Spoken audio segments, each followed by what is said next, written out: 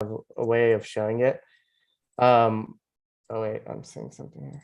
So, did I do something? Oh no, okay, it's YouTube. Hello YouTube. So can you go to one of those plan section details? I think you had them both on one page. Okay. Let's see. Oh, where am I?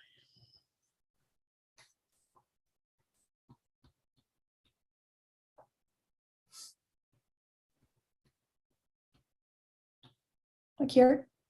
Oh, keep going. Yeah, this one's good. One more. I think there's one I have in mind. Yeah, that one is good. The last one. Yeah, there we go. There we go. This one right here.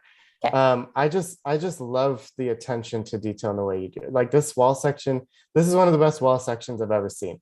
Because usually what happens is like you detail this stuff out, everything that's in the wall, and then the space is like super boring, right? Like, but I love the attention to detail in which, like, you know, you're hanging things, like you've made that space your own. And I think what we've learned is it's really important to like to design to that level. Especially given COVID and no one wants to come back to the office. You have to make it desirable to come back to the office. And I think like showing it like this just shows the intimate scale in which you designed the project. And I just think it's a triumph. It's beautiful. And I just love the scale of that. It's just really, yeah, Thank you. touching, really nice. Okay, last comment, I promise.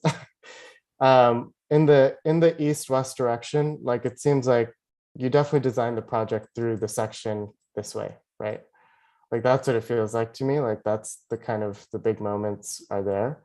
And I was wondering, like, you know, thinking about how to break it up, you know, just the way that you did in the facade, like breaking up the plan also, like with some kind of like true courtyards. Like these are like not fully outdoor, right? They're interior courtyards with skylight. They have like open, like it's open, like open through here. Like Oh, it that. is open. Yeah. Okay. Oh, I didn't get that. Okay, well that's Yeah, great. both of these are open. Yeah, the reason I was thinking like breaking it up there in the middle, like breaking up the massing is good always.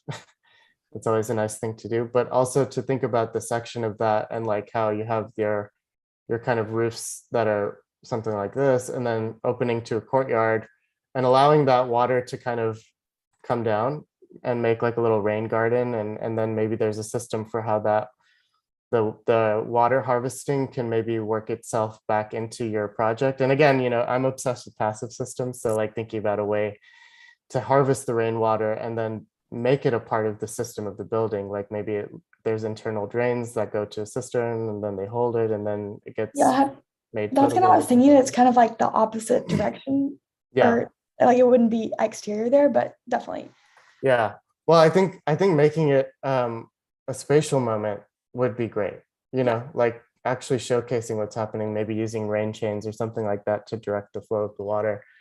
And I think it's always nice to like put those things on display so that people can understand, oh, like the water's coming in here and you can actually see the system at work.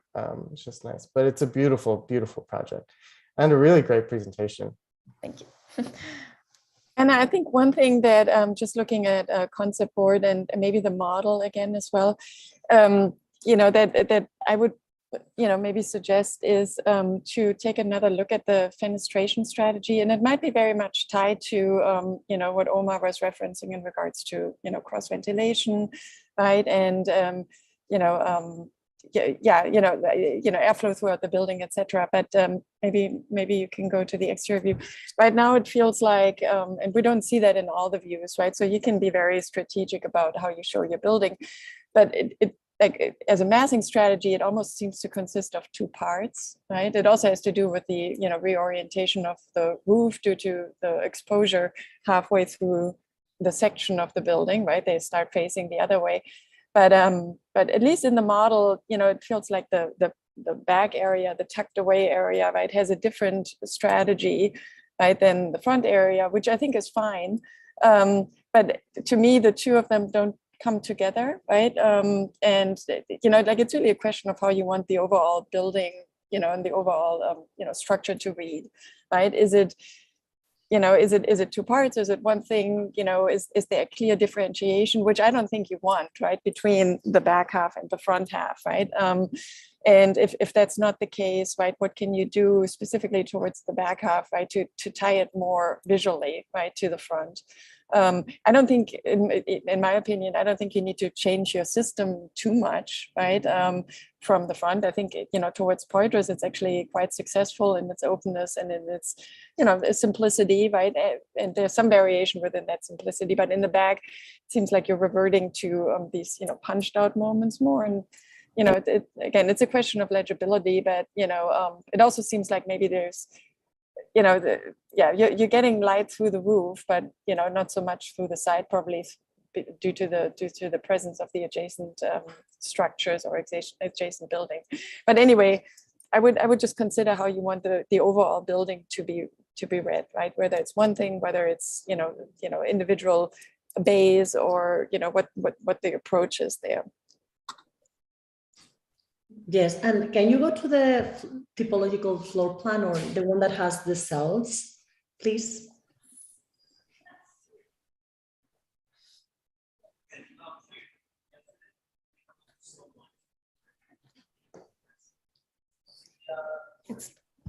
It's freeze. Okay. Well, no, I was just considering like two things while I've been hearing also what Cordula and Mary were talking about, and it's true that maybe the grid that you create can have slightly different width, no, in each of the parts because of the program that you introduced there. It was very clear in this floor plan that you have. Sorry. It's going really slow, but it's no problem. Don't worry. I think we have time. It's no, only especially because waiting. That's completely related with what I was talking about. Maybe the porch maybe needs to be considerably like wider than the other parts. Not everything needs to be, you know, like the same. Yeah, like here, no. This width here for areas that are supposed to be more common seems to me like it needs to be wider, you know, than the ones that you have here, where you can even create, you know, the grid could be here and you enter from the other grid that maybe it's wider here and has an in-between space where maybe it's two of them maybe can share kind of a more flexible space. That it comes with my second comment for today now, that you know, that maybe they can share, or they can, you know, organize in such a way to have a small, you know, meeting with a client or something between two, you know, like what is the level between this space and these other spaces. There's supposed to be, for me, a second level of degree of relationship that seems that it's that one, you know, but this is very rigid. No, and I think that and also it needs to be with the levels of rigidity, no, like here it's very close and very fixed, while in the top part is extremely like free, no, like what happened in these areas in number one, what I call number one, that if there is some flexible models, flexible walls, flexible partitions that maybe can allow you to change this space as needed all the time, right?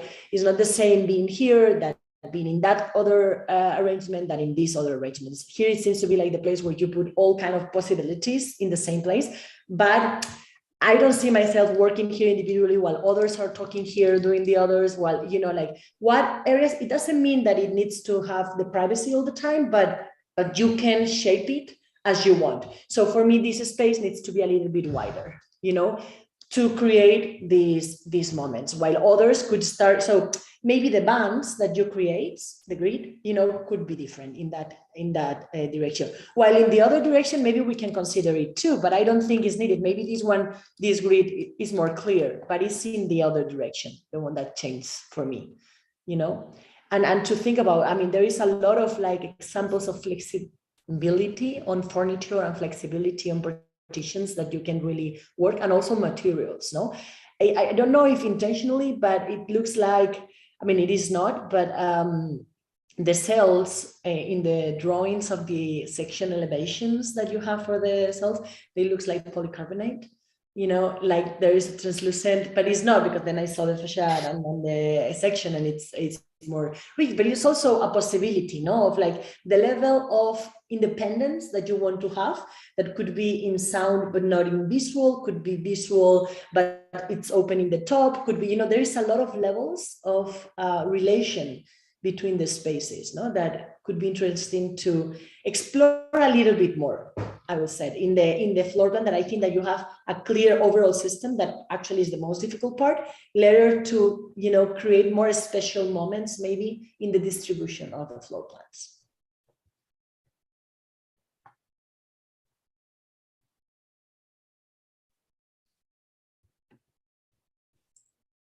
I think we are perfect on time. So thank you so much, AK. That was great. And thank you for being the first one.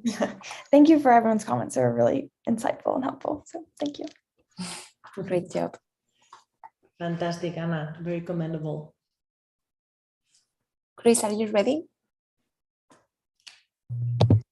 Yeah, I'll share screen here. Okay.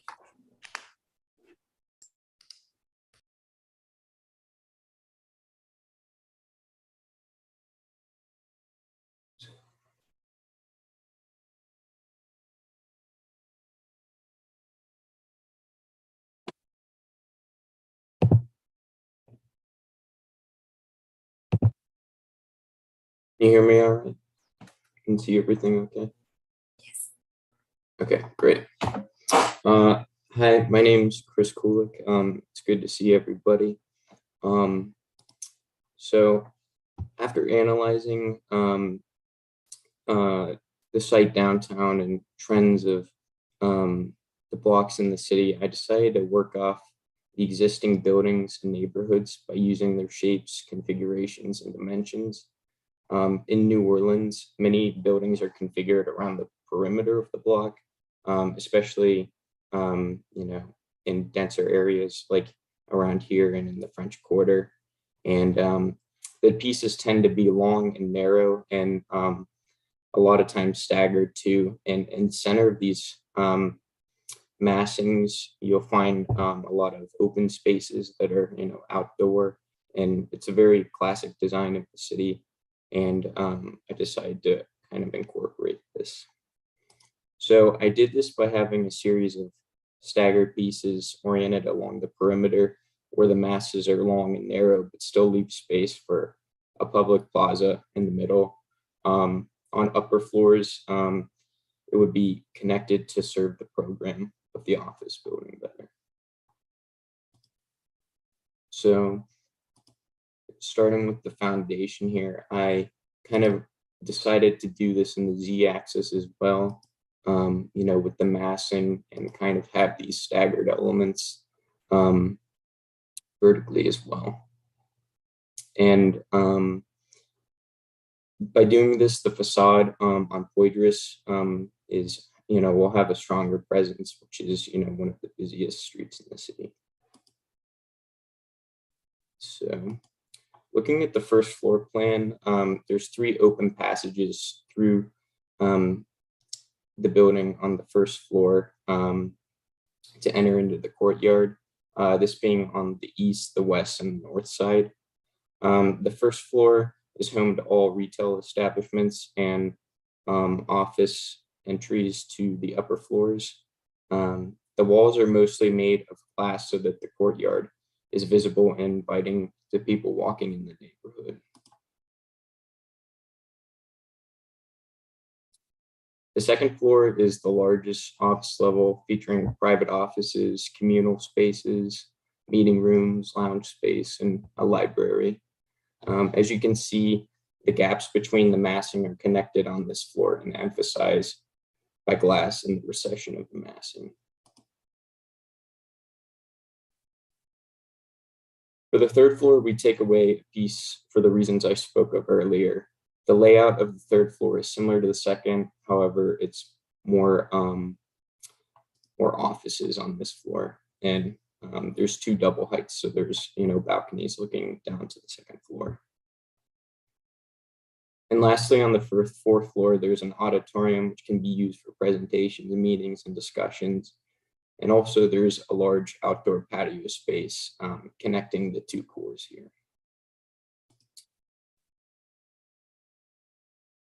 In elevation, you can see the difference in pieces where they are connected. This is done by long continuous glazing that extends all the way up to the 4th floor balcony.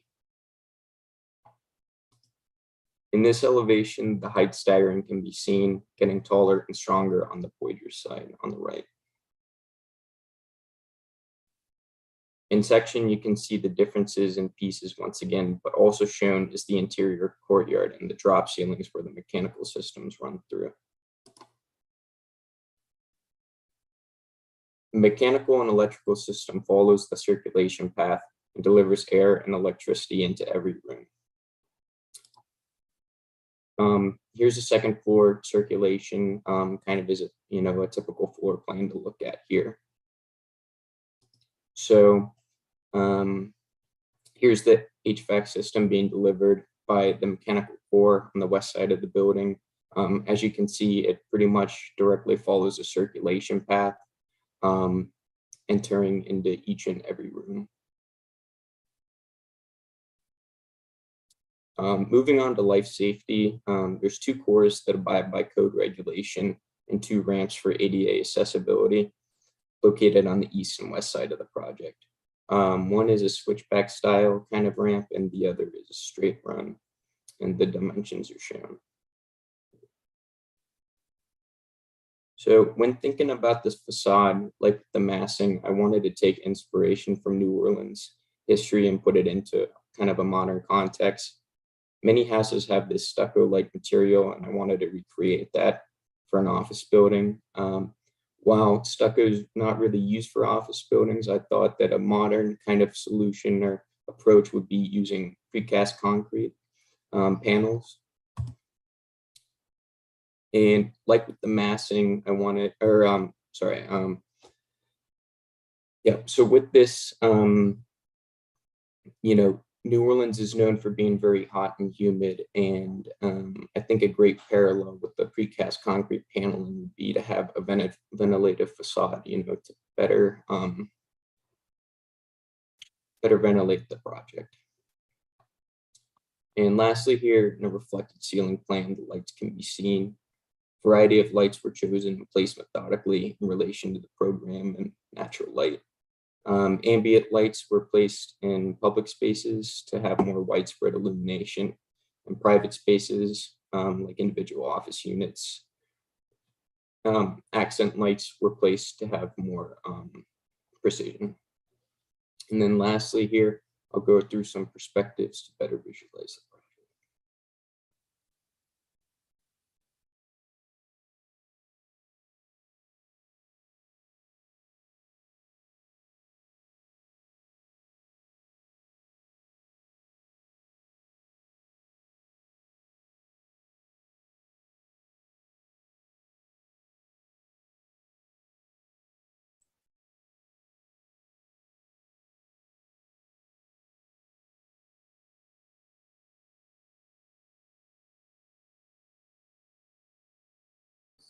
Thank you. There's no women working in these offices? I thought I put some in here. Yeah.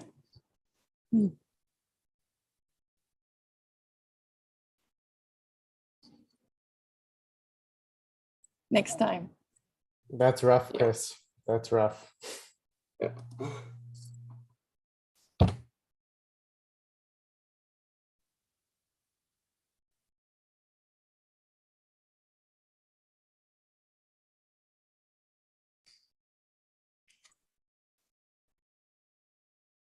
Should I start then?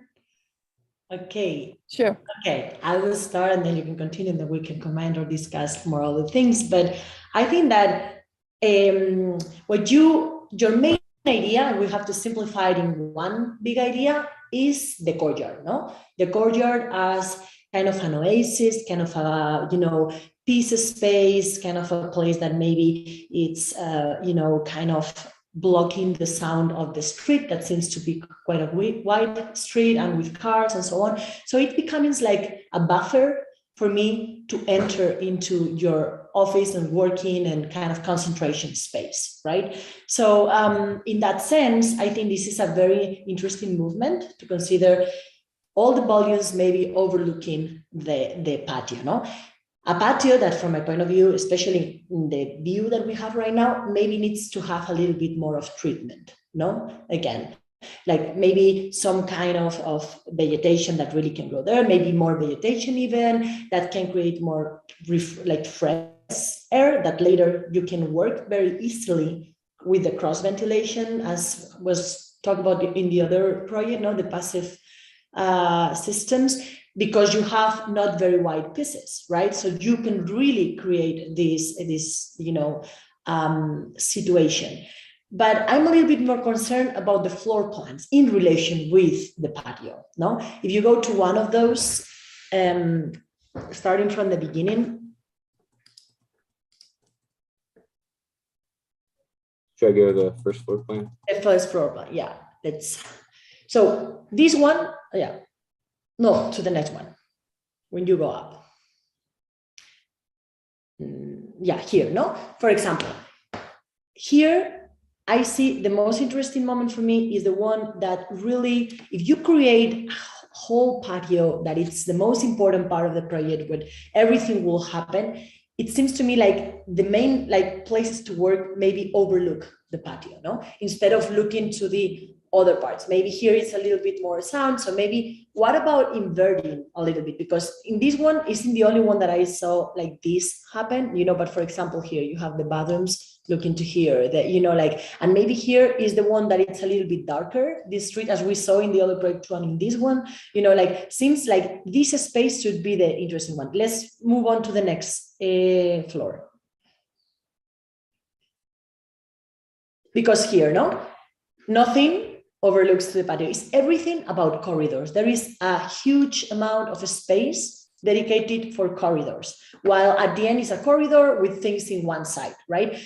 And I think that there is an opportunity for gathering spaces that are not enclosed in a room, that is like a little bit is happening here. What happens if it's starting to happen a little bit more, like maybe one of those is removed and it becomes like, the corridor suddenly has here some areas for rest. Suddenly it happened again in another part, like if you grow and if you see and analyze all of the parts in the building, in all the floor plans, there is this opportunity instead of just circulation corridors, that at the end are having the best part of the views, the best part of the ventilation, the best part of, the light that comes from the courtyard, that is your big movement.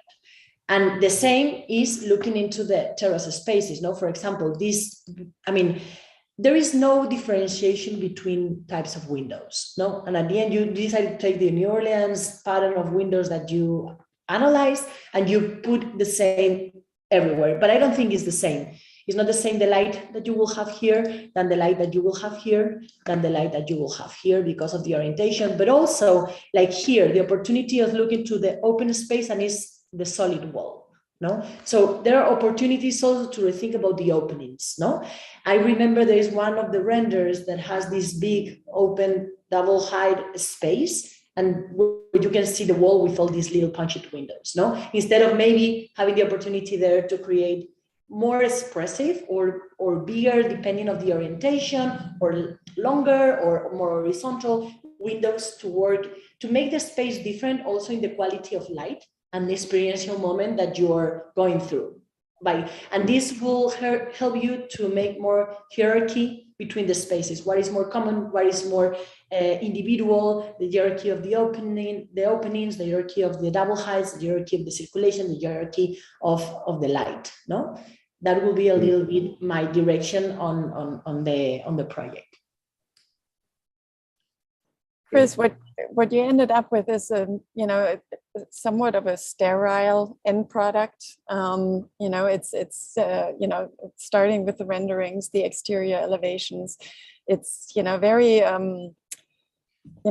it seems very detached from any kind of strong set of thoughts or kind of emotional reactions to the to the task that was given to you. and that's okay. You know, it's okay to produce something that is very regulated and very, you know, has a lot of rigor. But I think you missed an opportunity because your setup, you know, how you started to introduce the project, I thought actually was really interesting, right? This idea of, you know, kind of taking, you know, this the like a legible block structure that we find in the city, right, and try to translate that into kind of like a strategy in volume, distribution, and organization, right, for the project. I think that's an interesting idea. And arguably, you know, when we look at the ground floor, that is somewhat legible. I'm actually kind of excited about the ground floor with its multiple entrances and the courtyard in the center.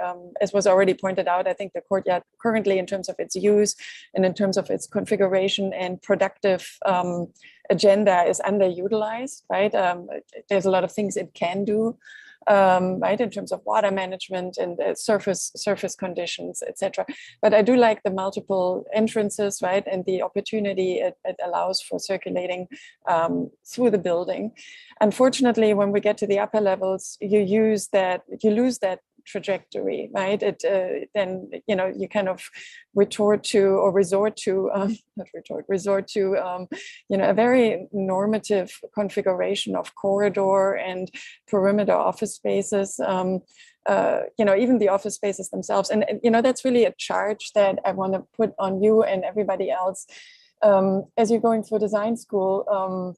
You know, you have to think about things, you know, from the get-go creatively. I know there's a lot of stuff that's thrown at you here that you need to incorporate, but at the same time, there's a broader set of issues that as architects we are charged with to resolve, and we need to, you know, we're charged with to think forward and not stagnate, right?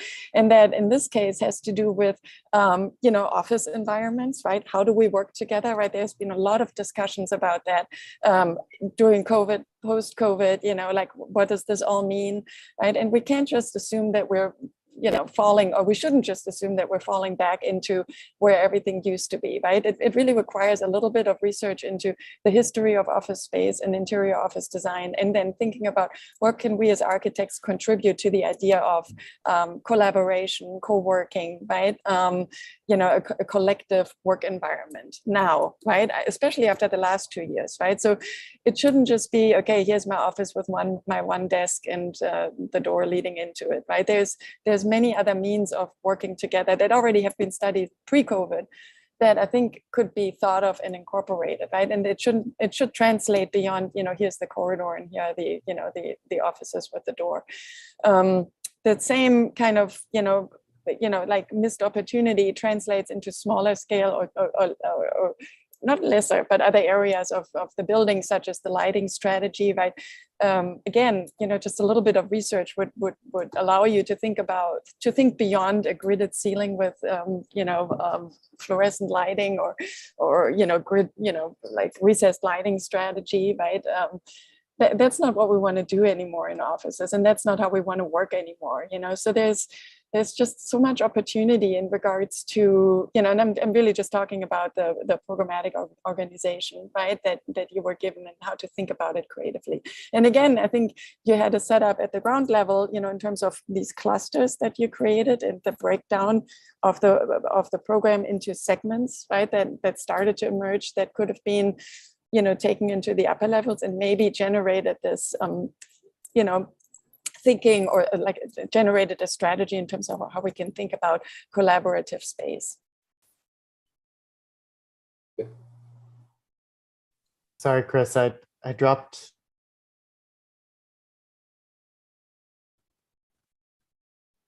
Oh, lost you.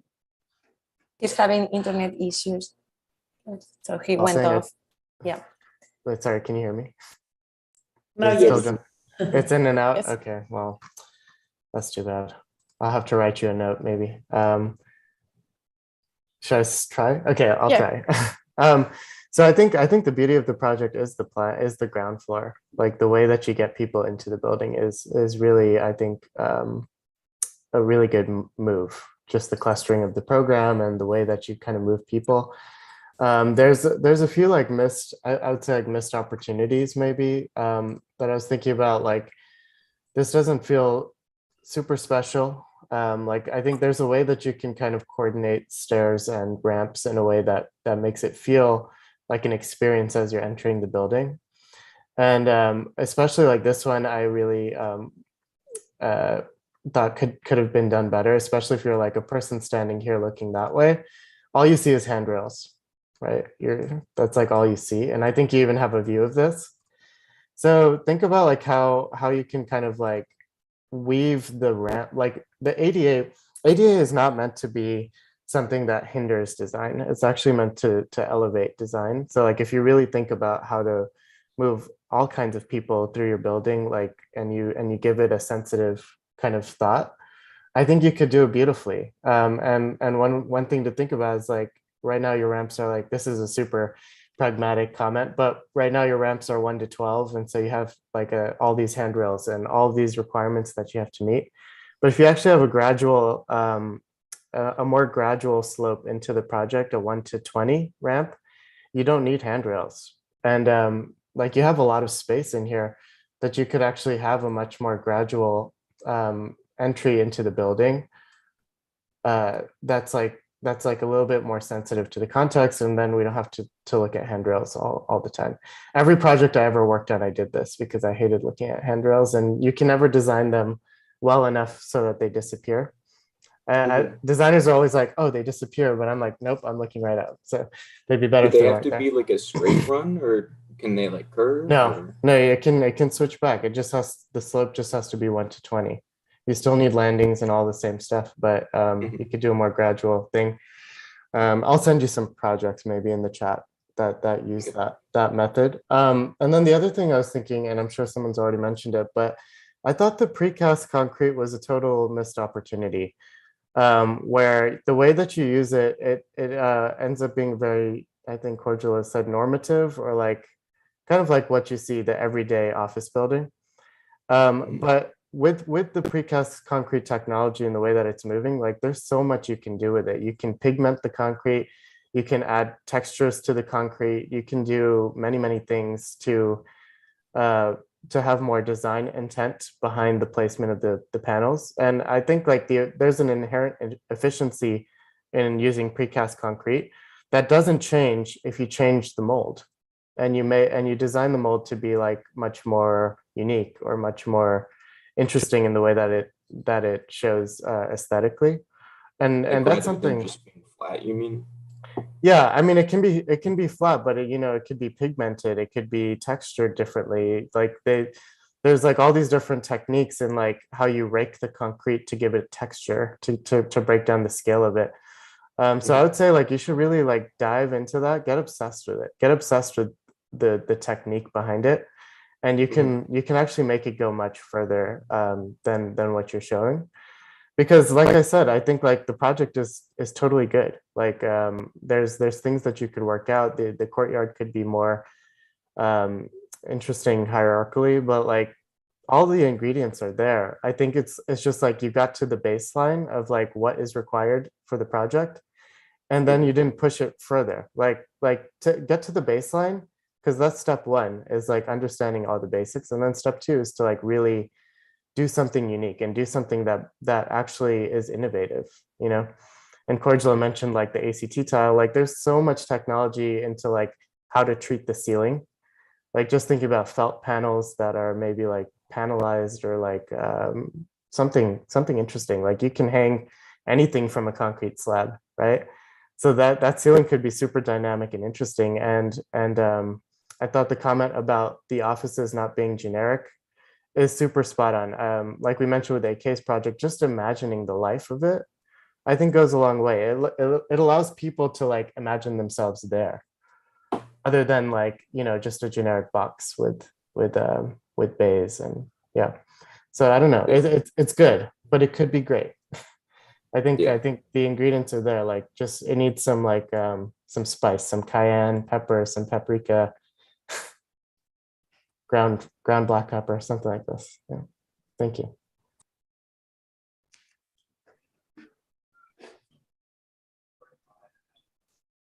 Yes, I completely agree about the facade. I was thinking about that also because you talk about a ventilated facade, right? With the precast concrete. And I think also like it's not just about like maybe pigmented it or serigraphy it or something like that. It also can be perforated in many ways, and you can really allow the air to enter. And also, why not, since you have a model of prefabricated panel, is the way that is the pattern that really can guide your openings that I was talking about before. You know? Like by subtraction of some of them, maybe 2 in a row in vertical can become 1 window, then 2 of them in horizontal is the rectangle. And maybe you have 5 different types of opening, but created with this pattern of the prefabricated, you know, blocks for the facade. And also, why not? Some of these facades are kind of like, you know, seems what it's not, and maybe some of them can rotate it and move and allow the ventilation to come in certain moments. You know, like you can start playing a little bit with this element in all the properties it can give you, and also in the aesthetic or order that can give you into your building facade and or envelope that really announce what's going on inside, no? So that from the outside also, we don't think about the typical office building where you have all the cells, right? It's like from the outside, it's announcing that this is a different space where there are different areas, there is different, you know, open spaces. So this is also a way of relating, you know, elements of your project. That is interesting. And also I was thinking, giving a couple of thoughts more to this idea of the courtyard in the center, and maybe how some of the open spaces in the upper levels maybe can overlook more into the courtyard too, or maybe could be in each of the floor plans, not just the roofs, but also in the same solid volumes, some kind of punches of, you know, kind of open spaces but cover, so it's a different in between space that overlooks again the patio. So again, I can imagine this idea of the patio with birds and beautiful, you know, and then like all the main spaces, all the most important spaces overlooking to that, no? So because suddenly it becomes like you have the rooftops of the buildings and then you can use it as an open space, but what happened really there? What is really, what the activity that you envision there? It's going to be like some shade spaces if it's south, is looking south, you know, because it would be very complicated to stay there, you know, with the humidity and then the sun and then, you know, like, so what areas you really transform there? So maybe it's more about like not having these rooftops as rooftops this way, but maybe some covered but fresh kind of open spaces, you know, to the inside. That could be interesting. And it's a little bit more, it can help you to break this idea and what Cordula was saying, no, about these entrances that are very interesting in the floor plan that we have in the ground floor that we have right now in front. You know, this idea of how you enter, how you make these breaks, how you let it breathe. Let your building breathe more, I will say, no? With these other punches in other levels. Because again, it's true, you have the ingredients there. Now you have to shape them or organize them in a way that is less, you know, corporative or, you know, normative.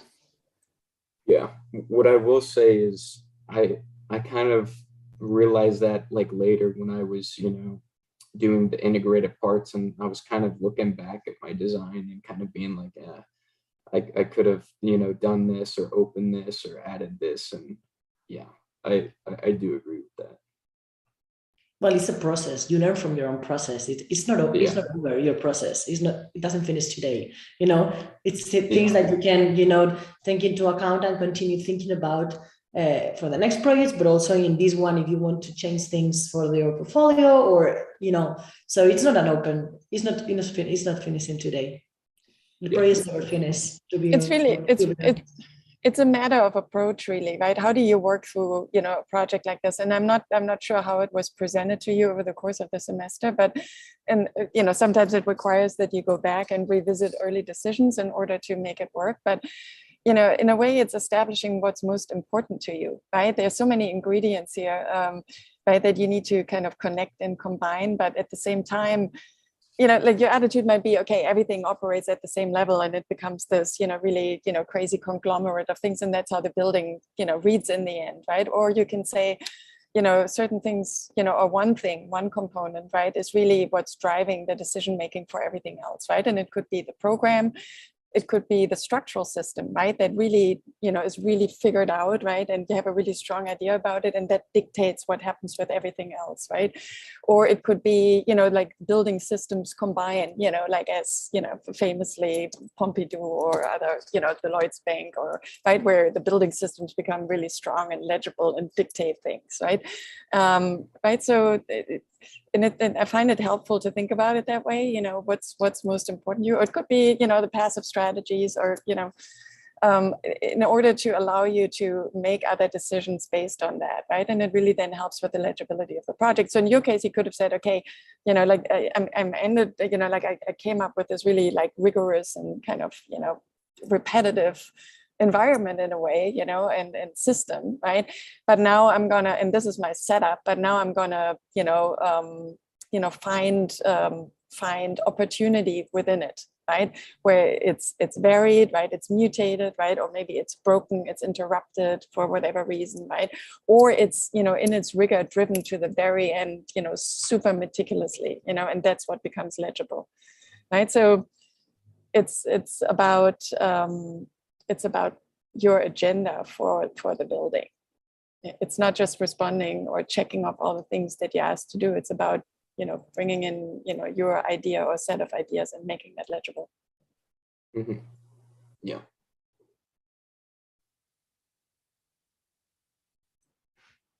But we're having a good discussion about it, so that's awesome.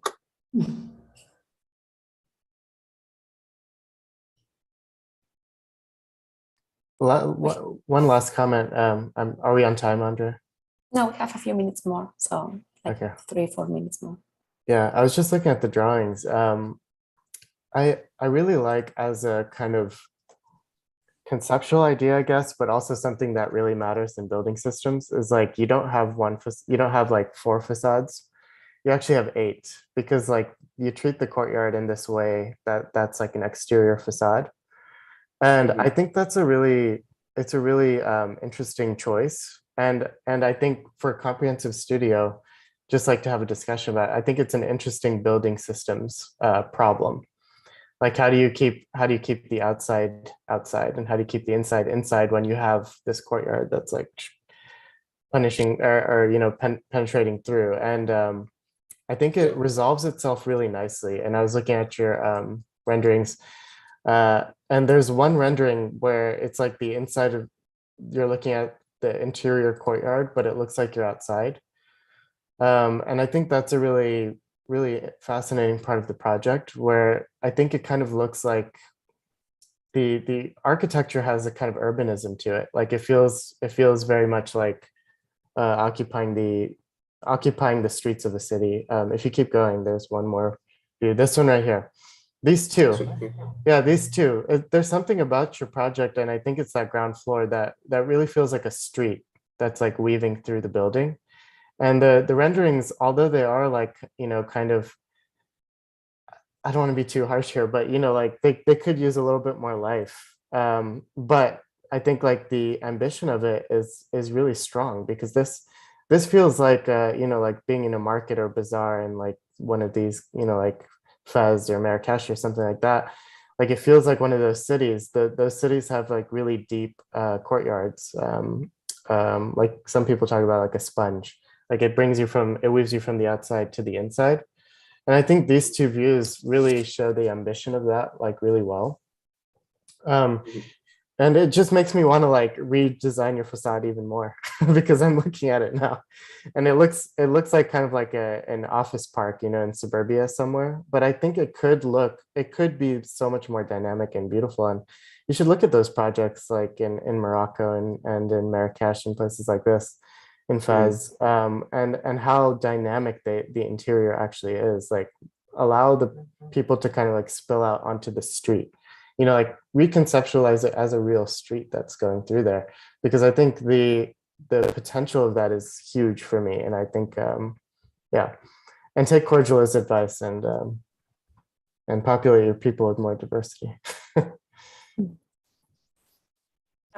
Just quickly, it's also worthwhile looking, even at Marcel Breuer or other people that have worked in precast, famously, like I think in your brief to this project, there was a suggestion made in regards to not talking about the facade, but talking about surfaces, right? And really thinking about thicknesses, right? There's a lot that can be done, as Maria and Omar already mentioned, in regards to the precast opportunities, right? And really thinking about a thickened surface, right? That varies in thickness and creates shade and, really helps.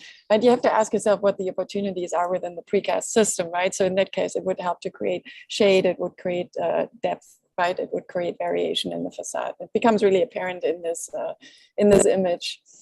Where it seems incredibly flat, the windows, the facade panels, how corners and joints are detailed. Yeah, paper thin. Okay. Thank you so much. Thank you for all the comments. Thank you very. Thank you, Chris. Thank you. Fiona, are you ready? Yes. Thank you, Chris. Just share my screen.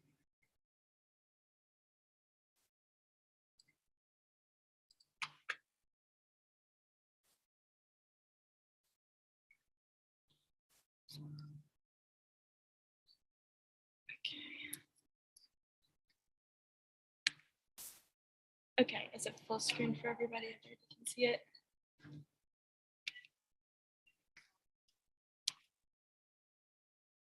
We good? Us. Okay, good. Yes. All right, sorry. Good afternoon. My name is Fiona Alacandri, and this studio was tasked with designing an office building in downtown New Orleans. Located in the warehouse district, the site follows along streets common to various staples of New Orleans downtown, nestled between the Superdome Stadium and the Mississippi River Walk. Taking a closer look, we see the larger scaled buildings highlighted in a lighter pink, in tremendous contrast to the plethora of dark pink, smaller scaled buildings in the neighborhood. At this scale, you can start to see the form of the building plan take shape in the context of surrounding buildings. And as highlighted, the intent and decision to split the building on the ground floor was due to the idea of maintaining a scalar relationship to similarly sized surrounding buildings, as well as create a pedestrian street through the site. When studying and observing the context and plan, you can notice the division of large buildings from thinner pink hashed ones. With this in mind, the decision was made to continue that thin and less massive construct in the plan of the design.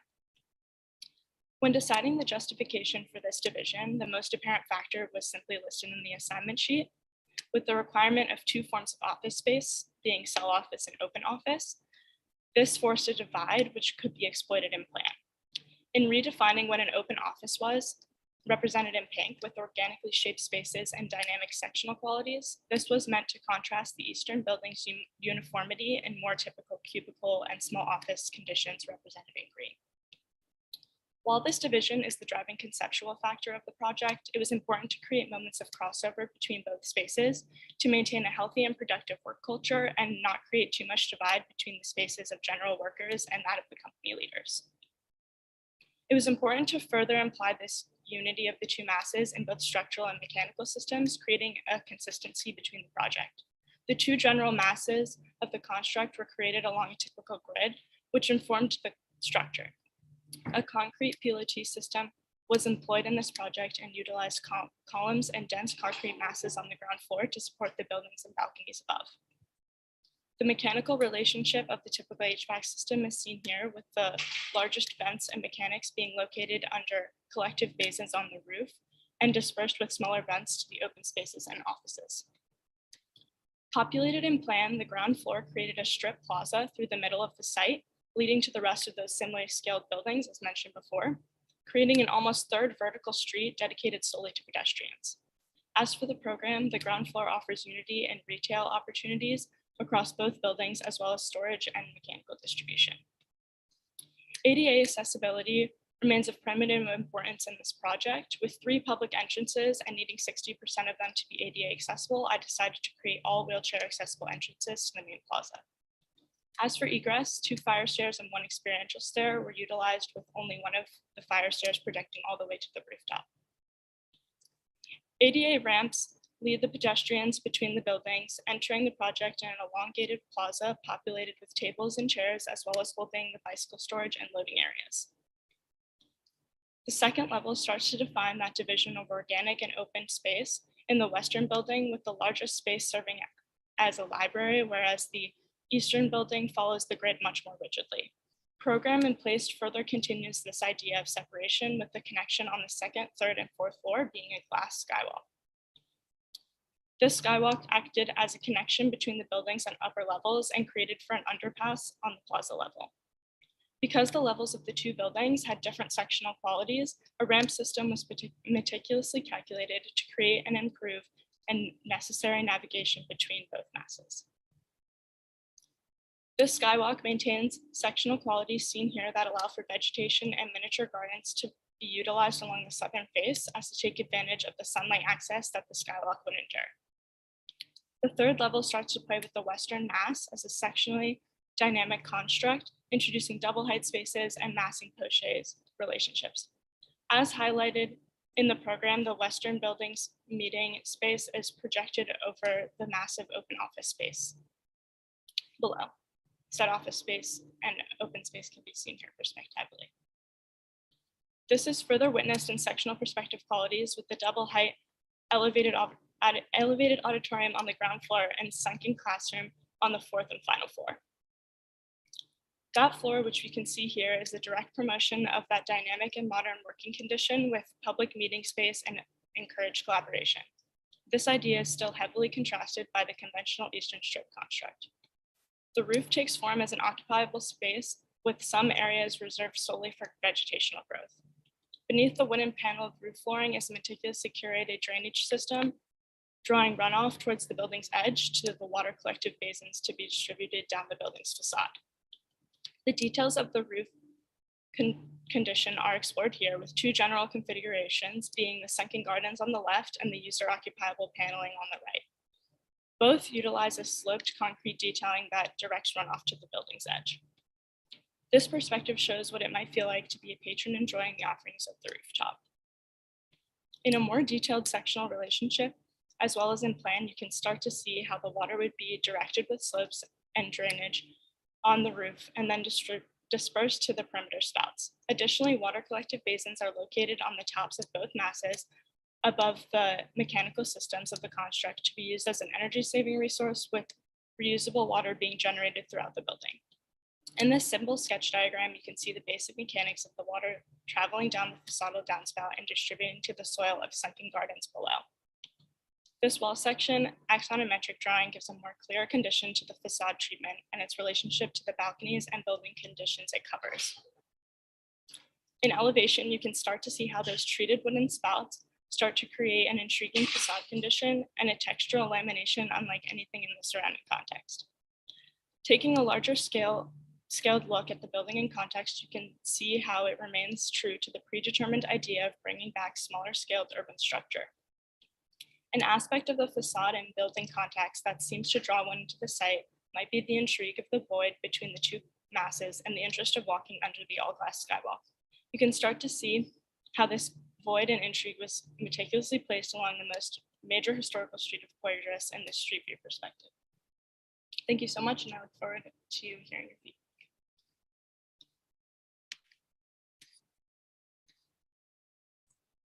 Nice work, Fiona. Looking good. I'm kind of like obsessed with the details, so I'm just going to talk it through. Can you go to a wall section? Yes. I think it's a beautiful project, by the way. I think it's conceptualized really well. I was thinking about like your interest in green and like how to green up the facade. And I think it could actually be built into your system because your system is really smart. So I'm gonna attempt to draw this. Let me know what you think. So you're saying that the water kind of comes down and then flows on the facade, right? Mm-hmm. Yeah, so I'm gonna draw it here on the right really quick. But I was thinking like, can you integrate a planter system? Like if this is your handrail or whatever, and there's no glass there, or maybe there's glass there, whatever. Like you can integrate a planter into that goes something like this. And then there's like some dirt and, you know, so your whole facade is green. And the water that's coming down actually like goes and integrates the watering or the irrigation for the planter so that you have this like amazing living facade that lives behind your screen. because I think the screen is really nice. And then I'm like, well, what can we do to actually like green that thing up for real? And I think that could be an amazing kind of integration of system, but also aesthetic, because it seems like that's the aesthetic you're going for, is like the greening. So I don't know, I was just kind of like drawing it in my sketchbook because, and I think that's kind of the mark of a good project, is like one that you want to work on actually. So yeah, sorry for that weird rabbit hole, but I don't know. I think it could be an interesting integration of everything that you've learned into like an aesthetic payoff, so that you don't have to like think about contrived ways of greening it up, like planters or something like that sit on the ground that are just like, not a part of the system of the building. But yeah. Yeah, I think that was something too that I was, especially in perspective, when I started to populate it with trees and things, was that there was a gap sometimes between like the sunken gardens and then having like ivy or something on the top, and there's also planters on the rooftop. So there was like that kind of gap where it was just, I mean, it was the facade, which has its own quality, but there was less opportunity for like green to kind of pop out. Yeah, like I like this thing here, but I just think it could be better just to go right back in. you know. Sorry for the rabbit hole.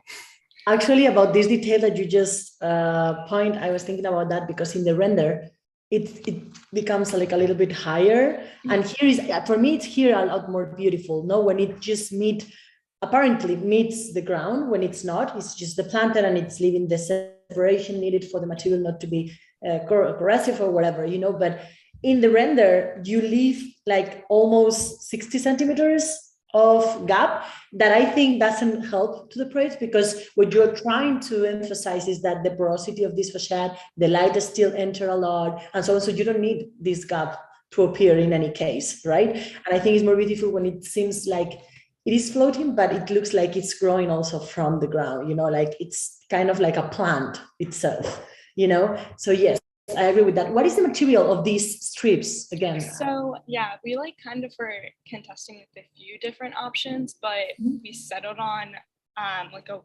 treated wooden, like laminated material. And I just liked how it looked in like perspective, and kind of the shape of it also was a little bit something that I had to work on, because it needed to be a downspout, but I didn't want them to just be tubes running up and down. So kind of giving them an organic shape, but of course they'd be like waterproofed and things like that. Okay, great. Okay. Sorry, I was just going to ask what happens at the bottom, but it looks like you have some kind of catch basin. Yeah, so there are like sunken gardens kind of at the bottom, but not all of the wooden downspouts would go all the way to the gardens. Like I had some that would stop. I originally had all of them going down, but realized that I didn't need that much water in all of those spaces. So I only had some that went all the way down, and then a few of them would kind of creep up. Okay. Well, I think, again, kind of looking back and forth between concept board and what's on the screen here, I think there's some really wonderful ideas. I'm really intrigued by this, by the concept of, kind of breaking the project into two parts, and like organizing program and, everything around it that way. I was wondering if that wouldn't lead to an understanding of the two parts as two different things, more so than what you're doing, right? You're introducing a different approach to kind of, program and spatial organization in each part, but the structural system stays the same, right? And the cladding is identical, right? And I think, another way to think about it is to really, treat the two components in dialogue with one another, but just, still distinct from one another. So for example, right, the material, like the material as a general material could be the same, but it could be detailed differently, right, for each part, right? And maybe the proportions for each component then could also be worked out really right to a point where the proportion becomes really useful to the program that is housed in there, right? And also right, to the material execution and building systems, etc. So I guess I'm talking about optimization of the general idea. Because to me, there's an opportunity there, right? To say, like I have two parts, right? And there's alignments, right? They belong to the same, right? Construct, but there's also, right, differences that puts them in a constructive dialogue with one another. And through that could you pull up the ground floor again, maybe? Yes. The right, so many wonderful drawings. I want to sit at that pool right now, actually, rather than in NQ1. Right, so then, I think, and that again has maybe to do with the proportioning, specifically of the slender volume.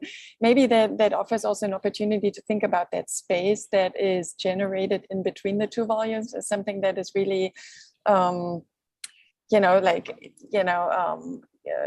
compelling, right? I feel like it's not quite used to its full potential. It might have to do with the proportion, the way you access it. There's the two ramps again, that are kind of a necessity rather than an integral system, right? And it's kind of a linear space, right? That it seems, right, that is, right, you kind of walk in here, but then the question is, right, what do you do? And arguably, right, you get pulled into, right, these directions. But I feel like as an occupiable space, or as a space that is productive or does something, it could be thought through maybe a little differently, or again, productively. A project that I was thinking of is the Dutch Embassy by OMA in Berlin. I would like you to look at that because it's kind of a city block, right? It's a reinterpretation of a city block, but it has the actual embassy building in one corner. And then it has these kind of, employee living quarters at the other corner. And the way you enter the project is you enter from here, the river is on this side, right? And then this is all ramped, right? So you ramp your way up to an overview over the river, and then you enter the embassy, and you basically continue to your trajectory all the way to the top. But it's a two-part system, right? And in terms of material quality and in terms of configuration, the two parts really work well with one another and make the courtyard that is opened up by pulling them apart inevitable and productive, right? So I think the setup is interesting. I just think you probably could do more with that in that regard, and like, offer yourself up to more ideas in that way. Yeah, I think that especially in the last review, I had my plans for the offices were very much like the first diagram, where I had the open office spaces on like the more square mass, and then the slender one had the cubicles and kind of more of a typical office condition. Mm-hmm. And the system, like the mechanical system is the same, the structural system is the same, and my reviewers kind of were helping me see that it wasn't justified. So it was kind of having to create a balance between either making the systems completely different, structurally, mechanically, facade systems, like all of that, either completely separate, or in plan, in the interior, creating more of a gradient instead of two separate, and then being able to justify having mechanicals be the same or structures be the same. Okay. But I do agree that maybe the facade could be speaking the same language, but still different, like kind of just having a little bit more give and take between what's completely separate and what's all the same. Mm-hmm. Well, well, I think it's a great point that Cordula brought up. And I think it goes back to your concept, actually, like open versus, what did you say, cell office versus open office? Like, I think that's a very interesting conceptual strain that that I would, if I were you, I would want to, like, explore that a lot more, because it's so easy for you all as students to just be like, it's just a boring office, like this program sucks, like I hate it. But I think you kind of have to like make it interesting for yourself, right? And I think that's one way that you could make it interesting for yourself, actually, because these discussions are going on like in offices every day, where people are actually moving away from the open office. It's always like this kind of weird thing that's going on. Like it's either like all for open office or against open office or something in between. So I think like your project it could almost be a stand-in for like a dialogue, like creating a dialogue between those two. Like that's the kind of conceptual framework of the project that I find really interesting.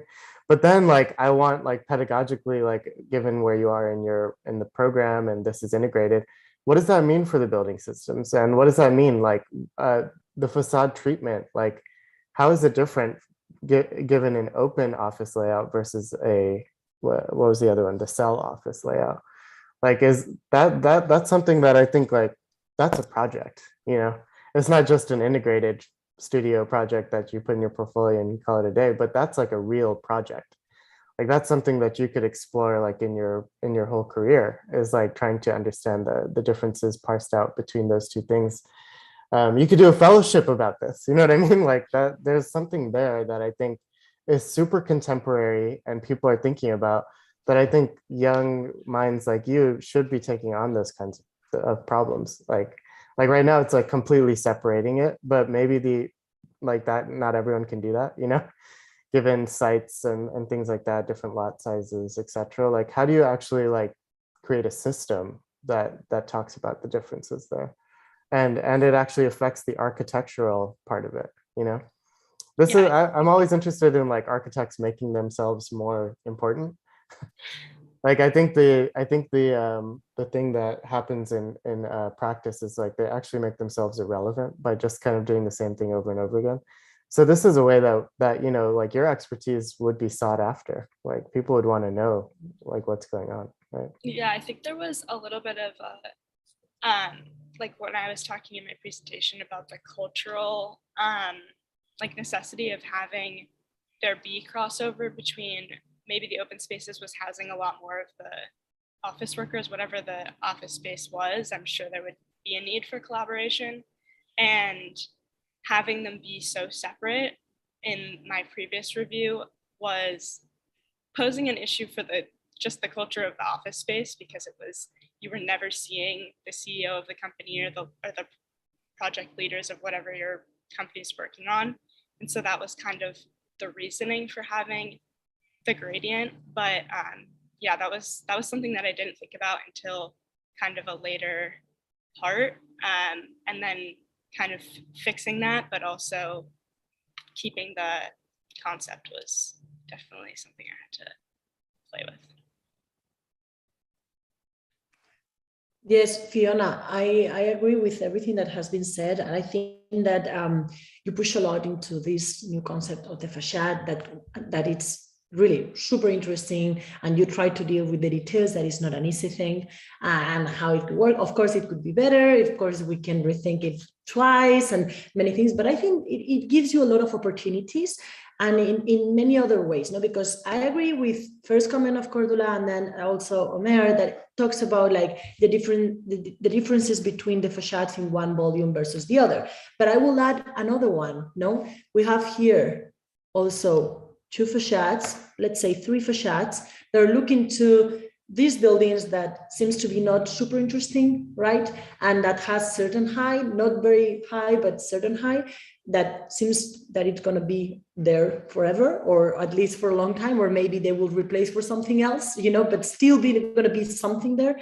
And here is the parking that probably will be new development of a new building soon. So how can your facade, how can you create, because this is a very interesting courtyard in the moment that these spaces are also part of your project or part of your facades or part of your treatment, right? In the moment that we're seeing these not very beautiful buildings or whatever they built, it could be fantastic or not, it becomes a courtyard that could be, kind of a remaining space, right? So I was wondering if your facade of, these pieces, longitudinal pieces, could be self-sustained in certain way, or you can invent a third piece of facade, with a substructure that can create a buffer between one building and the other, but that can kind of, hide this other building with some planters, with some water again, that can come also from the roof, that, and you suddenly create an enclosure space that dialogues with the same language as your project from the outside. So you don't know if you're outside or inside, because there is also another facade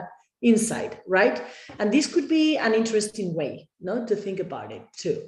And we can see it's like this kind of hydroponic walls, no, of plants, but in your case, maybe you have this substructure of these longitudinal pieces that at the same time contain water, and maybe, so you can do a third exploration. That's my point. And then it comes again, talking again about the facade, because I think is where you give all the thought, the majority of the thought. If you go to the next level, for example, here, for example, no? If you have this facade here, and we were debating before, no, I was debating with myself and launching it to the others, no, but the idea of having some working spaces that are outside spaces and that not necessarily needs to be climatized and with mechanical systems and things like that. And it seems that you're pushing a lot into this kind of refresh condition with the facade, because maybe they're cooler, these beams, and with the air can refresh better. What happens if those spaces that seems to be like individual spaces for working suddenly could be one outside, one inside, for example, you know, so that is just the facade here. And so here is kind of a fresh moment that in certain moment could be open also here and can refresh this other area that in constellation with another, maybe other space coming here outside and suddenly could be open in certain moment, can create also cross ventilation, you know, but especially the idea of creating different, or even doesn't need to follow the grid, you know, so maybe is this space that you're creating here, the one that it's open, you know, like how you create these openings in the facade, but they're not outside. I mean, they're outside, but they're inside your envelope completely, you know. Those are very beautiful things. I think Omer started to introduce that concept before very well, but I wanted to like draw here in a way that you can understand also the, you know, the possibilities of this other facade being different, movable, you know, and cross ventilation and so on. No? Yeah, no, I really like that. Kind of would break up the right building, the more slender one, always kind of had a very rigid like facade all the way around, and the only way that I kind of broke that up was in the opposing corners. I don't know if you can see my mouse, but here and here, and I kind of, it was a later addition to have exterior spaces there, but there was always kind of the want to not have it be so flat on the facade, so that would be like a strategy to solve it for sure. Yes, and actually, the most interesting thing with that strategy, apart from taking advantage of all these facade and systems, is also that it can start to break a little bit that this kind of rigid floor plan in this area that is true, that is still there. It happened inside. I mean, you're a third year, it's okay. You made a lot, but it's true that now if you have to revise it, you know, suddenly things are starting to be completely different from inside to outside. So suddenly it's not this space that is like for nothing, but creating some, so all the circulation becomes something else that is not just the straight corridor, right? So it's becoming spaces. So there is no corridor anymore. There is no things at the sides. No, so it can break it. And also, I don't know if you know, this project has, I mean, it doesn't have like a hole to conduct the water, but they have an interesting facade, at least in the system, with this kind of corpse of the sailing boats, these ropes, these thick ropes, and they create a whole facade with that. It's a very interesting, I think Andrea know it, she can maybe share with you later, but it's from Pancorbo Architects. And it's an auditorium in Villanueva de la Serena. I can write it, I can send you now in the chat. But it's very interesting how they make the facade with these kind of tubes, that imagining that could be your tubes also, you know, how it can circulate and can give also an image to the project, you know, that doesn't need to be the remaining of like the bamboos strips, no, that it could be a more modern like way of thinking, and, you know, that could be interesting for you, for your exploration.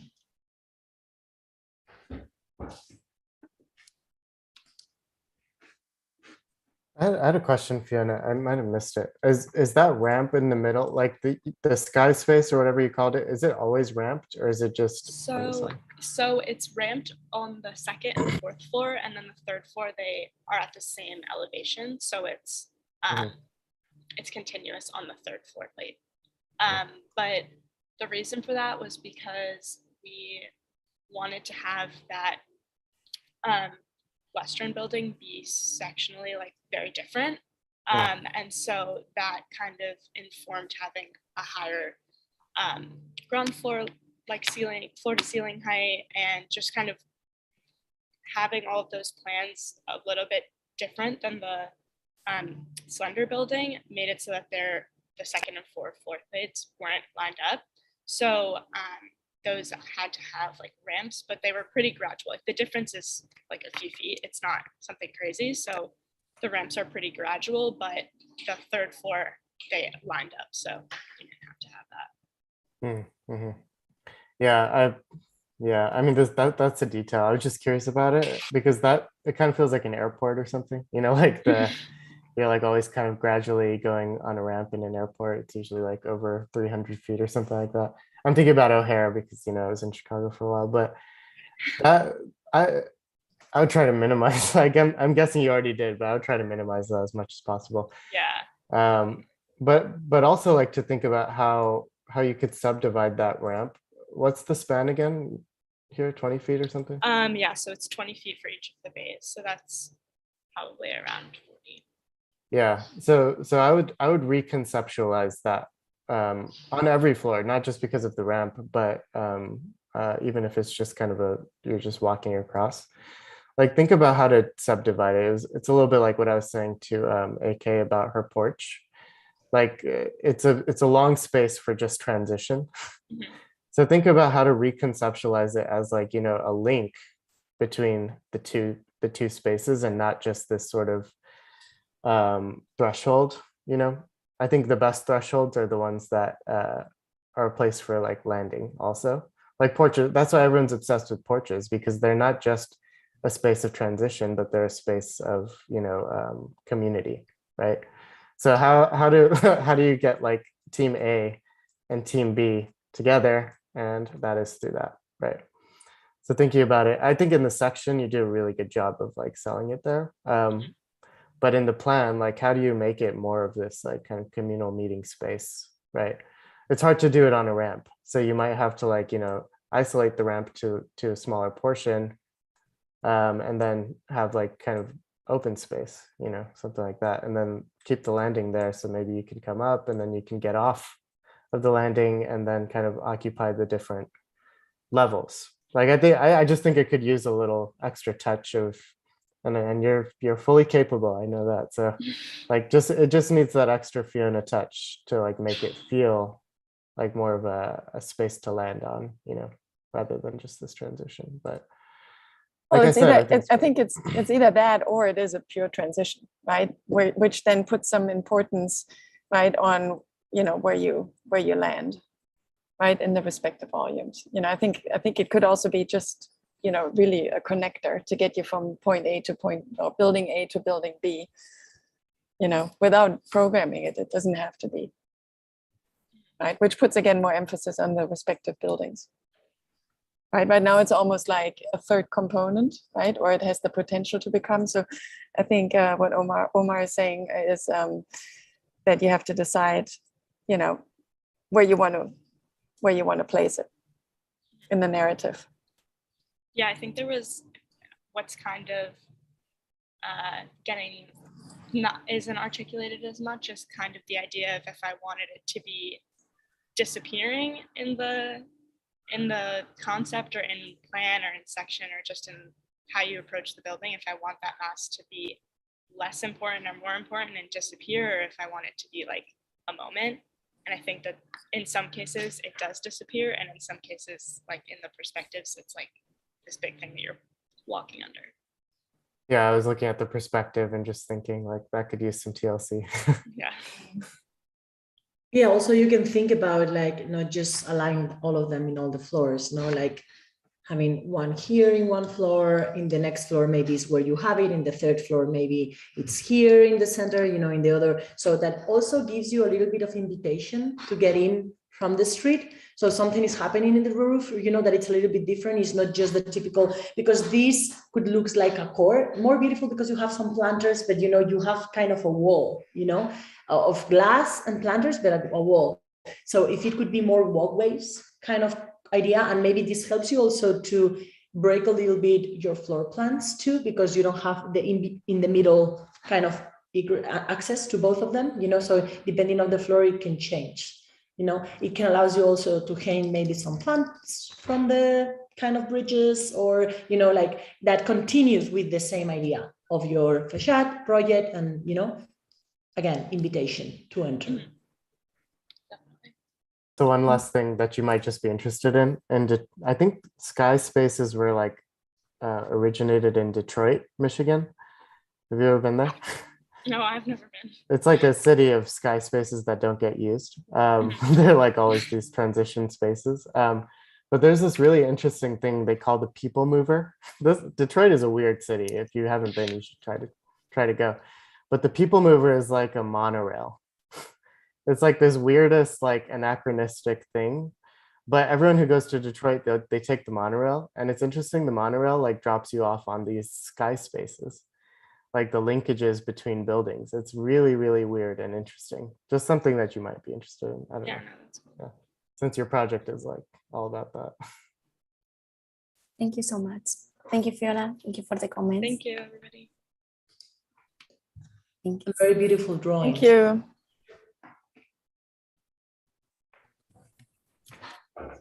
Are you ready, Sari? Yes, sharing the screen now.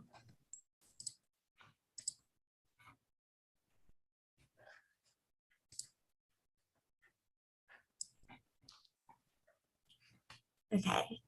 Hi, I'm Sari, and this proposal is organized from concept to experience. So this project proposal is sited at the intersection of Poydras Street and O'Keefe Avenue, located within the L-shaped property lines. Poydras Street and its integration with the existing blocks form the majority of public space within the area. Seeing that the quantity and availability of this space was lacking, a new proposed public plaza makes the connection between the street, the public realm, and private work areas. Within this context, I propose a rectangular volume with one side parallel to the plaza and O'Keefe Avenue and the other confronting Poydras. The building is not only focused on the plaza, but to each of its sides at every level. It has 4 similar facades, essentially floating above the ground and offset from the enclosed glass walls. A central atrium is then extracted from the mass to maximize natural daylight, visual connections, and communication between occupants. This design was shaped by a competition proposal by XDGA for a learning and innovation center located on a university campus. Consistent with this scheme, my proposal also suggests a unified mass and monumental stair located within a central atrium. However, the project deviates at the treatment of the interior. Program is broken up into smaller pieces in the form of boxes enveloped by a permeable, delicate skin. Program is further organized and defined by floor. Retail is confined to the ground level, while offices are located on levels 2, 3, and 4. The 5th floor houses amenities, a library archive, study rooms, and meeting spaces. The building is raised 3 feet from the ground and can be accessed by stairs in addition to an ADA accessible ramp. The main entrance is approached from an experiential stair and ramp up to the plaza. Within the building, a monumental stair connects the 5 levels. 2 reinforced concrete fire stairs are located on opposite ends of the building, each containing an ADA accessible elevator. Their placement ensures an easy and safe exit from any point in the building in the event of an emergency. The cores are 141 feet apart, greater than a third of the total diagonal distance of the building. There are 6 exits on the ground level from the building to the exterior sidewalk. The common path of egress travel and maximum travel distance is kept to a minimum on all floors. The building is comprised of 4 main occupancies: mercantile, assembly, business, and storage, with business carrying the largest load. Mercantile makes up the majority of the ground level, and assembly constitutes the 5th floor. This proposal abides by zoning requirements through the raised 3-foot plinth it is resting on to reduce flooding. The screen facade of the building is located 2 feet from the existing property line, with the enclosed glass volume maintaining a 9-foot 9-inch distance inset 7 feet 7 inches from the surrounding skin. The plaza activates the building, bringing in visitors from Poydras Street. The delicate screen and exterior galleries increase views and light from the interior to the exterior, seamlessly blending the transition. The ground level consists largely of public program. The plaza acts as a hub for social interaction from Poydras Street and the office goers. It further invites human connection through the market and cafes located on its far end. The plaza material is continued through the main entrance lobby and atrium patio to smoothly integrate the public exterior to the more private interior of the building. Planters are centered within this space with adjacent tables that serve as additional places for socializing. Other entrances on O'Keefe Avenue access the retail located on this level in addition to the main entrance. Zoomed in, the construction of the boxes housing this program and the relationship of the enclosing glass is clarified. Shown in this view is the main entrance, reception and tables, and partially the event space to the north and retail towards the south. And this view is taken from the cafe looking into the atrium. Level 2 is the first floor containing offices. These enclosed boxes are placed around the perimeter with glass infill on the exterior wall. These walls separate the interior of the building from the exterior galleries, which are enclosed by a permeable ETFE screen and allows for communication between inside and outside. Further into the interior are ample co-working spaces, optimizing flexibility for the interior and serving as a transition from the public circulation to the private offices. Zoomed in, this relationship becomes more visible. And again, this view from the gallery is adjacent to the office boxes and illustrates the facade strategy. Level 3 follows a similar scheme with enclosed offices on the perimeter and co-working space on the interior of the volume. Galleries wrap around the floor and a cutout terrace offers a larger lounge space. A double height lounge is additionally placed within the interior. The fourth floor is the final office floor, containing both private offices in addition to flexible shared workspaces. A meeting room is located adjacent to a void in the floor plate, optimizing privacy for the occupants. Co-working and collaboration are prioritized. The top floor, level 5, deviates from the office typology and reintroduces semi-public program. A gym, bar, archive library, study rooms, and additional meeting spaces are located on this floor. Social interaction is encouraged through the open program between the boxes and glass-enclosed atrium. This produces a collective, dynamic, light-filled atmosphere. The occupiable roof adds additional spaces for gathering and interaction. Gravel and soil define unoccupiable areas meant solely for drainage and filtration for the planters. A smoke control system for managing fire risk within the atrium is located on the northern side so as not to block natural daylight. It is enclosed by a louver system to allow for exhaust and divides the roof into separate rentable event space from everyday usage. This proposal utilizes steel construction on a 24 by 24 foot structural grid. Steel wide flange columns, beams, and girders make up the primary structural support, with a composite 6-inch steel deck laid on top. The 2 reinforced concrete cores serve to reduce lateral loads and are fire rated. Concrete piles, pile caps, and grade beams comprise the foundation system. In section, the primary steel construction of the building and the integration of the wood construction for the boxes is clarified. This section is cut from South Rampart Street to O'Keefe Avenue and shows the building's relationship to the existing buildings on the block. This section, from Poydras to Lafayette, illustrates the atrium space and monumental stair. The open shared workspaces serve as a buffer between the public circulation and private offices. The structural system and concept begin to come together, with the box concept continued on the roof in the form of planters, egress cores, and the atrium roof monitor. The roof slopes in all directions towards main drains into the building, offering water for the roof planters and recycled for use in the lavatories. The environmental strategies for the building are intrinsically built into the architectural form. The atrium is both an environmental device for natural ventilation and daylight and organizes the main vertical circulation. Exterior galleries further encourage ventilation and act as a sunshade. Zooming into the construction of one portion of the building, the relationship between the interior program, interstitial space of the galleries, and the exterior become apparent. The facade is composed of a lightweight ETFE screen and is hung from the structural members. Roof planters are built as boxes, a continuation of the concept. They are used for drainage and water collection in addition to providing shadow for occupants. A water tank collects runoff and supplies it to the planters. These natural strategies are supported by a decentralized VAV system. The main mechanical room is located on the ground floor and air handlers on every floor above. A DOAS unit and cooling tower are placed on the roof. The main ductwork runs along the perimeter of the interior directly above the boxes. Also found on the roof are operable windows to help with ventilation and exhaust, and are tied into the atrium smoke control system. The complete system of the box comes together to interact with the exterior galleries, which provide protection from direct sun. The boxes respond to both the occupants' inside and outside co-working spaces through operable fold-down tables and window openings. These design strategies culminate into the form of the box. They hide mechanical equipment above while still providing a warm, inviting space. Each box engages with the galleries and they are wrapped by a delicate outer skin. An ETFE screen is implemented as the facade strategy that wraps around the galleries.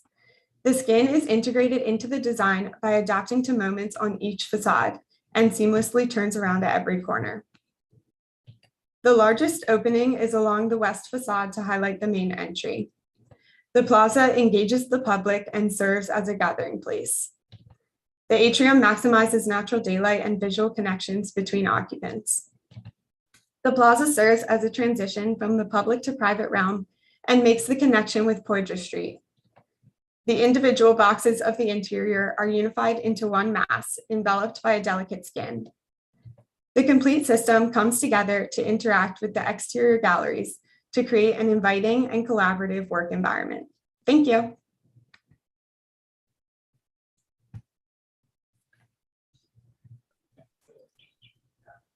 Thank you, Sari. Great presentation again. It really helps to, pre-conceptualize what you're going to say. So while reading off a script sometimes it's not very productive, I think, certainly for the presentation of this project, it works because it really helps to go through the different items in a methodical way. So I think it's useful. Could you talk a little bit more about the ETFE screen and why that was chosen? Yeah, so I wanted material that would allow light in, but also something that could act as a sunshade since there is glass that's wrapping around the interior of the building. So the ETFE screen has very good thermal properties and works well for redirecting glare away from the building. So that was the main reason for choosing it. Okay, I guess it depends on how it's constructed or, detailed in the end, but, we live in a, sometimes high wind, flying object type of environment, and my understanding is that, there might be a problem with the durability of the material, by considering the conditions during certain, moments of the year. So, I understand the need for the thermal properties, but maybe, in terms of translucency and also variation, right, in pattern and etc., other materials could be thought of that would, generate certainly a shading idea, like such as perforated metals or, other things. So there was one thought there. And then is that on all sides of the building? Yes. In the same way. So again, the question is, right, does it make sense to deploy the same strategy on all elevations in the same fashion, right?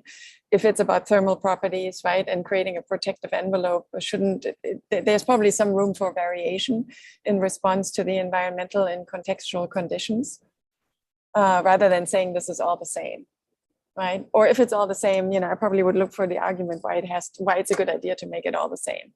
It just seems like, it's very easy to introduce variation, right, in terms of porosity, in terms of translucency, in terms of, whatever the qualities of the material are that lend themselves to that variation. Yeah, I think just going back to like my original idea for the concept, I really wanted to sort of maintain the idea of having like one unified mass that's containing these smaller pieces of program in these boxes inside. But I definitely think one of the strategies could be what you just mentioned with, changing like the perforation patterns and just depending on which facade it's on.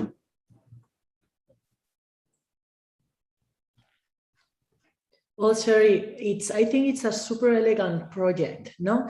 Its simplicity make it also very bold, no, from my point of view. I mean, this idea of like the void versus the solid, the plaza versus the occupied space, the completely loose space. I mean, this kind of conversation, dialogue between two different spaces, I think it's super interesting, no? I find that maybe is the entrance the thing that could be a little bit rethought, because the entrance seems to me a little, it's like another room. It's kind of small. It's like entering into one of the spaces, and it's asking from this big plaza, from this big movement, like an invitation better, like to enter into the building, just as a consideration, not the typical just glass two doors, enter. I mean, maybe it could be a big movement, no, or an oblique movement, that it's completely in opposite with the rest of the project, no. I think the facade, we talk a lot in the previous project about the facade, the kind of the porosity and all these things, so you can also took parts of these comments for your own. But I like the way that you try to meet the ground with the facade in different ways. Like in the moment that you have a low part that from my point of view could be even lower in certain moments, just leaving the fits to see versus another parts that needs to be, is asking the project to be a little bit higher, so to allow us to have a door to enter, or to have, depending on these moments. So I think this breaking in the bottom is interesting, but you could even push farther into that. Don't be shy. You can really break, because it's the only breaking part of the whole building that has this staircase, this double skin, that it's very subtle, and very beautiful. I will just suggest, because I think inside is correct. I mean, it's working, the spaces are correct. I mean, everybody can buy it for you, the idea, but you as architect, where else you can explore, And I think you did things that I've been trying to push in other projects, and I've seen first time, that is this movement of the tables, this movement of the, these long tables that are just like countertops tables, around the volumes in the open area, so that you can go there with your laptop and just stay there. Those kind of movements, I think, that are super important in when you think about the inside space, and you start to doing them, and that's great. And I encourage you to even push farther, a table that is not just open to the outside, but a table that suddenly breaks the wall and becomes a long table for meeting. And I mean, just starting the analysis of that. Don't be shy. That's my point. You're doing that. And then, of course, the idea of the pancake. It's true that you put all your energy in the center kind of atrium.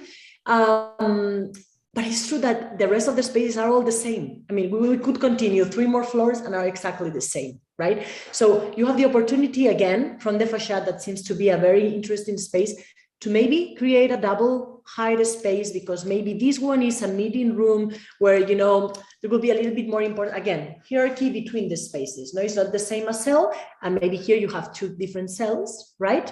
That overlooks this space, But here you have a big room. So those sort of things could start to happen more. Or maybe there is one that doesn't have anything, and it's just the open, and you can see the facade from the atrium, like there is maybe, so this idea of breaking a little bit the rigidity of in vertical movement, but also in horizontal, could be very interesting, But with all the strategies and materials that you incorporate, that I found fantastic.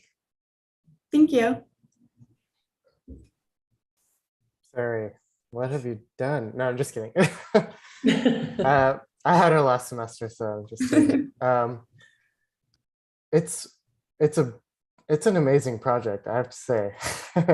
I'm having a proud teacher moment, just because I think it's just such a radical. I think, Maria, you said it best. It's simple and quiet, but it's radical and it's quiet in its quietness.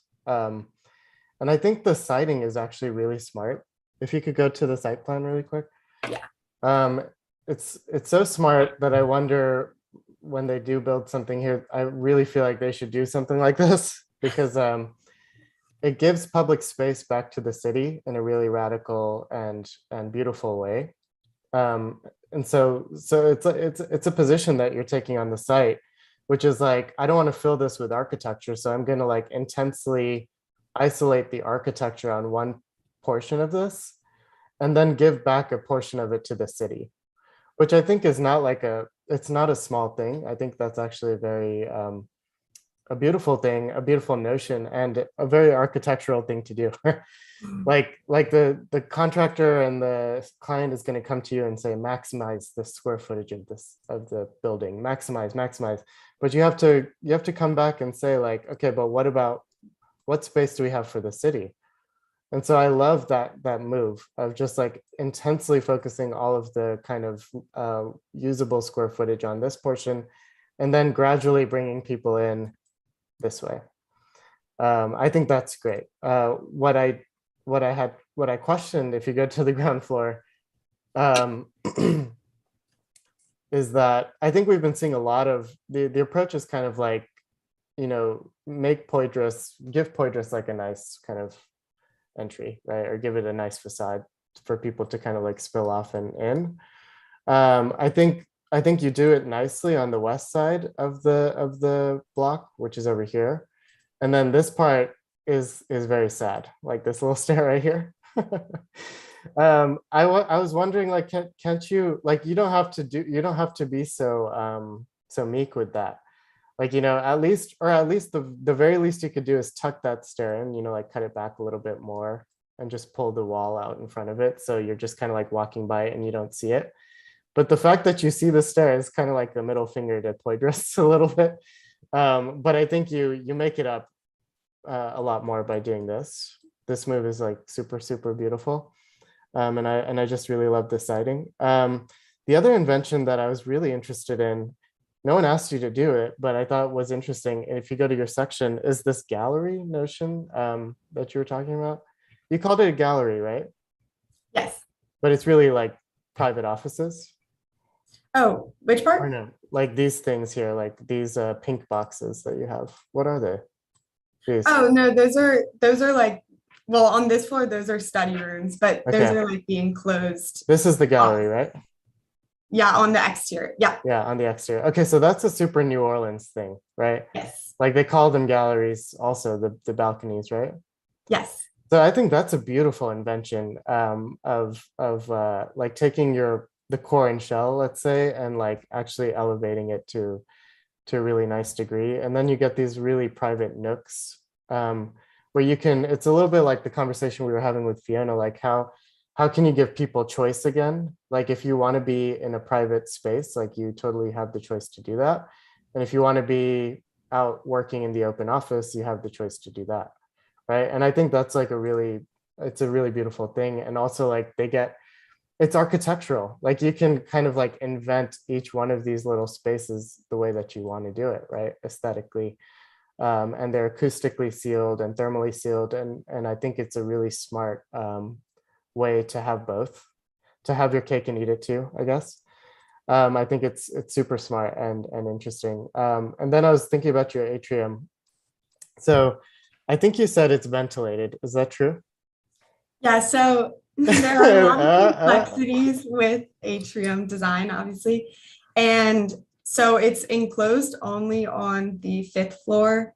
But then the rest of the floors, it's open and ventilated with the rest of the floor. Can you go to the section? Yes.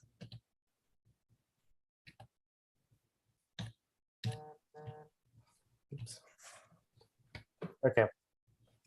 So when you say it's ventilated, do you mean like natural air can flow from here to here? Yes. Yes. Okay, that's great. That's really nice, like the way that you do it. But I feel like aesthetically, it's like same, right? Like this is the same, treated almost the same as this. Whereas like you're doing all of this work, and now that you've drawn it, you know how much work it is to bring the outside into your building. But it doesn't pay off from an aesthetic point of view. And I think like it's really like you could treat it like an other space, like a kind of in between outside and inside space, meaning like green it up, like make it feel outside. Like actually the treatment of the materials and things like this can all be like what you would do to an outside, like, you know, using pavers and things like that, instead of using like typical interior flooring materials and cladding, like actually make it feel like an outdoor space and detail it like that. It's a really beautiful moment where you actually break the rhythm of your system, which from my point of view, I love that it's like really intensely exactly what it is, right? Like super intense, no breaks in the facade. It's all like really extreme, and I like that kind of extreme quality of it, even though, like, you know, yeah, it'd be great to like think about, you know, having breaking the facade up and things like that, but I like the intensity of it. But I think the interior is where you could focus a lot of energy and like kind of rethinking the systems and things like that, and the materiality. And it's a lot of stair, right? So if you go to the renderings, all I could see was stair. I saw a really beautiful stair that was made out of perforated metal. So the entire thing is perforated. So you're actually like you could actually look through the stair, and it doesn't feel so solid. Mhm. So this is what I mean. Like this view especially really shows it. Like this feels like an office still, whereas I think this could feel like an oasis within your building. Like it could be like a really amazing thing, and also like kind of come out and like change the adjacent interior spaces to feel like much more outside, right? Much more like a patio, like a gallery rather than like an office building, right? So that's just a few things that I thought you could think of a little bit more. I like the ETFE, by the way. I think it's interesting. I went to a building that uses ETFE in Chicago, which is the IIT Innovation Center by John Ronan. I've looked at that one. Yeah, so that's a really weird experience. And I think we're not getting it in your renderings yet. But when you actually enter that building, it feels like you're floating in a cloud. Like because you can't actually see outside the building. It's like a clouded view. Mhm. If you walk right up to it and look at it, you can actually see outside. But when you're on the perimeters or when you're inside of the bay, like, and you're looking out, it really feels like you're just surrounded by clouds. It's an amazing experience, actually. So I would urge you to, like, you know, try to show it off in your views also, like, because it's a weird experience, actually, like a really cool weird experience. But again, I think the project is a triumph. So proud of you. It's great. Thank you. Well, with the ETFE, you know, same with the Allianz Arena by Herzog and Jimeron in Munich, you know, that in that case, the material is actually doubled up, right? And it's filled, right, with, you know, a gas. And so it becomes kind of pillowy, and it has a section to it, you know. So, right, that's where the effect comes from, right? Versus using it as a single layer where it's much more fragile, you know, it's a foil actually, right? It's a thinner material. So that's just something maybe to clarify if that's kind of the ambition that the exterior material system has. I just put like an image in the chat because as Omar was speaking, I was thinking of, you know, one of, you know, not a first project, but a famous project that's at this point already older is from my hometown in Frankfurt. It's the Commerzbank by Norman Foster, which was really famous at the time when it was finished construction in the 90s, probably, because it has this large, you know, it's a high rise, so it has a very, very high atrium space, and it has these rotating gardens, like winter gardens around that atrium space that are vegetated and become these, you know, seating arrangements. And, you know, you know, like it serves as a means of, you know, moving air up, the plants filter the air, etc., etc. And it was one of the first buildings that attempted to do that, if I'm not mistaken, in that regard. So, but these spaces become really special, you know, where they open up to the atrium, right, and become they're green, right, they're vegetated, right, and they become these really beautiful hangout spaces as they also serve a performative function over the section of the building.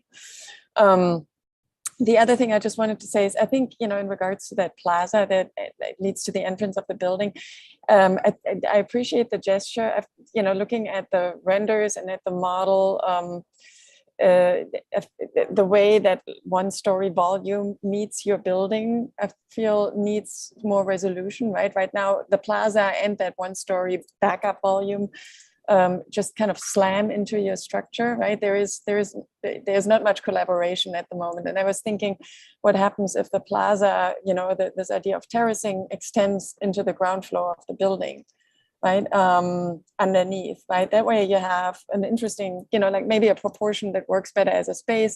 You can think about an like interior or an extended exterior space, but it all opens up and it's all terraced towards Poitras, and it provides a continuation, right, of this gesture and a linkage at the ground level with the building, right? Because right now the two kind of coexist, but they don't have too much in common, right, or much reciprocity. If you look at your model, you can envision that there could be an interesting gesture. Right here, right? If you think about the terracing continuing underneath, and then again that white structure, right? It has to end because the building is in the way. But I feel like, there could be, a better way to continue that, I think, and overlap it with one another. Right? Or maybe don't have that white structure in the back and just have that terrace plaza, but slip that under the building as a gesture. I was running into program problems, and that's why I had to add it. You can solve it. You can solve it. Like whenever my students say, "Oh, I really struggled here," I'm like, "That's you did not struggle. You tried like for a few minutes, and then there were, you did not struggle. I don't believe it." There's always a solution if you really want to do it. I love that. I had another thought about the detail. Just wanted to say, Cordial, I think you're absolutely right about that. Like that'll solve your weird stair problem, Sari. So, can you go to the wall section towards the roof? I think. So I think there was another comment about like the materiality, it's like all same all the way through. And it's similar to what I was saying to Fiona, like, so you have this kind of plant here, right? Like, why not integrate that into your facade system so that you get like on your facade, which is like the super monotonous, like extreme, screen, like you get little moments of like green just popping up, but in a way that's like embedded in your system, and not like these planters that just kind of sit on the ground like that. So, I'm sure you've seen like the La Catone Vassal projects, like they do this really well in the social housing. They incorporate the green into the facade in a way that like it's all works in unison, check out those projects if you want to get a sense for like what that looks like, because I think it's a part of your project that I think could be like, emphasized a little bit more. And then the other thing I was thinking, you were talking about how you want your volume to read as like this really, what's the word? Like, it's a monolithic project, right? It has one volume, that's it. Mm-hmm. And so I think one thing that's not working with that idea is that you can kind of like look up and see this weird penthouse thing poking out. So why not just pull your facade up a little bit, or the screen, the ETFE, so that it goes up all the way and kind of completes the reading of the volume. And then you can have a little detail where like it comes back around, and then that thing, the water can still like flow. It's like a huge piece of flashing basically. I don't know. I just love the sort of intensity of it, and I want to make it more intense basically.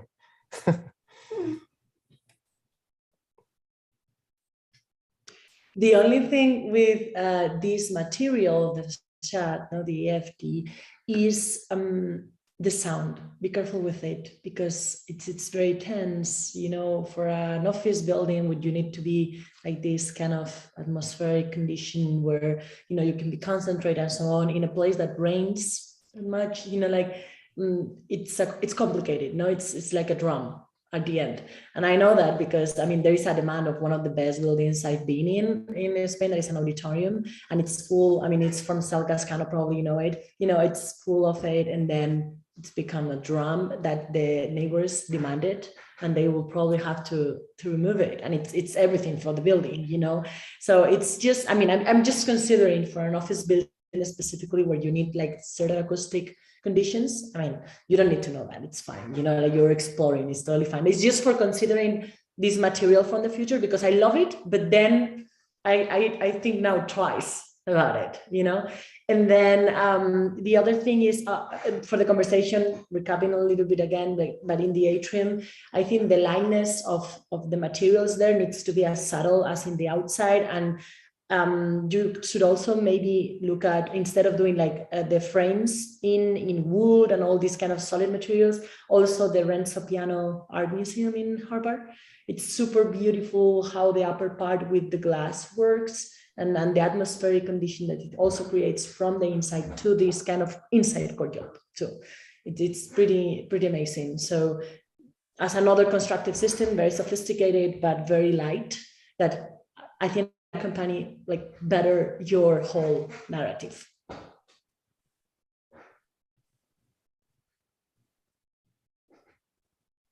Okay, I think we are just in time. We have some time for final comments, wrapping up about all the projects or whatever you want to ask or comment on all of them. Feel free. Thank you. Thank you, Sari. Well, Andrea, I must say that I'm very impressed, I must say. So congratulations to all of you. And I think that for being a third year undergrad, it's amazing. The level of accuracy, the level of development of the projects, the level of, you know, the high level of thoughts that are behind it, you know, thoughtful narratives, I don't know, everything. I'm impressed. I really think that you put up like high level in this class. And I think the ideas, the variety of the ideas are also amazing, no? How you really stay with a concept from it seems like from the very beginning, and you trying to solve it, including all the things that requires the syllabus, that it's a lot, like in structures, facilities, like ventilation, mechanical systems in all ways, like the circulation. I think this is like great. I mean, you probably learn a lot. I want to congratulate also Andrea, because I can see her hands behind it and really guiding you in the perfect direction to continue. Of course, the projects are not finished, as we always said. So don't think that it's done and this is how you, the highest that you can get. No. I mean, this is a process, you know, and you're in the beginning parts of that, but in a very strong beginnings. So feel proud. And I'm looking forward to see more work during the years now. I mean, amazing. Congratulations. Yeah, I also want to congratulate Andrea. This is, you know, I've been on a few reviews over the years on this, you know, at this stage in the 5-year program, and I think the work looks really, you know, spectacular. Like especially in regards to the legibility of the drawings, right? Everything and the structure of the presentations, but also the projects themselves. You know, there's a lot of a very high level of resolution that is really admirable and clearly speak of a very close collaboration, I would assume, between Andrea and her students. So it's really really wonderful to see that. I would just say, you know, you learned a lot this semester, right? A lot was thrown at you, and I want to encourage you to use this knowledge now to really expand your knowledge, right, in regards to building systems, right, structural systems, etc., and really think about how this base knowledge can become a productive tool for you to think about, you know, like to think about how it can further your projects and architecture in general, right? Right, beyond the, as we said before, beyond the normative kind of means and configurations, right? That to a certain degree you deployed this time, right? Because you're learning, right? So you had to make sure everything is in place, but now you know that, and now you can expand on that, right? And I think that's a really exciting opportunity in regards to building technology systems and structural systems, certainly, and also materials, right? So now after this year, exploration should start, right? And your own, right, the refinement of your own interests should start, really, and really thinking innovatively about this stuff, you know, not just taking things for granted that you have to incorporate. And I think that's really exciting. But that's what I would encourage you to internalize and then externalize. But great job. Yeah, Andrea, thanks for the invitation. It was a real pleasure to see the work. I love this year. They're a really strong year and really hard workers. I want to talk about a little bit, we talked about it a little bit with a few of the projects, but this year is really difficult because the learning curve is so steep. Like there's so much to learn about, you know, life safety, do you have to sprinkler your buildings, etc. It's like really a monotonous kind of boring stuff. But you really have to learn this stuff because that's how you have more agency actually when you make it out into the field. When we're designing projects, it's really common for people to just kind of go to the default. You know, they look at the code and they match exactly what the code is asking for and they don't really try to push it. But it doesn't work like that in the real world. Actually, like you can push back on these requirements and there's ways to actually go around them if you're smart enough about reading the code. So I know it's really boring and it doesn't seem like you want to look at it ever again, but actually becoming an expert in zoning and becoming an expert in these building systems gives you so much more agency to do what you want to do when you're out there in the field. So it's actually really important that you're taking this step and taking this studio and really taking all of it really seriously, because then you can go back and be like, actually, that's not what the code says. This is what the code says, and this is how we go around it. You know, that's what we're doing all the time, is negotiating between the requirements and doing something that we want to do, like giving back something to the city, giving back something to the occupants of the building. So like I was saying before, sorry, this is really bad, but like I was saying before, take that step, really learn it deeply, and really get obsessed with things in the system. Like I was telling Chris, like get obsessed with prefabricated concrete, get obsessed with the ETFE and how to like really not just do it in its basic form, but to do it in a way that innovates, like Cordial was saying, like actually be a leader in what you're doing. And sorry, I don't know what's going on with my phone, but yeah, just get obsessed with things. Like there's a whole career in just getting obsessed with precast concrete. There's a whole career in getting obsessed with cross laminated timber, or like, you know, mass timber as more cities are now allowing it. These are perfectly reasonable avenues to like take as an architect. It's not boring. It's actually like the stuff of the discipline. So I was super impressed with the work. And Andrea, I mean, amazing job. Thank you so much. Thank you, Maria, Cordula, Omar, not only for your final comment, but also all the conversation, each of the projects. It's been super generous and super interesting, like going to the concepts, going to the thinking behind, going to future possible explorations. So I think it's been like really exciting to see all those eyes and all those comments on the work. And thank you so much for all the students.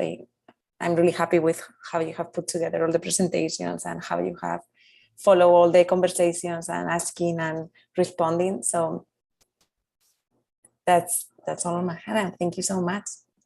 I don't know if any of the students want to ask something at the end, or if any of the reviewers have any other further comment. I just want to hear from them. Like, how'd it go? It's a lot to learn, really. I would say it definitely was interesting and just kind of a little difficult to balance, like wanting to do your design and having a clear idea of what you wanted your design to be, but then also learning all of the mechanical, learning all of the structural, the ADA, all of that, and using them and working with them in coordination with each other rather than just having one follow the other. So I think that was something that I'll definitely have to use in the future. Yeah, I think like it was so overwhelming. Like there were just so many things to look at. And I felt like I didn't really have everything put together. But then by the end, like somehow it all started to like fall into place. You understood how all of the little details actually were important and made sense and could help you, like we kind of talked about, actually help drive your design. So I think in the end, it was like okay, I actually really did learn a lot, even though a lot of times I felt like I had no idea what we were talking about. But now like it really started to make sense, which feels really nice. The good thing is once you put everything together for first time, then it becomes easier for the next project and faster, you know? So you make the first step, but it's the important one.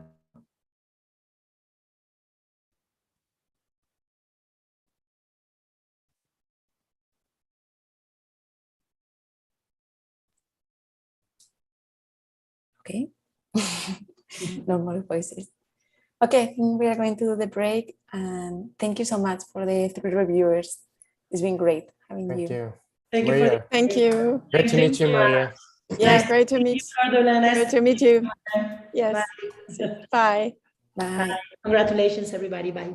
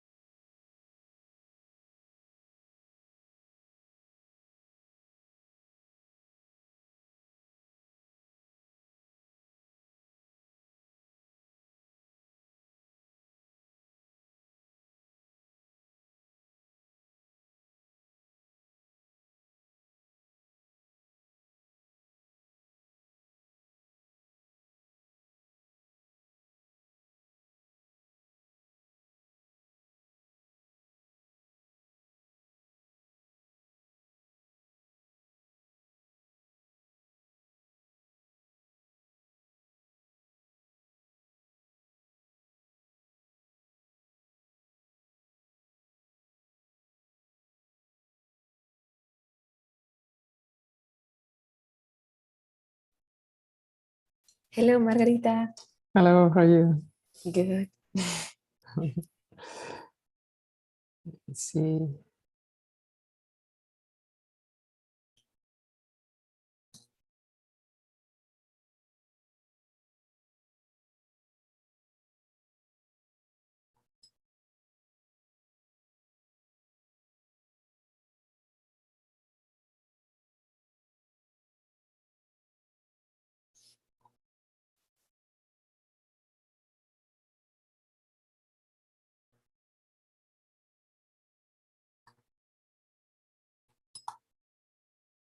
Hi, Guillermo.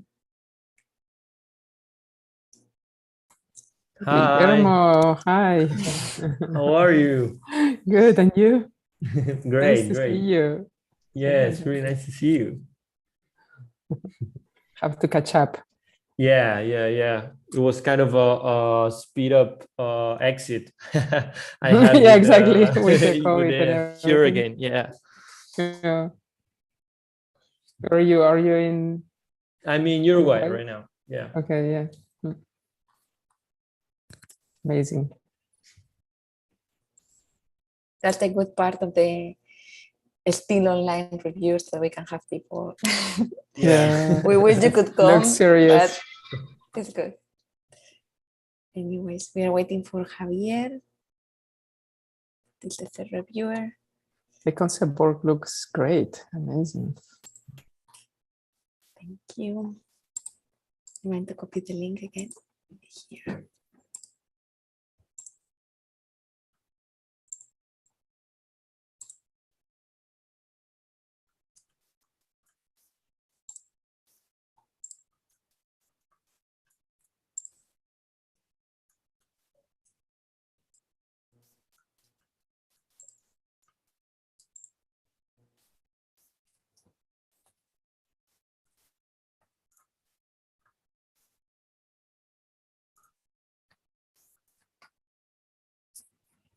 Do you still have classes in Uruguay, Guillermo? Yeah. I had in the morning. That's why I only could come in the afternoon session. And what is the semester over there? It's in July. It's different from Spain and Tulane. Yeah, it's like from March till July, and then August till December, and then we have from December till March we have like holidays. Summer. Yeah, we go to the beach and we relax like for 3 months. Yeah. That's good. That's great.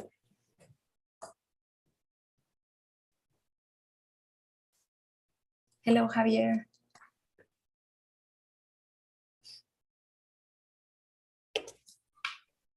Hello. Can you hear us? Ah, yes. Hi. Hello. Hi, everybody. Okay, so I'm going to start. I'm going to do a really brief introduction because all the students explain the site really well, so I'm not going to give a lot of time to that, so you don't have to hear about Poydras Street too many times. And let's go.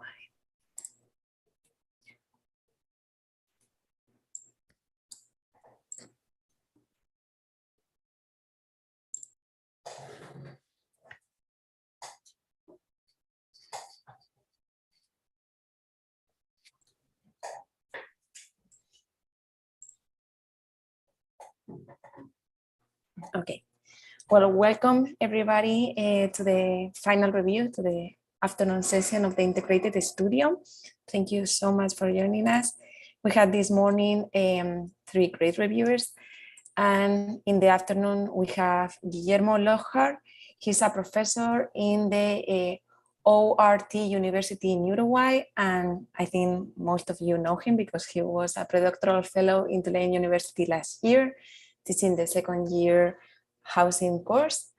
He holds his degree from Uruguay, from the ORT University, and he also holds a master's degree in advanced architectural design from the ETSAM Madrid. He has his independent practice as an architect, working with connections with Guadalajara, Buenos Aires, Montevideo, and Lima, and his professional practice focuses on residential programs and especially affordable houses and other social engaged projects. So thank you so much for coming, Guillermo. Then we have Margarita Jover as an internal reviewer that I know that all of you know her. She's an associate professor in architecture here at Tulane University, and with Iñaki Alday, she founded in the international award firm Alday Jover Architecture and Landscape in 1996 in Barcelona, Spain. And then we have Javier Marcano, who is currently an adjunct lecturer here at Tulane University in real estate development. Javier graduated with honors with his bachelor in architecture from Pratt University Institute in New York, and his work in fabrication and digital fabrication since 2017. He joined EDR, and he currently works here in New Orleans in that firm. He finds really interesting the social and political pressures, how that shapes the cities, and he believes that sustainability and resilience are complex layers, but really necessary for a good design. So thank you very much, Javier, for coming too. As a brief introduction to Integrated Studio, we have 3 sections in undergrad and 3 sections with grad students. This section right now is a 3rd year undergrad, the work that we are going to see.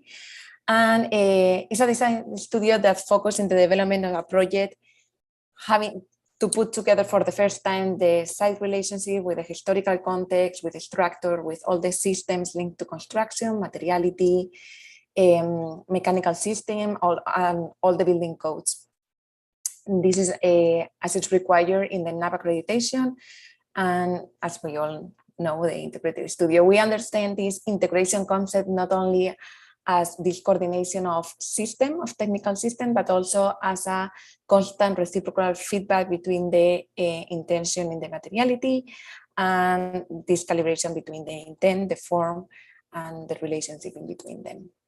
This year, the project is a office building in Poydras Street, and the site has more than 22,000 square feet, where they have to integrate the office program, but also public program, especially in the ground level. This year they had this public plaza that they have to consider as an urban strategy, how to relate the building and the plaza with the context.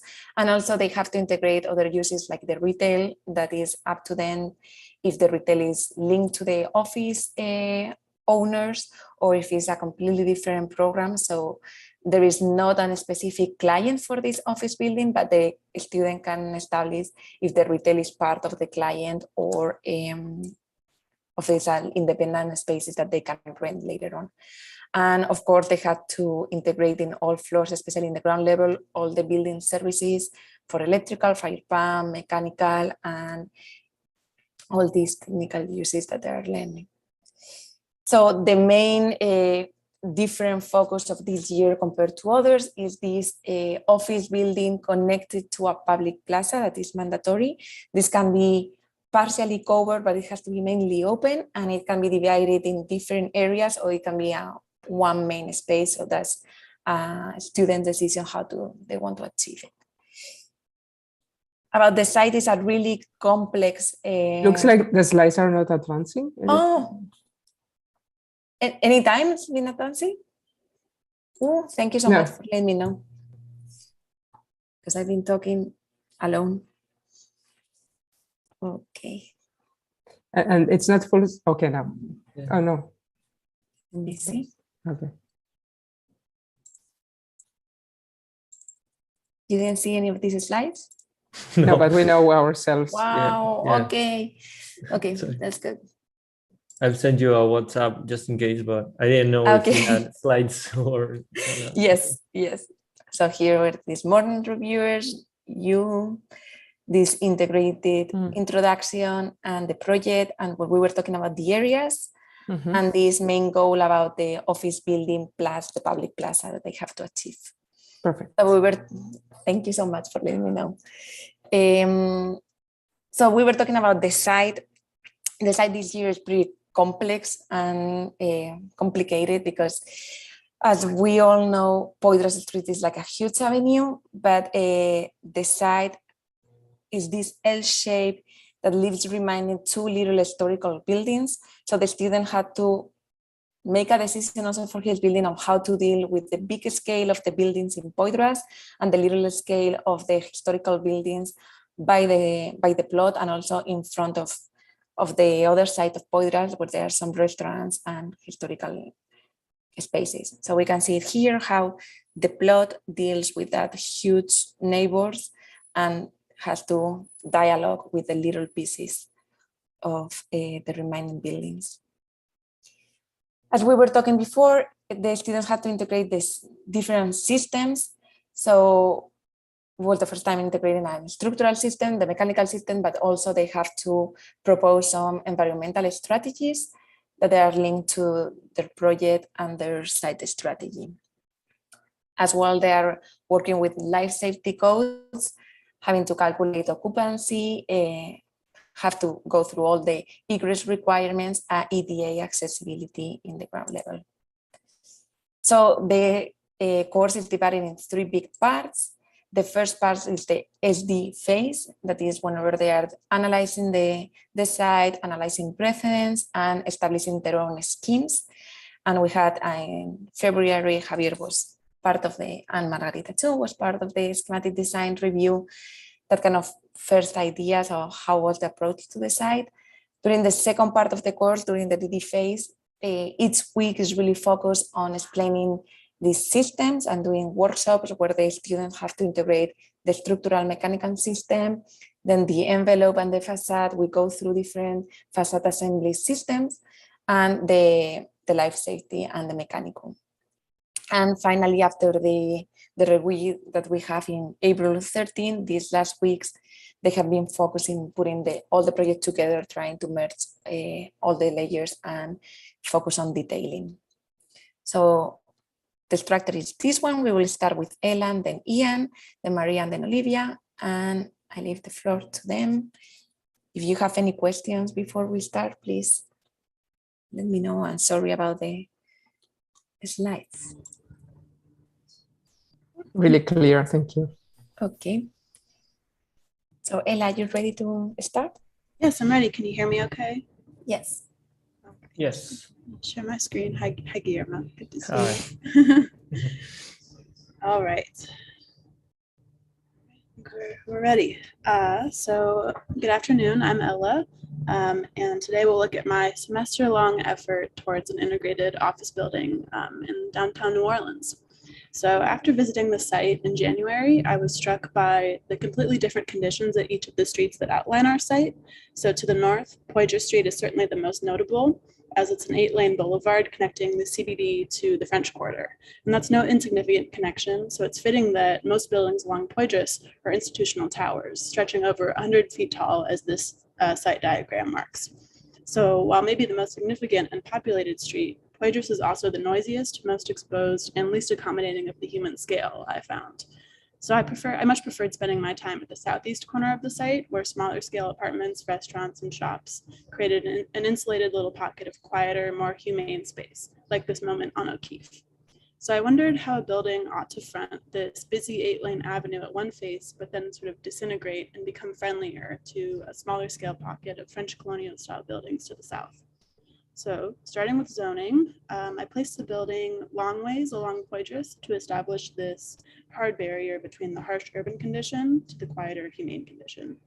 A public plaza would then extend past the building to the southeast corner of the plot, acting as its own kind of pocket. The office needed to be as tall as possible, I felt, within square footage, so as to fit the fabric of the commercial towers that it faced on Poydras.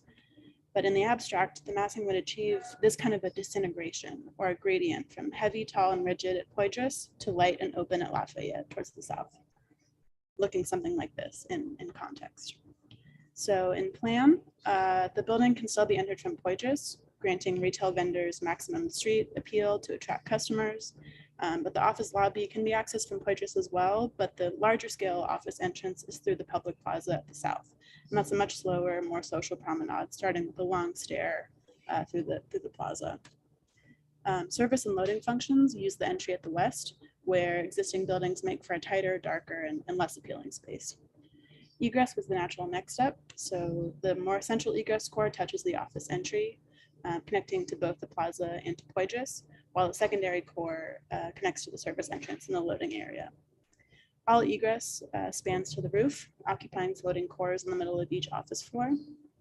The program began to unfold like this, with retail only on the ground floor and all office functions above. The double height lecture space in orange is exaggerated here since it is double height, and each floor becomes a little less public as they go up, eventually arriving at a semi-occupiable roof. But back to the plan, each office floor needed to reflect the conceptual response to the site, which was that gradient from stereotomic to tectonic, thick to thin. So structurally, the north side of the building consists of a wall of masonry office cubicles. And I chose brick because it references much of the classic New Orleans architecture, but it's also literally and visually heavy. So it makes for a very sturdy and articulated facade facing Poitras. And as we move down, two concrete cores hold secondary functions that don't need light, things like bathrooms and stairs. But these cores are thinner than the brick, so the structure is already starting to disintegrate, moving south. Outside the cores, the building becomes thin and light, using floating steel columns to achieve a flexible open space meant for open office. And this eventually stretches into a series of exterior balconies that reference the New Orleans gallery, that typical French Quarter balcony that you think of. So the gradient is achieved structurally as well as spatially in the plan design this way. But in order to keep some material and visual consistency across the building in its entirety, I manipulated the traditional brick system at the front, sort of on the left here, into something much less traditional and much lighter, a brick brise-soleil. So by stacking two bricks on top of each other and then removing every other module, a transparent screen reveals the building from the outside and the outside from the building. So although there are two different material applications of brick on the facade, the building is still perceived as one sort of brick unit. And that gradient from solid to porous is clear inside and out. So here are views looking from either end of the building outwards in those two conditions. So here's the ground floor at the scale of the city block. You can see the primary entry to the building is accessed through the plaza on the south side, but that lobby is also open to the Poitras side, where the office entry is recessed to kind of de-emphasize that entry.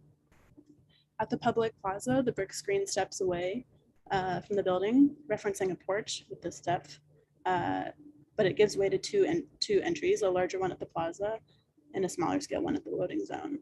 That way the entry and the experience of the entry is clearly marked. And a public stair climbs from the plaza to the second story balcony as well. Now to the office floors. The second floor is the most social, with a large lecture hall and lots of social seating. On the Poitras side, a thick wall of meeting rooms and offices reinforce the barrier to the busy street. And on the south side, and two cores float in the middle of the plan, holding secondary functions like egress and restrooms. The central space holds lots of casual meeting spaces and a material library for reference. And on the south facade, the space opens up to an exterior balcony that's protected by that brick screen. These balconies shade each floor below from high sun angles and solar heat gain, as this is the south facade. And the brick screen also achieves some shading and structural durability on its own. The next plan is more typical, with social collaborative office space occupying most of the floor, and a kitchen and lounge at the right, and more office cubicles at the north. These cubicles, housed in the solid brick structure, create quiet and insular work environments when total focus is needed. Plus, diffused northern light is ideal for working. When that module is doubled or sometimes tripled, a quiet meeting room is achieved, like here. The next level offers larger conference rooms and a large makerspace. Notice the exterior balconies shift and to shade and connect different parts of the plan below. And one last typical floor, kind of using the same ideas. And then finally the roof, which is occupiable with a semi-green roof cover where water is collected and then drained down the building. So now cutting through the short side of the building, here's a look at a typical office cubicle and section. The brick facade holds the weight of the floors above, giving way to one large window per office. Windows are kept square and simple with very minimal framing so that the building presents itself as a really thick monumental brick structure from the front. The ceiling is lowered here to hold the main mechanical ductwork, as the space is meant to be kind of small and cozy, so it can afford that shorter ceiling. Now, at the opposite end of the building, a concrete balcony emerges with built-in planters, which will collect rainwater and drain it down to the plaza, as well as a stair to the next level. You can also see the brick screen at play here, and it's held by a thin steel scaffolding system. And then connecting the dots, we have the wall section module bridging from the north face to the south, becoming lighter and more transparent as it goes. Sort of a render, like a teaser for the renderings. Structural grid of the building is 18 by 18 feet in all directions. I really wanted it to be as perfect a system as I could get it. And the cores are held within concrete shells, which bisect concrete slab floors, while the columns are steel, as I mentioned. And the brick structure provides lateral support to the steel members as it rises from the ground to the roof, before eventually giving way to the thin steel system. Here's the east-west section looking towards the south. You can see the brick screen through the floor-to-ceiling glass at the back facade, hopefully getting a sense of the transparency and the privacy that that screen provides. And finally, the 4 elevations, starting with the formal monumental Poitras face. The ground floor switches from brick to glass for retail visibility, but that face is recessed 15 feet back and articulated with this brick colonnade to sort of reference a porch and to add to the monumentality of the facade. The view from Rampart shows the loading access, accommodating a vehicle there. The 2 brick treatments meet each other in a dramatic seam. And then the screen reveals the steel and concrete members behind. From O'Keefe, the plaza is visible, as is a social stair reaching from the ground to the balcony above and referencing that disintegration of parts from right to left. And finally, the south facade, where the entire face is clad with a screen, revealing all of the building and the balconies behind it. So it's a really transparent facade. And a major void is cut through the screen to call out the office entry and lend the balconies above to increase visibility and connection between the outdoor areas of the project. Here's the building in its entirety, kind of having the one more formal conversation, more traditional conversation with the busy Poitras Street there. And finally, several renderings. I had fun with these. So as an employee, you might arrive to the front of the building, or you might enter through the side, through the plaza, stopping at a coffee shop on the ground floor there, and head to the second floor, perhaps through these stairs, or just straight through to the ground. And then you'd find yourself in the center of the plan with the option to go left towards the archive library, backwards towards your office cubicle, or right towards the lecture hall. And the lecture hall suits whole office meetings as well as guest lectures, and it connects the second floor to the third, where social office takes over. This type of office suits group work in collaboration compared to the individual cubicles.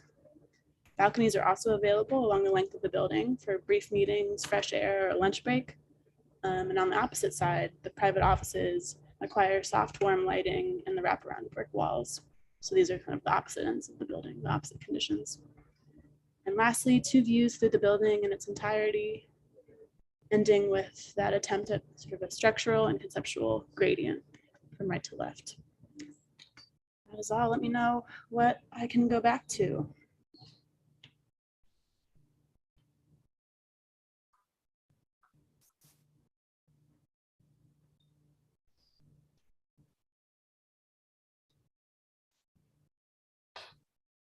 All right, how should we start this? I have a quick question for you, Sure. Ella.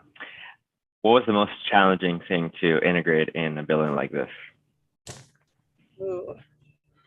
Well, the whole thing was definitely a challenge. I changed construction systems about 3 weeks ago, so that was a big kind of jump, getting this brick screen to work, to hold it up and to kind of get a scale right, something that's realistic and structurally sound. Yeah, I think teasing apart how the facade would come together in a short time was tricky. Cool. I would say I always like to give like a plus and delta, positives and things you could improve on. Sure. First of all, like really beautiful presentation style and really strong, use of line work, use of diagramming. I thought that they're all very compelling. You were minimal where you needed to be minimal, and like maximalist where you needed to be maximalist. The one thing that I would say is get in the rhythm of always putting a north arrow in your drawings, whatever you do.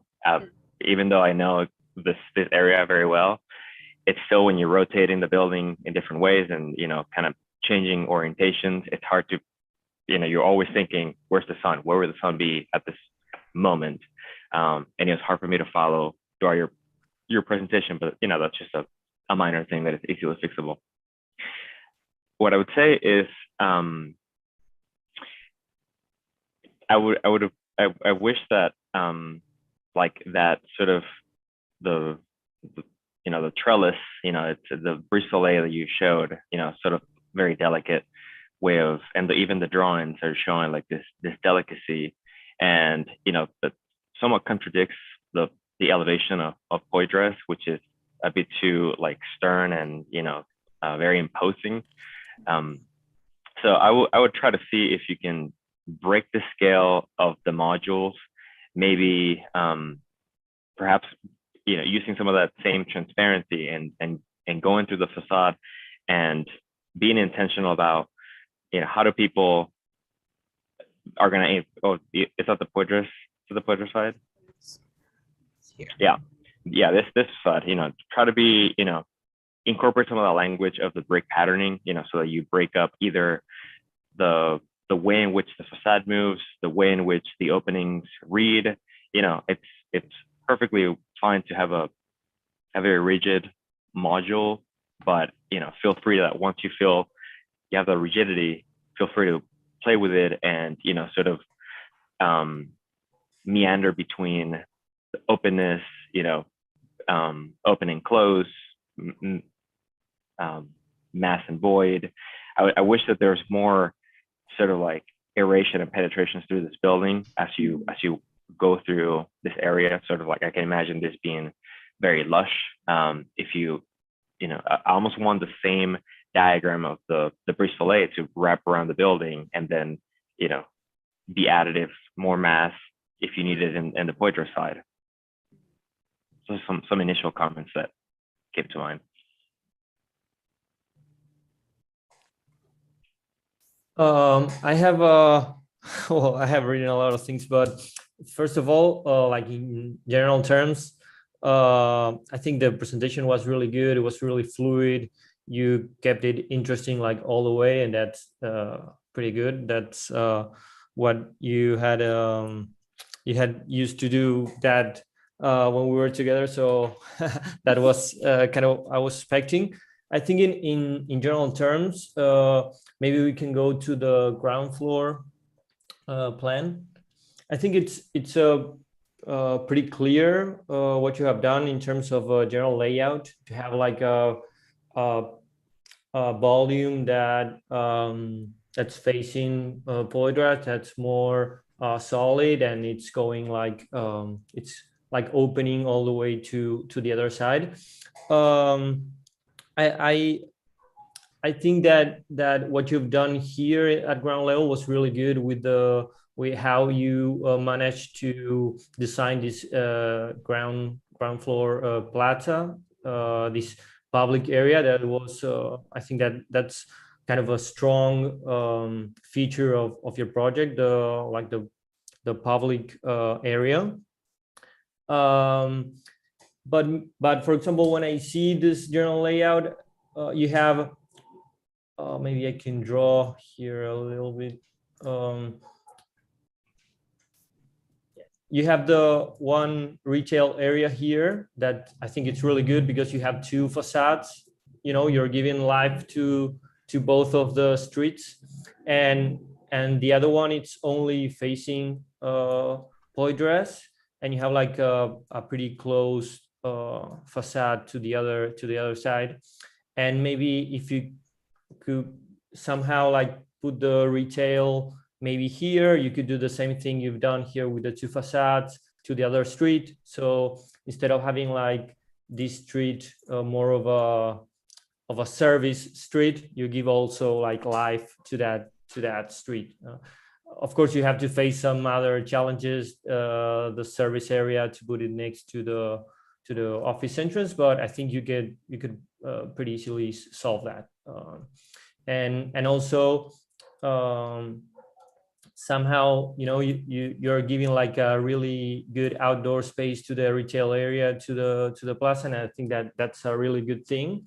So when I was seeing like the other plans, I thought you were doing like the same thing with the rooftop, and I think the rooftop like kind of was a little bit like forgotten, and maybe that was another area for like public activities, you know. But because when I saw the floor plan of the rooftop, you don't have like for example, you have this kitchen lounge that's I think in 2 different levels you have it, and maybe you could switch that that area.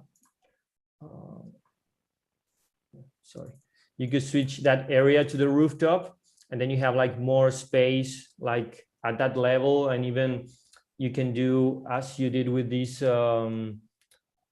this kind of how did you call it, the double height space was kind of a lecture hall.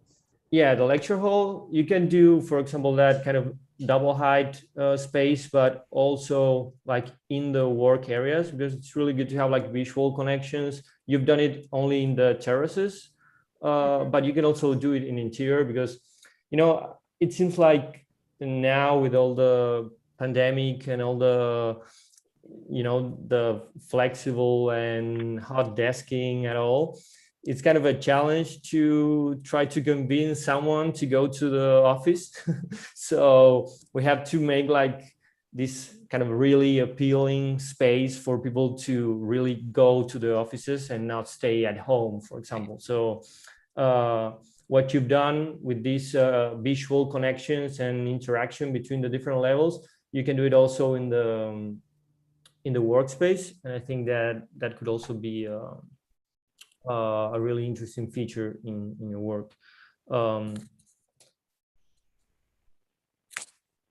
I have other things. For example, you have this really thick wall that's dividing the more like solid volume in facing Poitras, and maybe that wall could also be a feature of your program that could also house like furniture, or, you know, a library, or even, I don't know, some kind of connection to the interior spaces. You know, you can go to the image of the individual office. It's really good. No, the image. Oh, the rendering. The render, yeah. Yes, sure.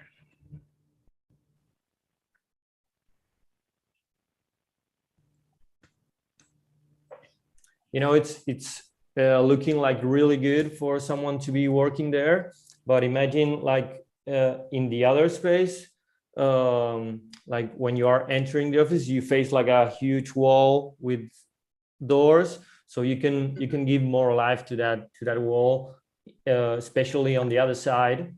So you don't face like a strict brick wall, and you have like furniture, you have some features there that could give like more life to your project.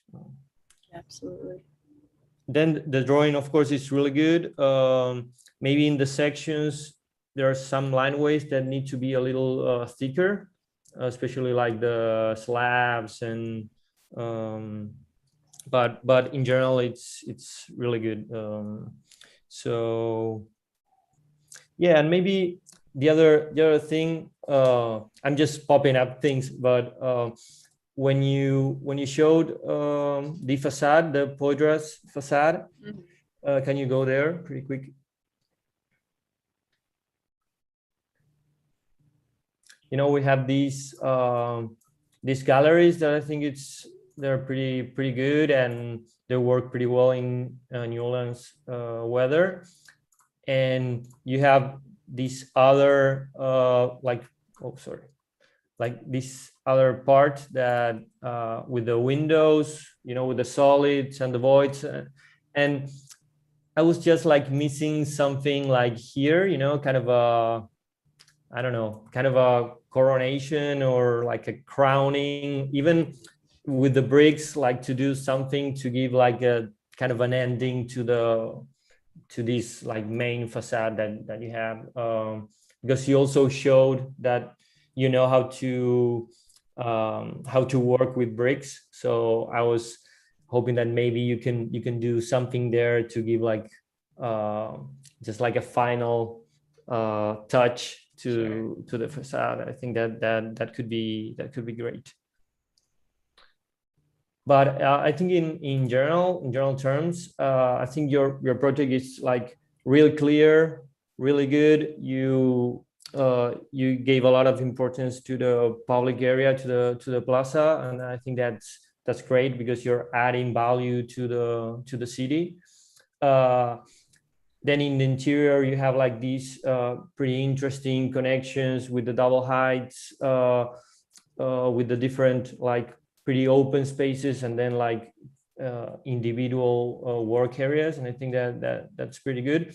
I think you just need to that maybe have like 1 month more. You could like add a lot of things because it's like has a lot of potential, and I think that's great. But I really value like a pretty general, pretty clear scheme, and how you gave value to the public space. Thank you. Hi, I mean, I just subscribed. Congratulations, first of all. So the presentation was really clear. The drawings are really exquisite. And to add to perhaps the conversation, I think I would say that you have managed to keep the soul while trying to integrate all the systems that are required, right? So that they keep the consistency and clarity of the project. That's really admirable. And when you started the presentation, you were speaking about bearing walls, and then suddenly we see how your struggle between the concept of bearing wall in the front in Poydras and then dematerializing at the back, but then you had to move into steel structure, and then as a result, the brick is not as structural, it's a cladding in a way. So then this change in the structural system might have repercussions in the form of the project, I think, and this is where I guess you have struggled, I suppose. And I think in the moment in which you assume that brick is a cladding, you can be more, your response can be more near to the first hand sketch, where you have, your first drawing, if we can see it, has a progression from your hand sketch by hand, the first or second drawing, where you see a more delicate transition from front to back, etc. So I think once you assume that the brick is a material that is not necessarily the bearing wall, I think you can be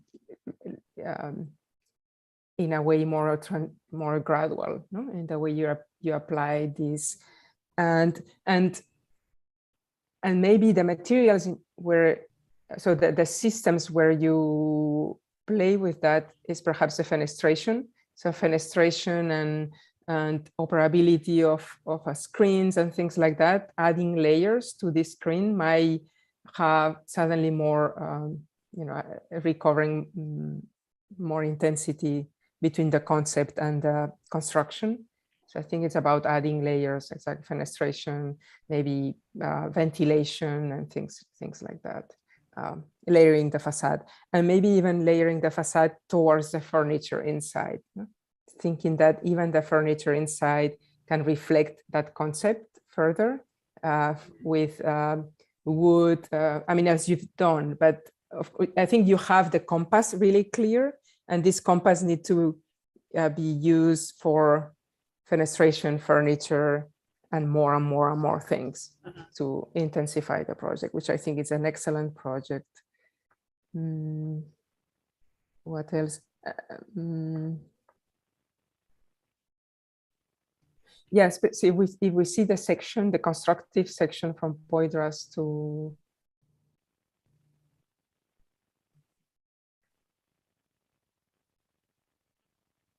not the trans perpendicular to this one.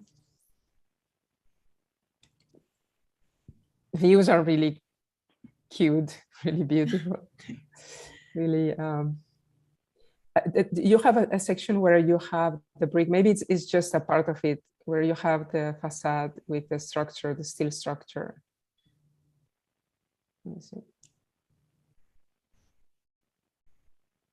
Is it a line drawing? Line drawing, Okay. yes, sorry.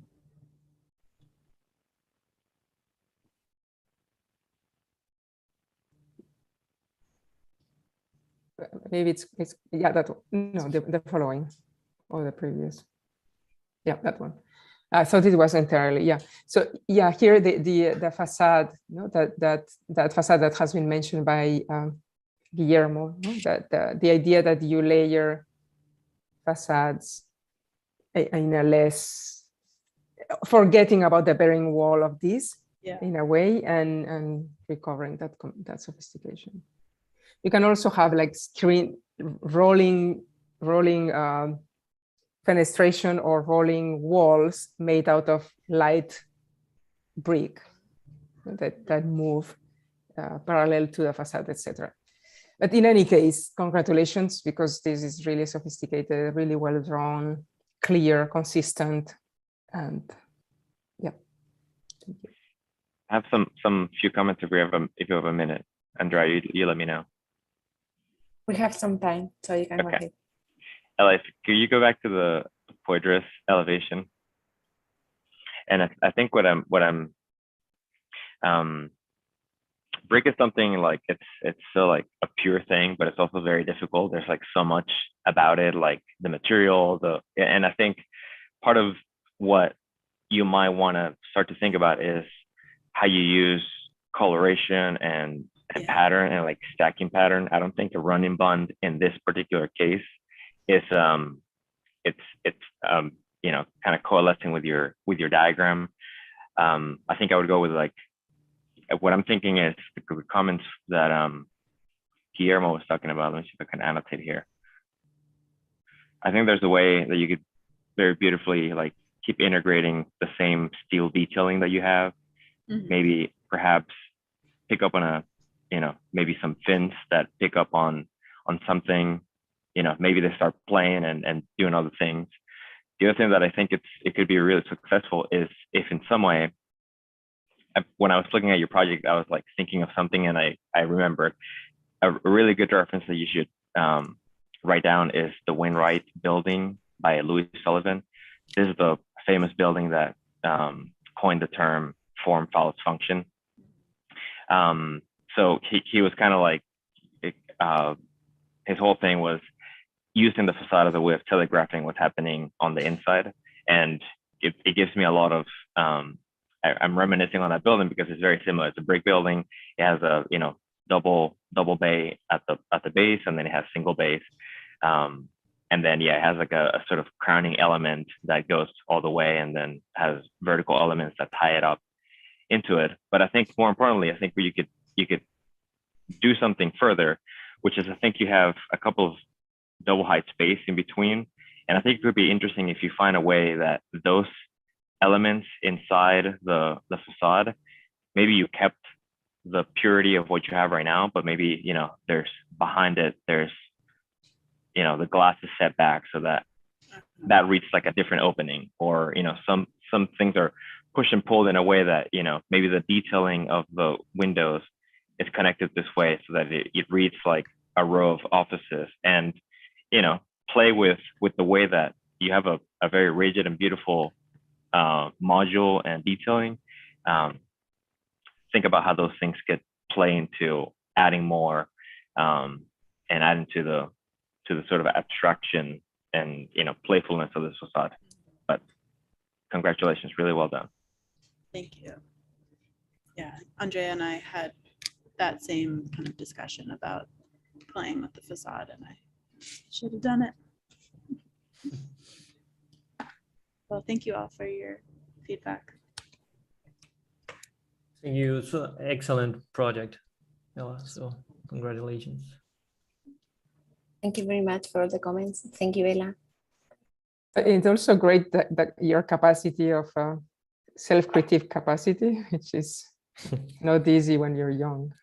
And I can prove it after this semester. She pushes herself unbelievable, like until the end, making changes. So that's something. I'm more in an integrated studio. I think there's not many brave students to do that. So congrats, Ella. I put the building that Javier was mentioning at the chat. Oh, okay, thank you. Okay, Ian, are you ready? We are good in time, Andrea? Or, yeah. Yes, we are 5 minutes ahead. So if you have more comments, yes, we have 10 minutes for presentation. Do you have questions for us, Ella? Maybe. Oh, I wouldn't say questions. I think a lot of your comments sort of reminded me of things that, like I said, that Andrea and I had talked about, and I spent probably a week on that and those elevations, and I guess I kind of knew that they weren't quite good enough, because it's hard to, with the legibility of a single brick at that scale, it just goes like flat. So Andrea knows I tried for so many days to try to adjust that, and I thought about color, as you mentioned, but I don't know, I'm kind of get scared of doing a lot of things, so I tried to be sort of kind of adhere to the system, but I think, yeah, I could have played with it a bit more. So yeah, lots of good things. But that demonstrates maturity, no? To say that you want to finish, you prioritize what you can do, no, and finish and be self-critical. That's also maturity. Good. Good. Ian, are you there? Thank you. He's connected. I can try calling him. Okay, thank you, Chris.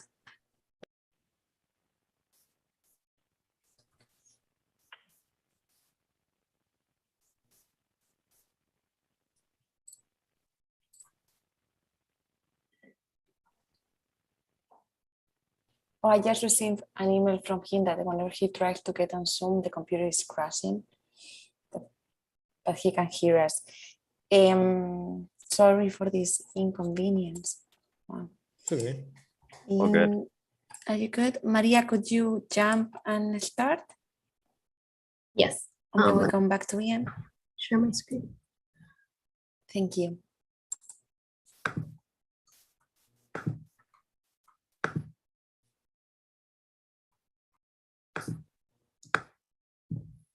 Okay. Hi, my name is Maria Aurela Rieta, and this is my proposal for the Poydras office buildings called Cilindros. I will explain this proposal from its concept and strategies of the site to how the building proposal will be used and will look. So I will start with some background on the site. The site is located in the Central Business District in New Orleans, and it's home to multiple office buildings, restaurants, bars, and retail spaces. The proposal is located on Poydras Street, as you can see highlighted in the drawing. And as I mentioned before, it's surrounded by restaurants, offices, and some retail spaces too.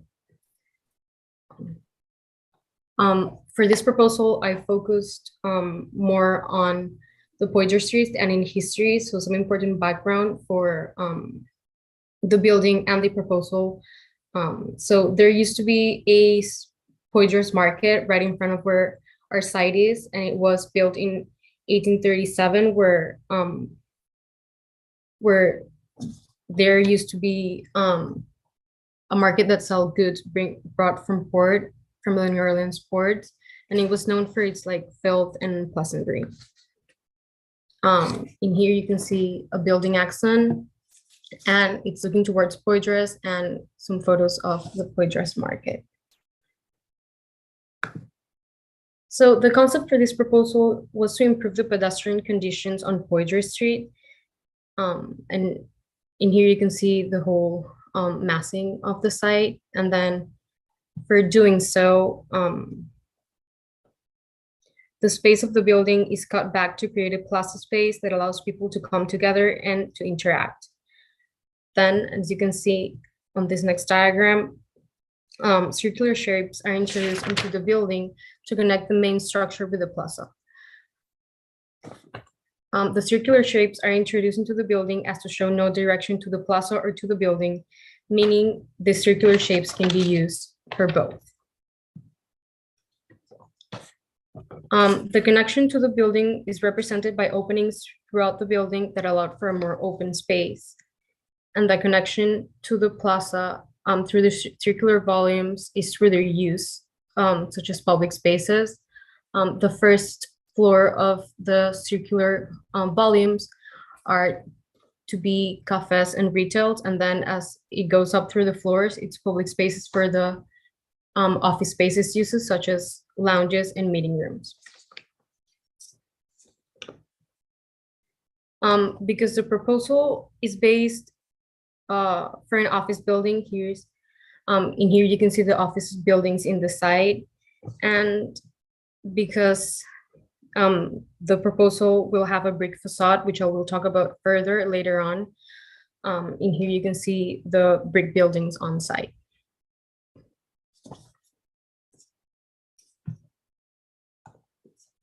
So for the circulation through the building, is mainly through the lighter green shade that you can see. It goes mostly through the main structure of the building, and then for vertical circulation, it's through the darker green shade, which is egress stairs and elevators. For the program components and distributions, there are two components to the building. The back of house uses displayed in the diagram as different shades of greens, and the building users, which is displayed as the different shades of maroon. This is the first ground floor, and then when I say back of house, I mean electrical rooms, mechanical rooms, bathrooms, egress, and fire pumps and trash room. And then again, following the idea of two different components in the second and the rest of the floors, the building users are in the front of the building, which are open office spaces, closed office spaces, library and archive spaces, and then on the circular volumes, as I mentioned before, are public spaces, so they will contain kitchen and lounges, and then meeting rooms.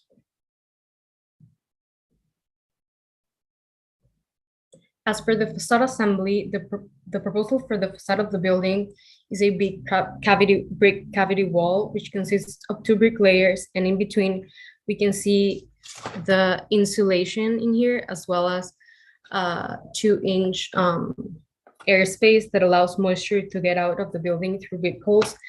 And we will see more clear details of the facade later on.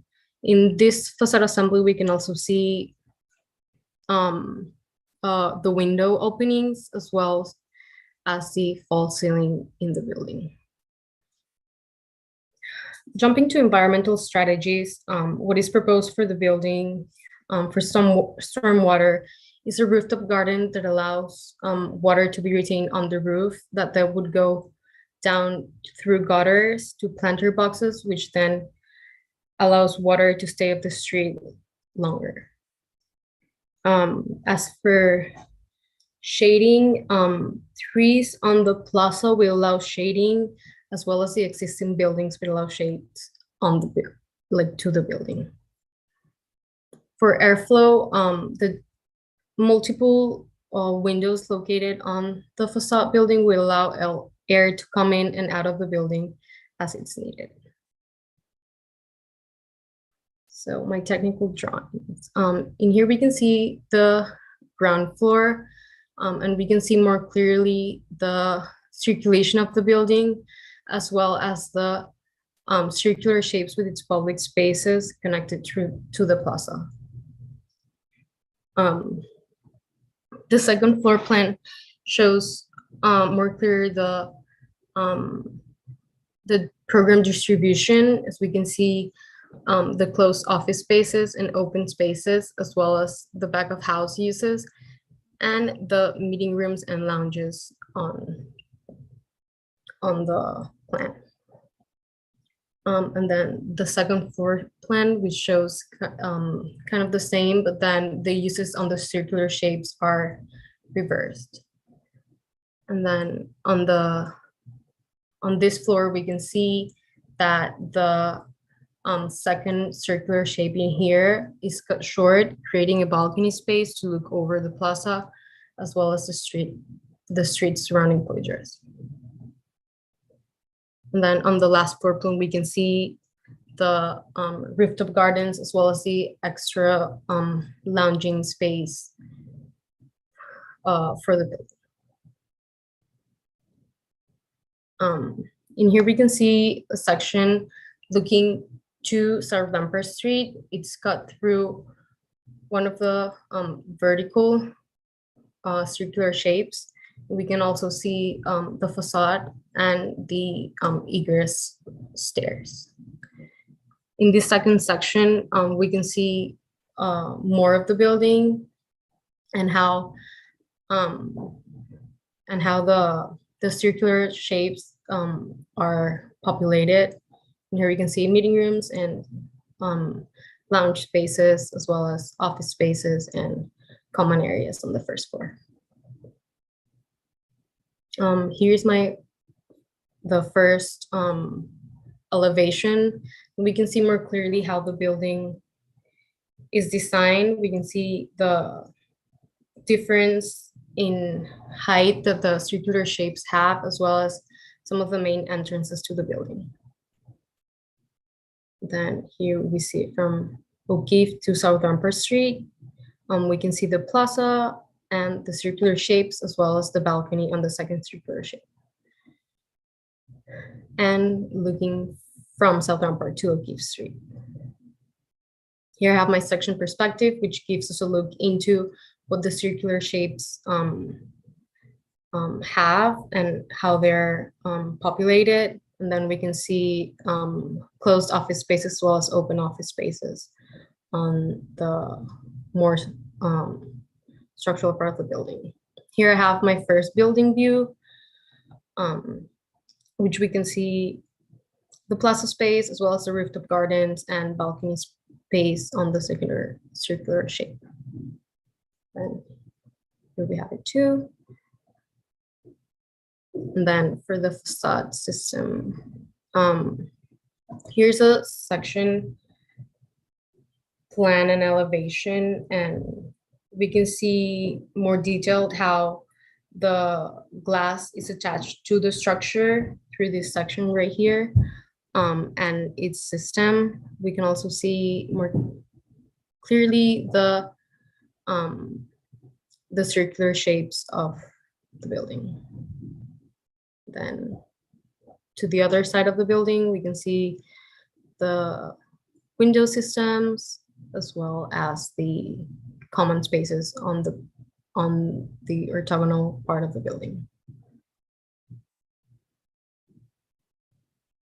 For my construction details and facade system, I have as I mentioned before, a cavity wall that consists of two brick layers with the insulation and airspace in between them. They have to be connected through wall ties, and then also have weep holes that allow the moisture to get out. As I mentioned before, you can see it below the flushing of the shelf angles. For building systems, I have a mechanical system that goes throughout the whole building. And here you can see the first and second floor and the third and fourth floor. And then a more detailed way of how the mechanical system works out. This mechanical system goes through the false ceiling of the building. And then for my structural system, the proposal was to have a concrete structural system. So in here we can see the foundations, columns in the building, structural walls, and the beams and joints of the building. And we can see here the concrete covered vertical circulation, such as the egress stairs and elevators. And then the HVAC system that goes all the way to the roof, that we can see it as a whole in here. For circulation, it had to be ADA approved. So we have some ramps as well as different entry spaces, and then the egress stairs and elevators. And here are my building views. And here we can see more clearly how the facade works and the different windows, as well as the circular volumes.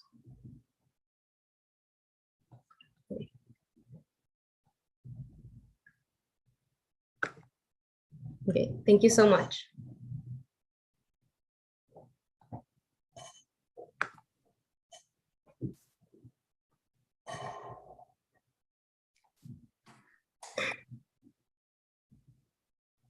Thank you, Maria.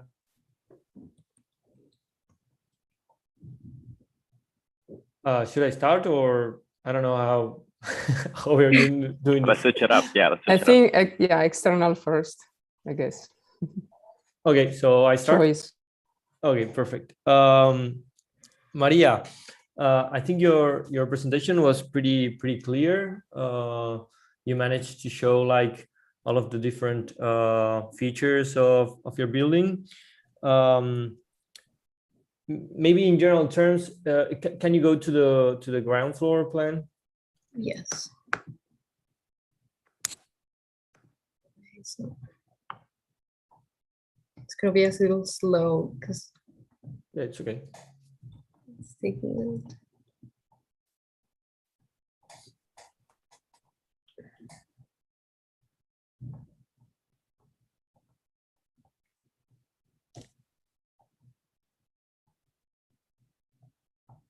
And probably like your main feature is the space you're giving to the plaza, you know, to the public space, to the city, and that's pretty good.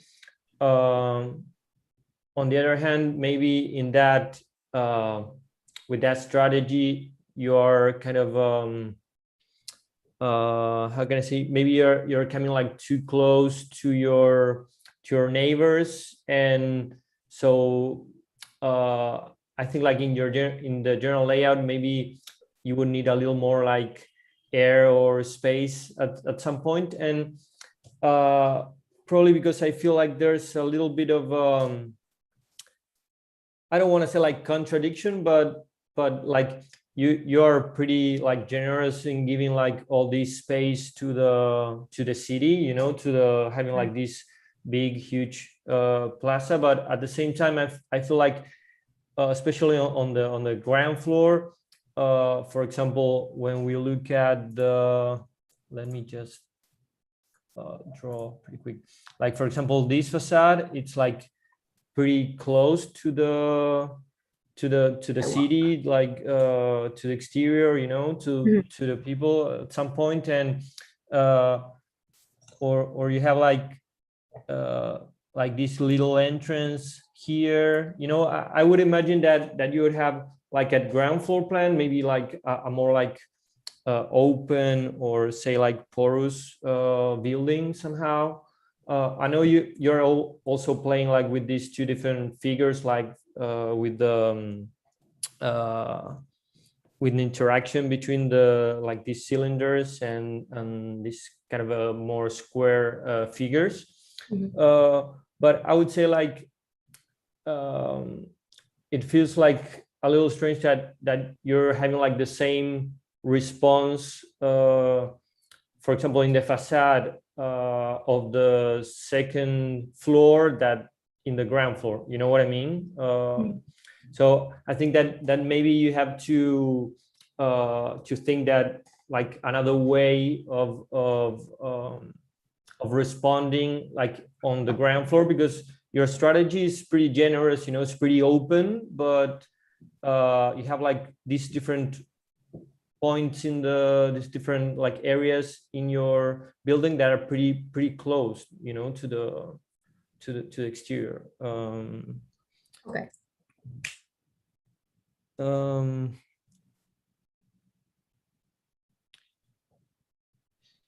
And even, for example, if we see that you have this south facade, we see that, for example, in the second and third level, you have like the same facade that it's I don't know, like facing south, you know, and probably you would need to, like, if you enter like in more detail to the facade, probably you need to have like a different response, because you're having like south, of course, in New Orleans, it's like pretty, you're gonna have like pretty heavy sun, you know, and you know, so you have to respond like differently to different situations. Okay. Then in terms of drawing, I think that's pretty clear. Probably in the section, maybe the context should be a little more lighter, because at some point it was kind of interacting with your building like too much. But of course we understand like your intentions of trying to show, you know, that your building, of course, it's in the city and has like this relation to the exterior, you know.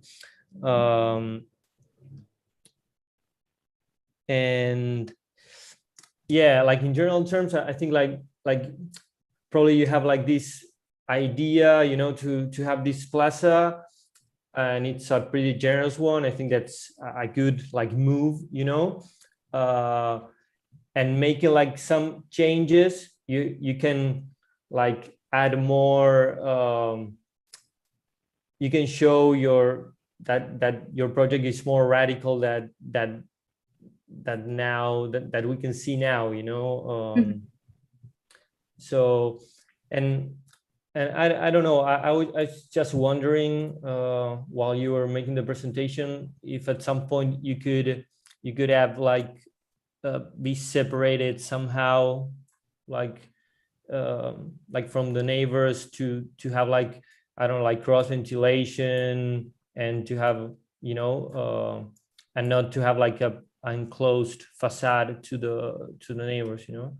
Okay. I don't know, that probably that's like way too much, you know, but you know, at the end you're always like thinking all your project, you know, in general terms. So I don't know, I was just wondering, but it's I think it's a good project, and I think you also like spend a lot of time in the mechanics, in the all the systems that I think in this phase it's pretty important for you to try to incorporate like structural systems, the heating, the cooling systems, you know. So that's a pretty big step, and you somehow like manage to integrate all that into your project. Thank you.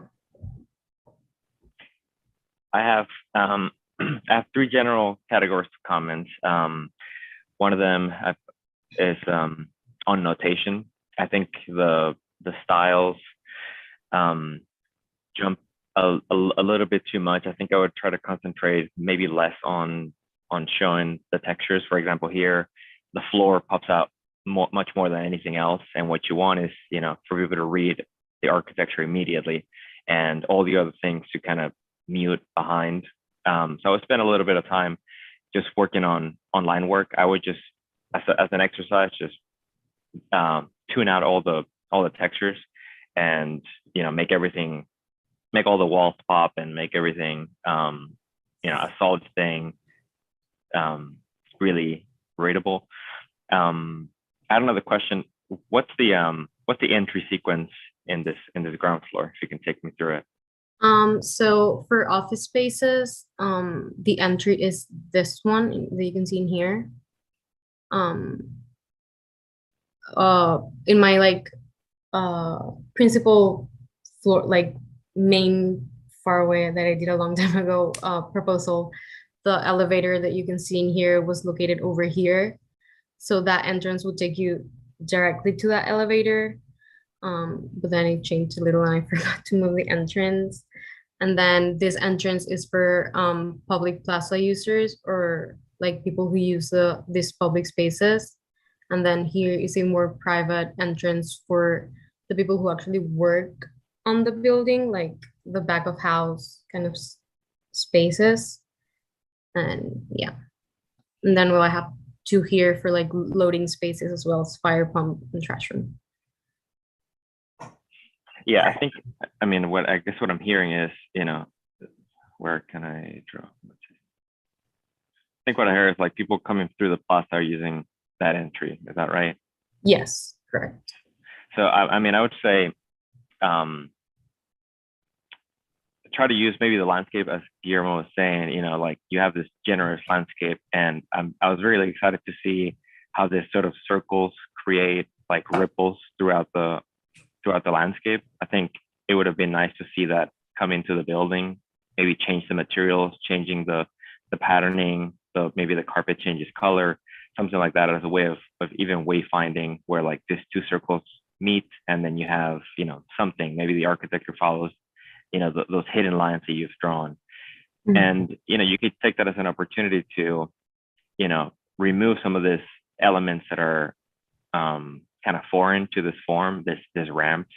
I think you can integrate, a ramp that follows it's following the curvature of the circles, and just integrate into the landscape where it's like, a 1 to 50, you don't really need any handrails. You just kind of crack the landscape in the arc of your circles to kind of create like this, meandering path that is just all one like plaza that is taking you, so that it doesn't really feel like there's an 88 entrance and, a non-88 entrance. It's just all one entry that takes you to this path. And if you're more able, you can go through like the step area. And if you need more assistance, you can go through the other sloped area. Mm-hmm.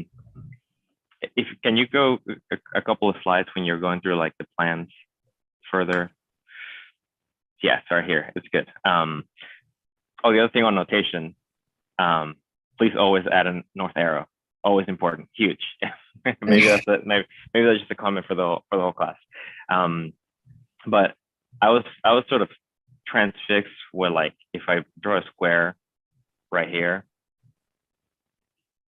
I was sort of like, it's so beautiful how those walls that you've created, if you could just flip through the different floors, how those circles kind of change. And I almost like, yeah, if you could go back and forth, how they just kind of change and form. Go back to the first one. Okay, it's not going back. Give me a second. Sorry. Oh no. Okay, I'm gonna stop sharing and share again. I'm sorry. Okay, no, that's okay.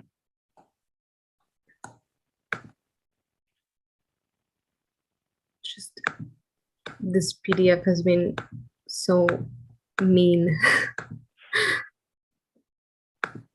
Okay. Here. Can you see that? Yes.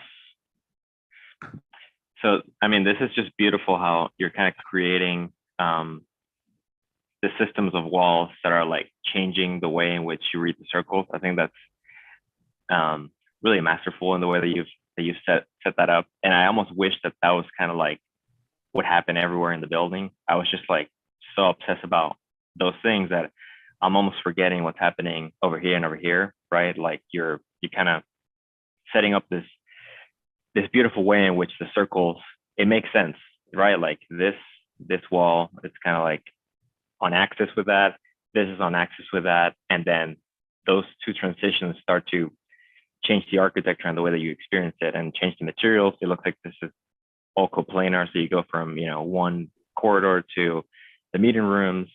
All that makes a lot of sense, and I just wish that would kind of happen in this facades too. I don't know if, you know, there's a way of like, there's a curvature here and then there should have like the spine. I would try to think how the circles interact more with everything else and how they affect it, so that you don't have the stark differences between a very exciting kind of communal space and kind of like just like regular and mundane office spaces, right? You have like such a good diagram and parquet there that could just be the whole building almost. My other comments are, if you could go to one of the elevations, maybe the main Poitras elevation.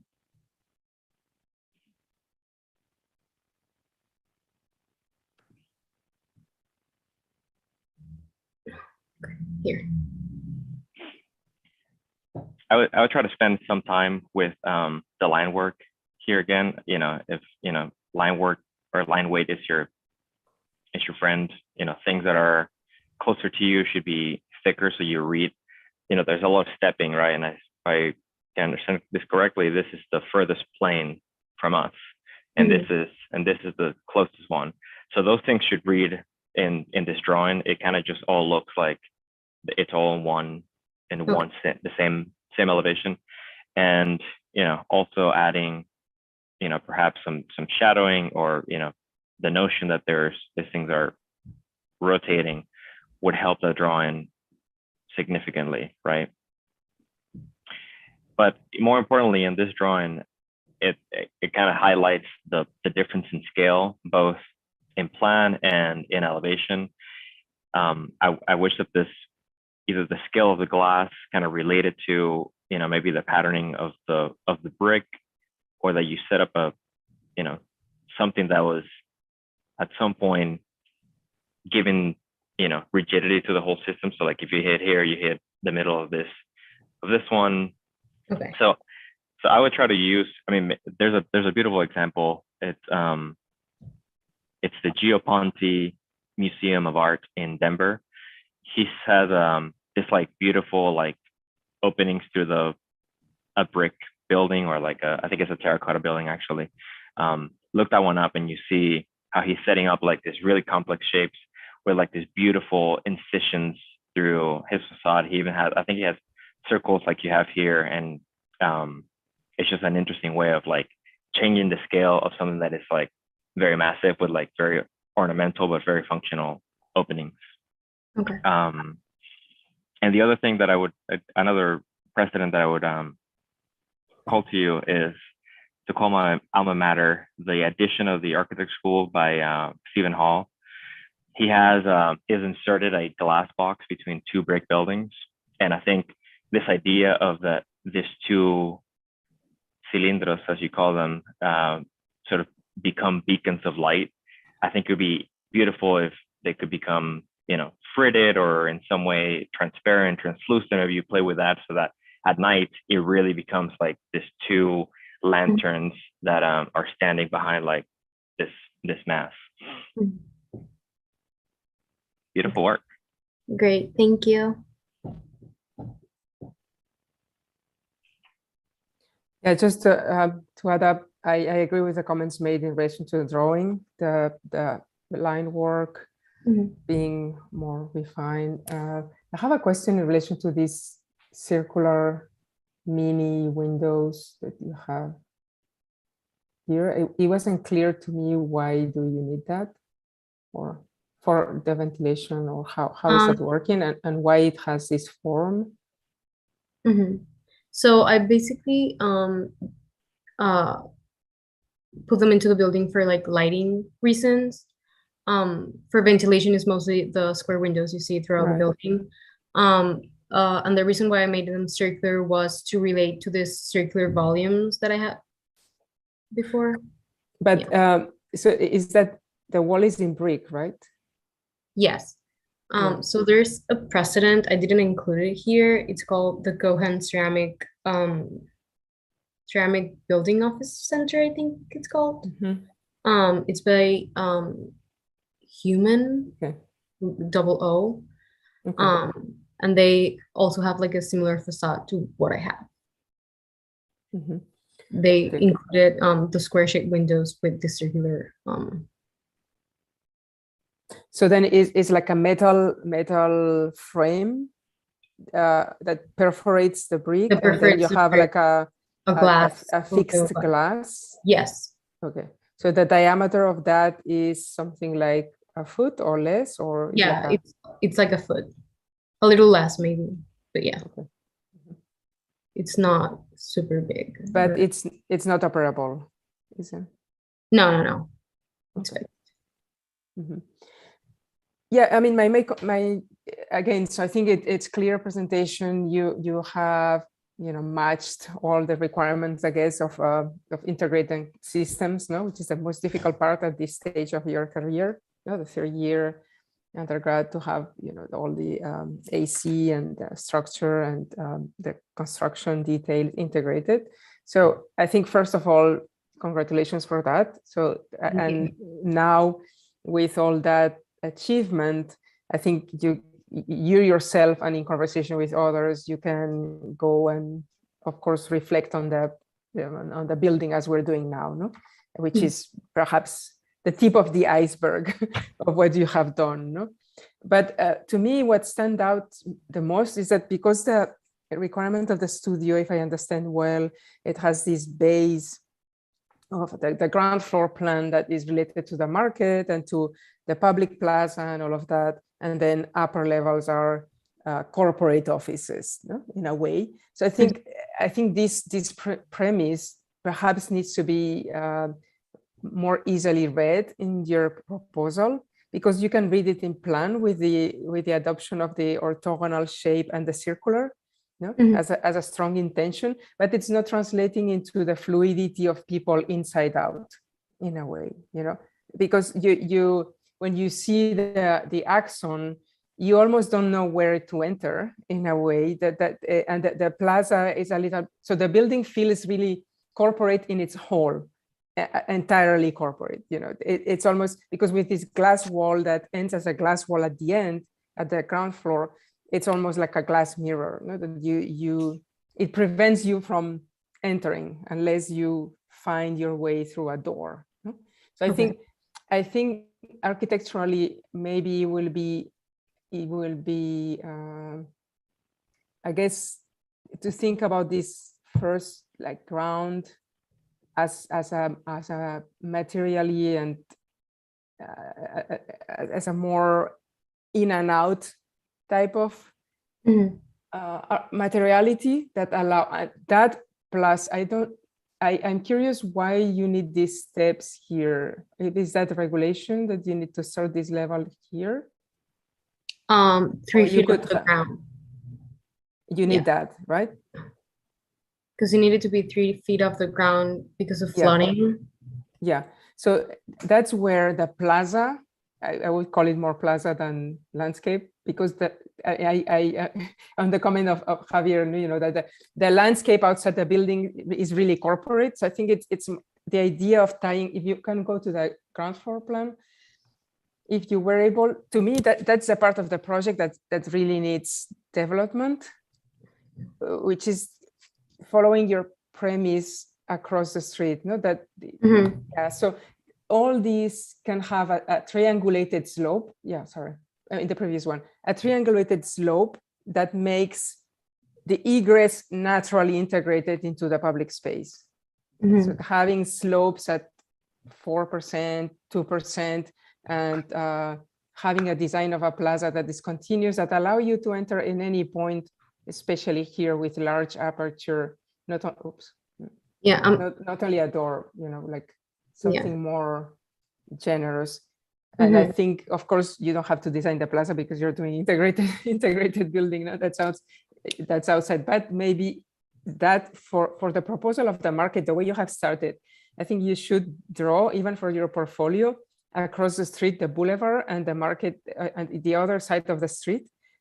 And if you were to have a pattern, the pattern will include the whole sidewalk and the street and the boulevard, everything in between. And studying the topography that makes people flow into your building in a really continuous way. we can see the ground floor again. Yeah, I'm having trouble changing the pages. It goes in front instead of back. Yeah. Give me a second. Okay. Yeah. Yeah. Then. Oh, Yeah, I see that. it froze. Yeah, I see that it's Yeah. becoming crazy. Yeah, no worries.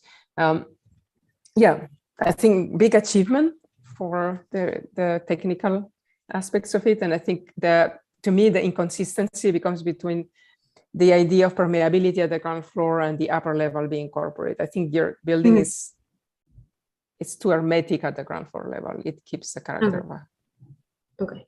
So I would, yeah.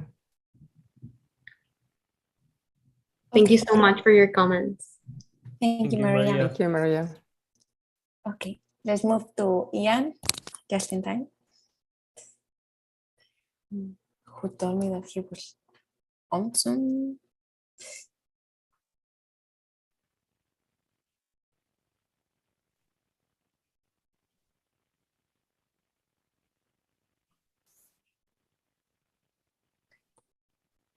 Maria, Olivia, Chris, can you send him a message? I'm surprised he just told me it was working.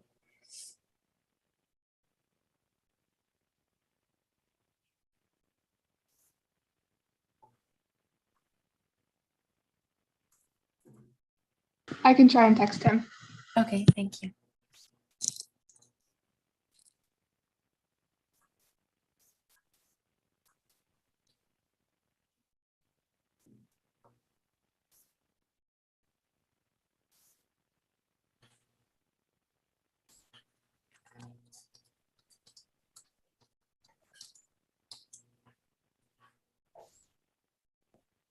Take advantage of this moment and we can go to concept board to sneak peek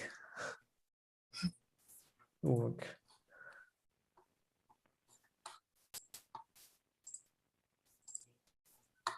I'm going to put it back again here.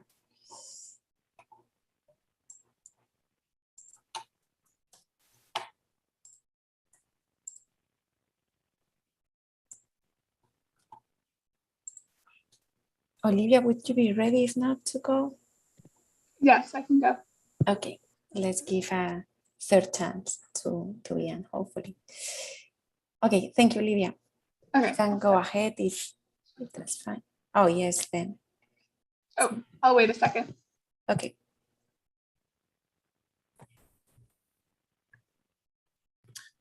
Hi, is it my turn? Yes. Sorry. Can you hear us? Yeah, I can hear you. Okay. Are you ready? Can you open Yeah. the presentation and everything? Sorry about all that.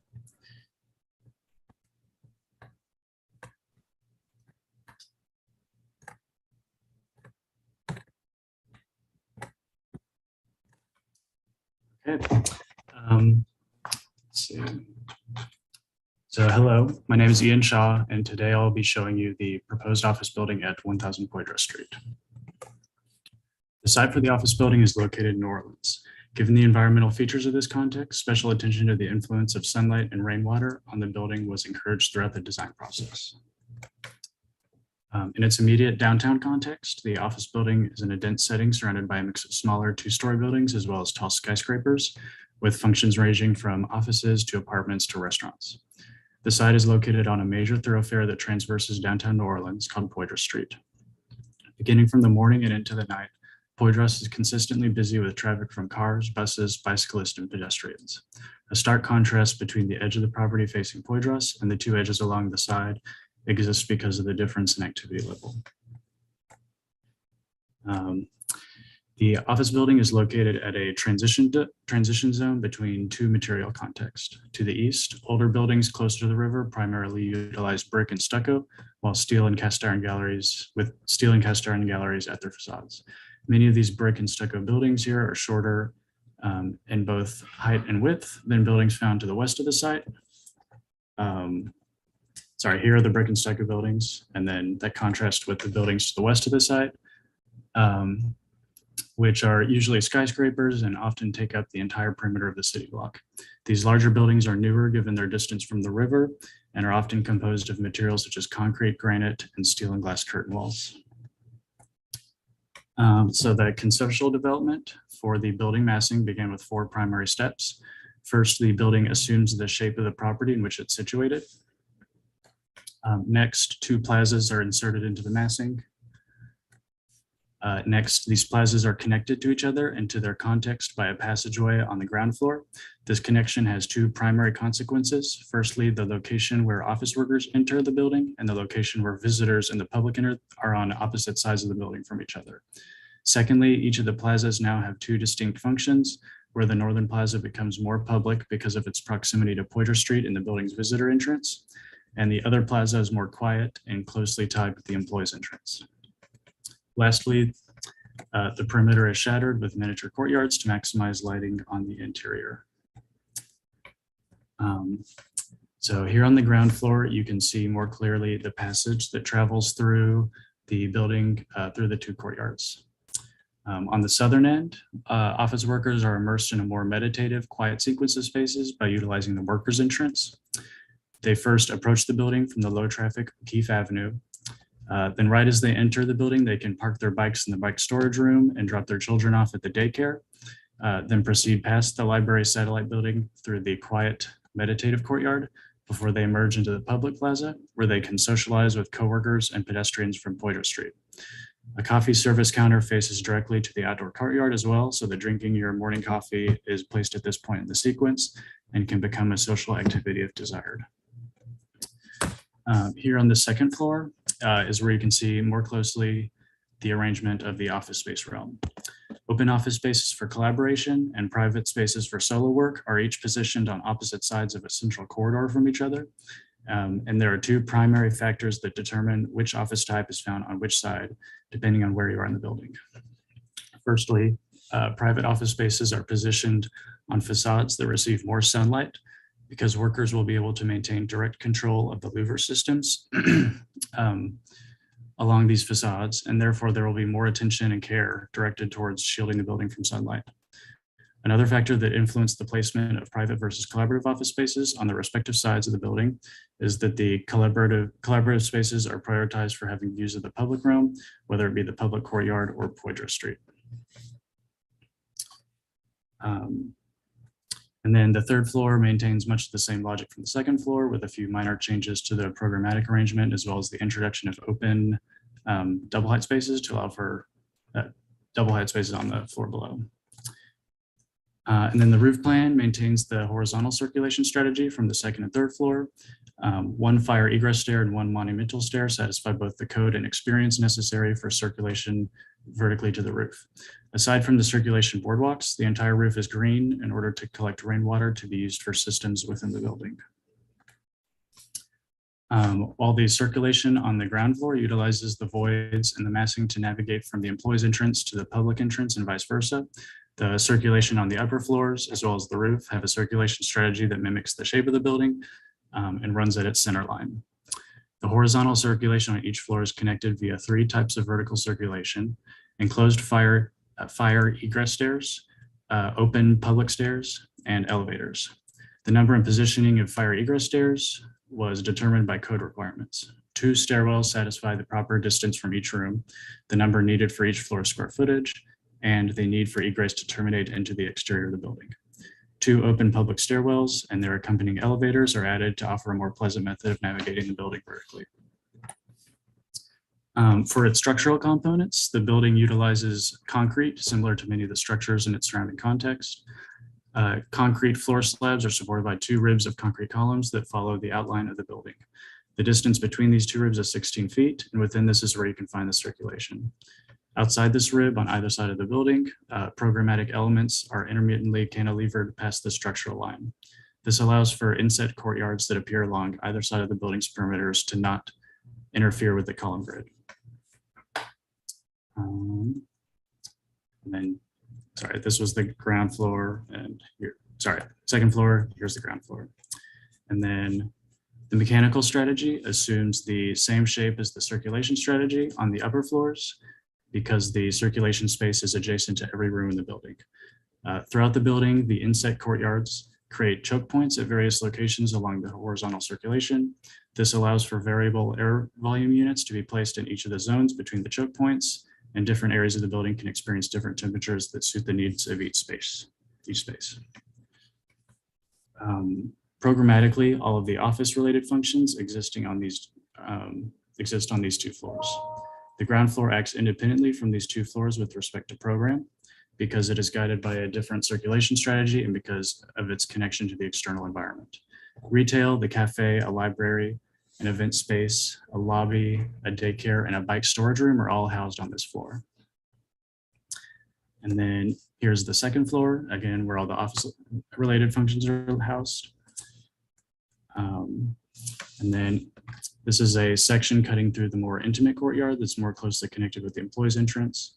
The building responds to the dimensions of the two existing buildings, and this courtyard abuts an existing magnolia tree that is growing behind the northern of the two buildings. And then by contrast, here is a section cutting through the more public plaza. The plaza is completely surrounded by the office building, with the exception of two outdoor entrances on the ground floor. Retail, an event space, a lobby, and a cafe service counter all about this courtyard. And on the top floors, both private as well as public office spaces overlook this courtyard, depending on which direction the facade faces. And then here is a perspective,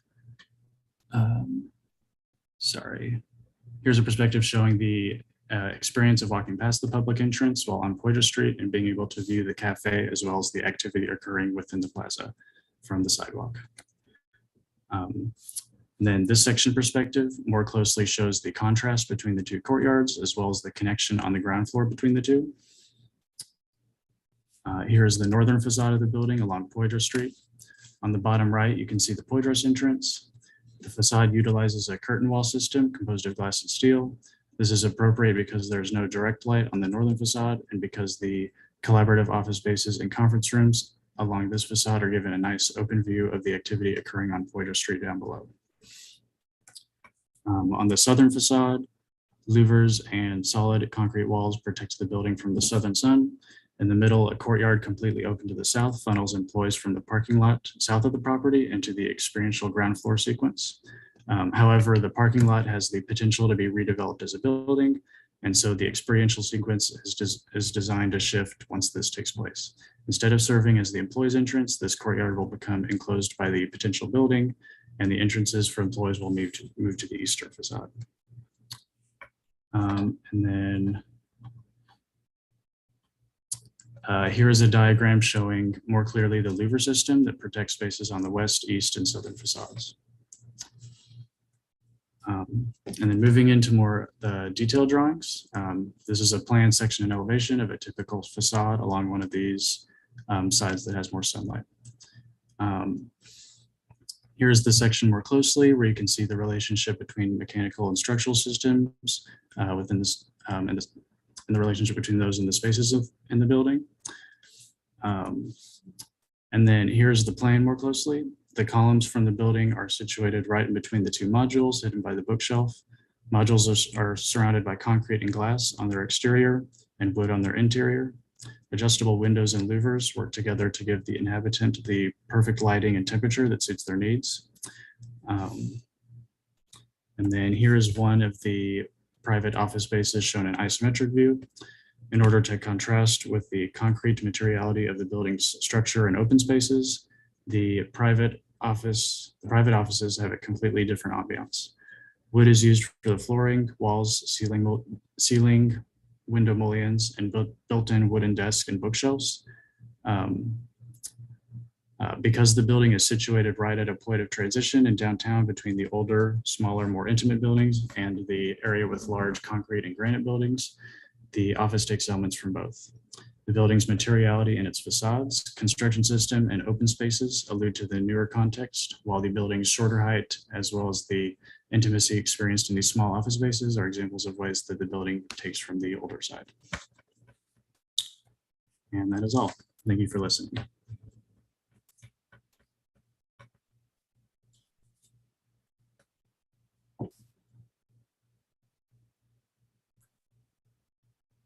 Thank you, Ian. Javi, you want to go or? Yeah, I can go. Thank you. I thought there's a lot of richness in the way that you're describing your your project, which I really appreciate. There's like all these different ways, even this diagram, which I'm trying to fully understand, but maybe we can get to it later. Can you go back to the floor plan?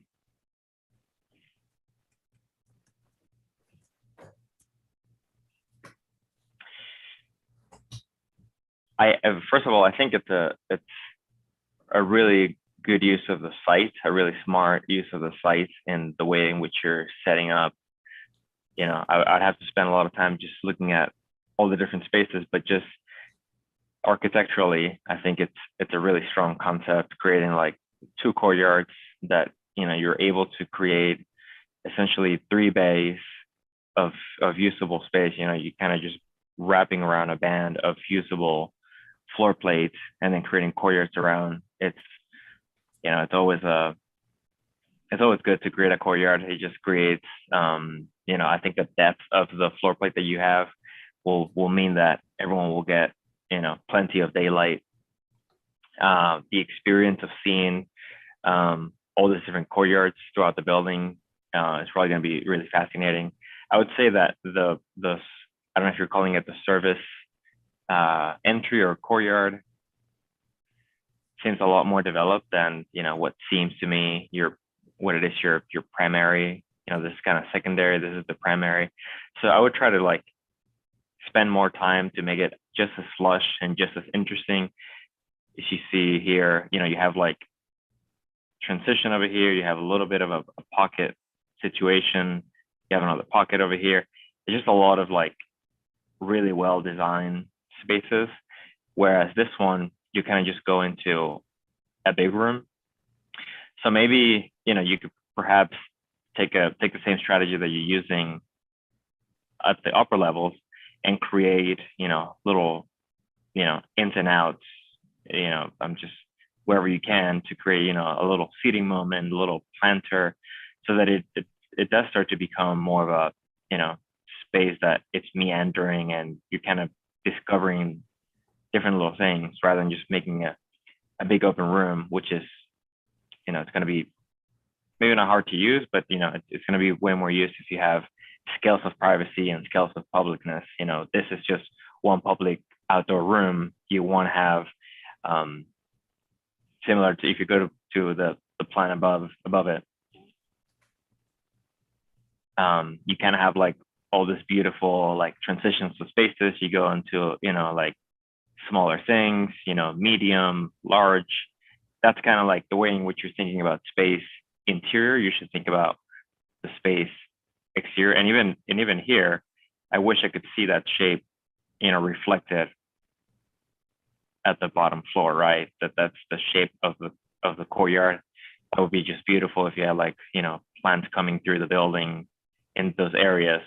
So that would be one comment. I think it's a really strong partie and scheme. I think you could even like really step it up by thinking about how the exterior space influences the interior. One other really minor comment. I don't know if when you went to the roof plan, it seemed like it was going to be occupiable. And I'll just make this comment since it's an integrated studio.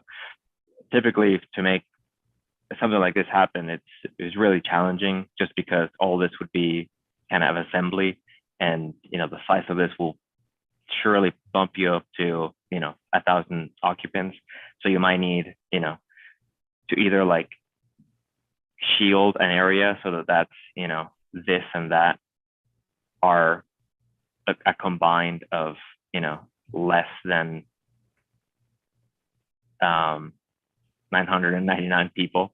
Because, you know, if you calculated the occupancy of this whole floor, it would, you know, you would definitely need a third exit somewhere. So just, you know, thinking about how you lay out the roof plan, just be more mindful about like creating dedicated outdoor zones so that it's clear where they are, and then maybe all the other areas just go to, you know, just like roof drains and more sort of mundane. Or maybe you do want a little walkway, and then you create a little sort of you know, haven in the corners, but just be mindful of what that means to your egress to have access to the rooftop. And the other thing that I would say, if you go back to like the structural grid, this is probably one of the things that I was a bit more confused about, just because it seems counterintuitive. It seems like there's just two images that are in conflict with each other. So I would, I feel like the grid wants to sort of follow this base that you're creating. Because if you can imagine you putting a column in the middle of the space, the tributary area of that area, it's much larger if you have them in the middle of the space than they would be if they were like at the corners, as you would imagine them to be. And then, if you set them back, what that means is that you can just run a girder all the way through and then perhaps cantilever out from that point. So just try to relay the structural grid in a way that makes sense. So like, it looks like you have perhaps, whatever that dimension is, it seems like it's pretty consistent all the way through. And you can just have that march down around the building and have, this smaller little niches just kind of cantilever out of that main frame. Really strong work. Congratulations. Yeah. We'll continue here with. I think. I mean, you can tell that you're a really good designer and that you have managed to not only having a good, really sensitive approach to the site with the materiality and also an explanation that is really based on experience. So, and the program and the experience and the composition of the building are really strong. So I totally agree with the sequence of two courtyards is brilliant for this specific site. And even the way you relate to the existing small buildings to the site at the ground floor level is delicate. So no doubt on your capacities as designer. I think at the urban scale, at the building scale, with tying that together with the experience of the cubicle, even the operability of an office worker or the detail of the daycare and the bike and all these things, no? that you, I think where the integrated studio is challenging you, I think is where that's why this slide is excellent, is where the construction systems had to follow your mastering of massing and materiality. No? So the description you have made of the building is not paying too much attention of so the structure is generic. No, you said concrete structure and almost like, escaping a little bit of commitment, I would say, to structure a little bit more. So structure and form are being more tied together. No? I think that can strengthen your proposal. Totally agree with the last comments made by Javier in terms of the base. That's what I noted down, the same thing in terms of the structure. Another thing also, it's the AC, or I mean, it's ambitious to be providing operability for offices, no, and how opening windows and closing windows, all that will have an impact on the system of AC. And that's pretty sophisticated. So that will also demand a deeper study of sectors and what is, climatization zones. So zones that can be stable in terms of temperature, and zones that can be operable. So having a zoning in plan and section where this is controlled in a way, because operability is the future, but it needs that the systems are a little bit more sophisticated in a way. And the same thing somehow with materiality, I would say that so construction, materiality, and mechanical systems are somehow behind your high qualification as designer, So I think it's if you want to push yourself further, is to carry the power of the proposal into the systems as designer more. Can we see a construction section?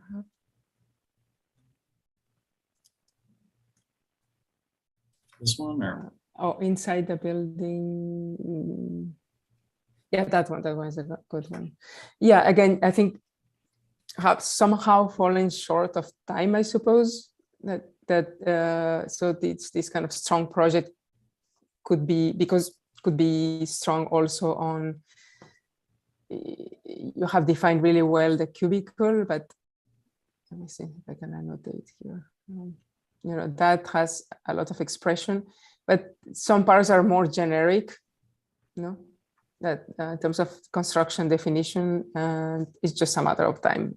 I'm sure you can do it. Yeah, keep it strong at the same level of the box, but seeing that level of commitment in the systems.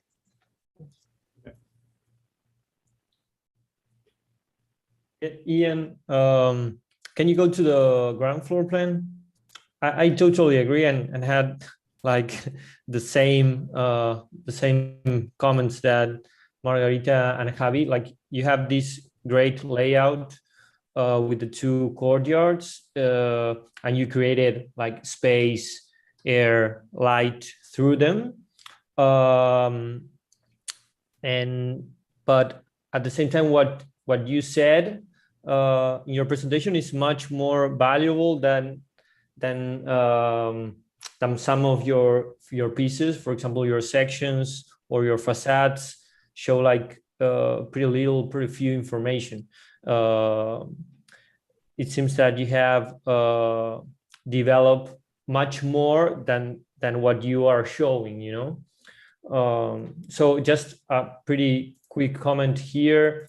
I would probably, this space of course is great, but I don't know, I just, when I saw this floor plan, I imagined that somehow you could open this to here also, so you have like a double entrance, and this like this plaza, it's becoming like more public even that what it is, right now.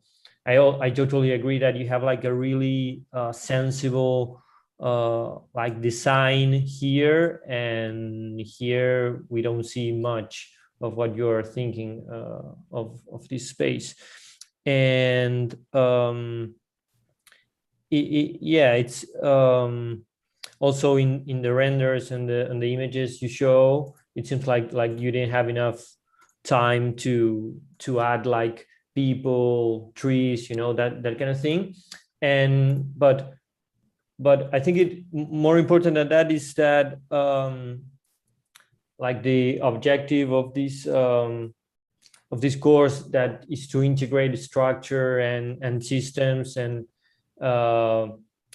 probably you need to push that further. The structure, it's really clear, the one we were seeing before, the slide, that probably just, can you go there pretty quick? Just like continuing these lines all the way, instead of having like this knot,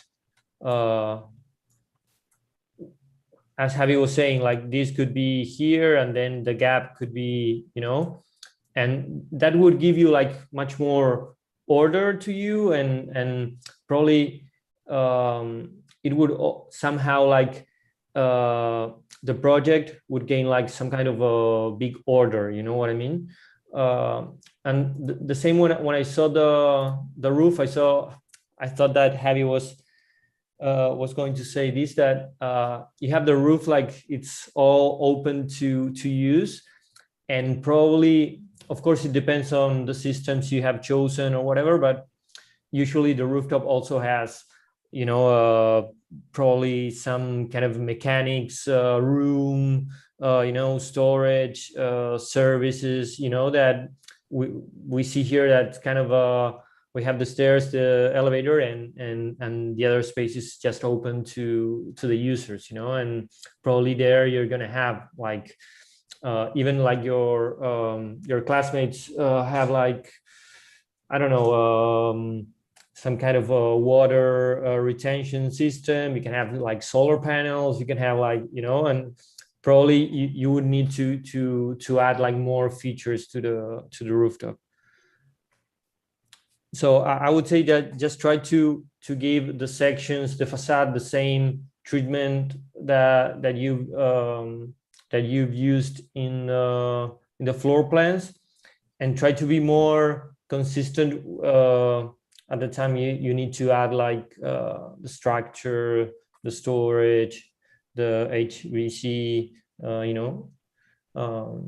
because as Marita said, like your project it's really good, and now you just need to add all these features to make it like a complete integrated project, and it would have like a lot of strength, because your project, your general design it's really clear, and I think it's working really, really well. We have like a really strong point with that two courtyards.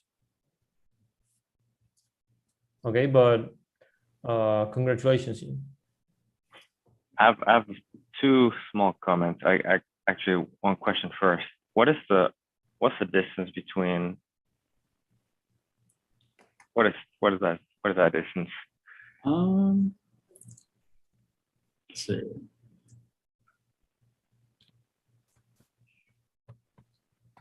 I guess you can find out on your own time. The reason why I'm asking is just so you know, for integrated studio like this, to make sure that the egress stairs are in the right position. So, just making sure that the most remote point is, less than 75 feet to that door, and less than 75 feet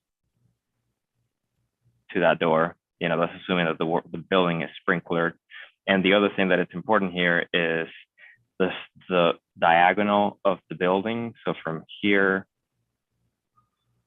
to here, so whatever the total of that is, the exits need to be, a third, which I think you are, and it needs to be a third of X separated. So just check on that, and as you're thinking about your building and how the things are laid out, make sure that you're checking those things. Okay.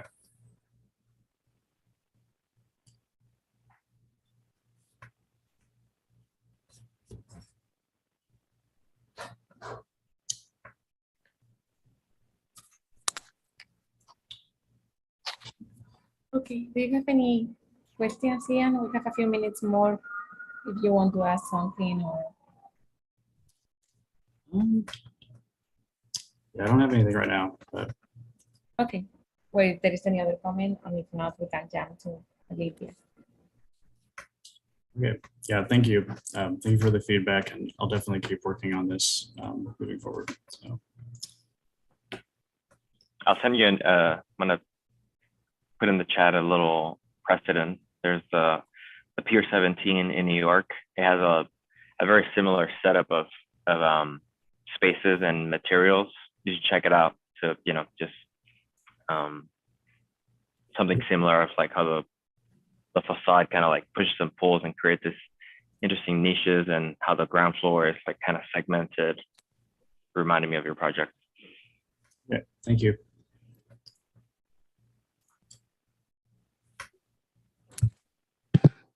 Great.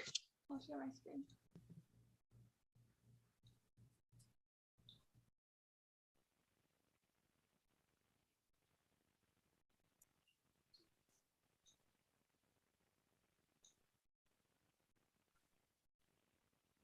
Okay, is that full screen for everyone?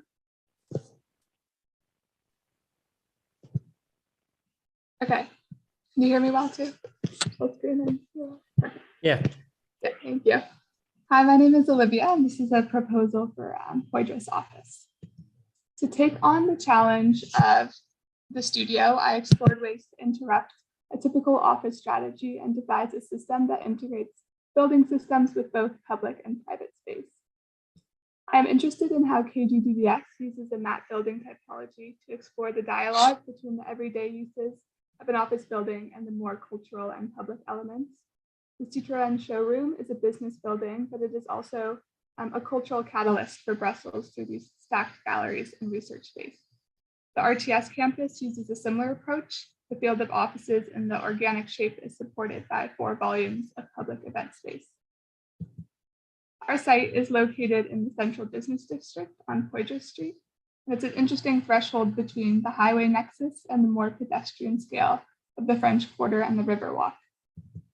In this intermediate space, both scales appear. So Poydras to the north of our site is a 6-lane thoroughfare, but Lafayette, on the other hand, is a narrow road with a widened sidewalk and lays just behind our site.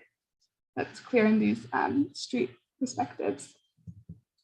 The programmatic distribution around the site also contributes to this contrast, where the amenities keep a low elevation between the towering office buildings.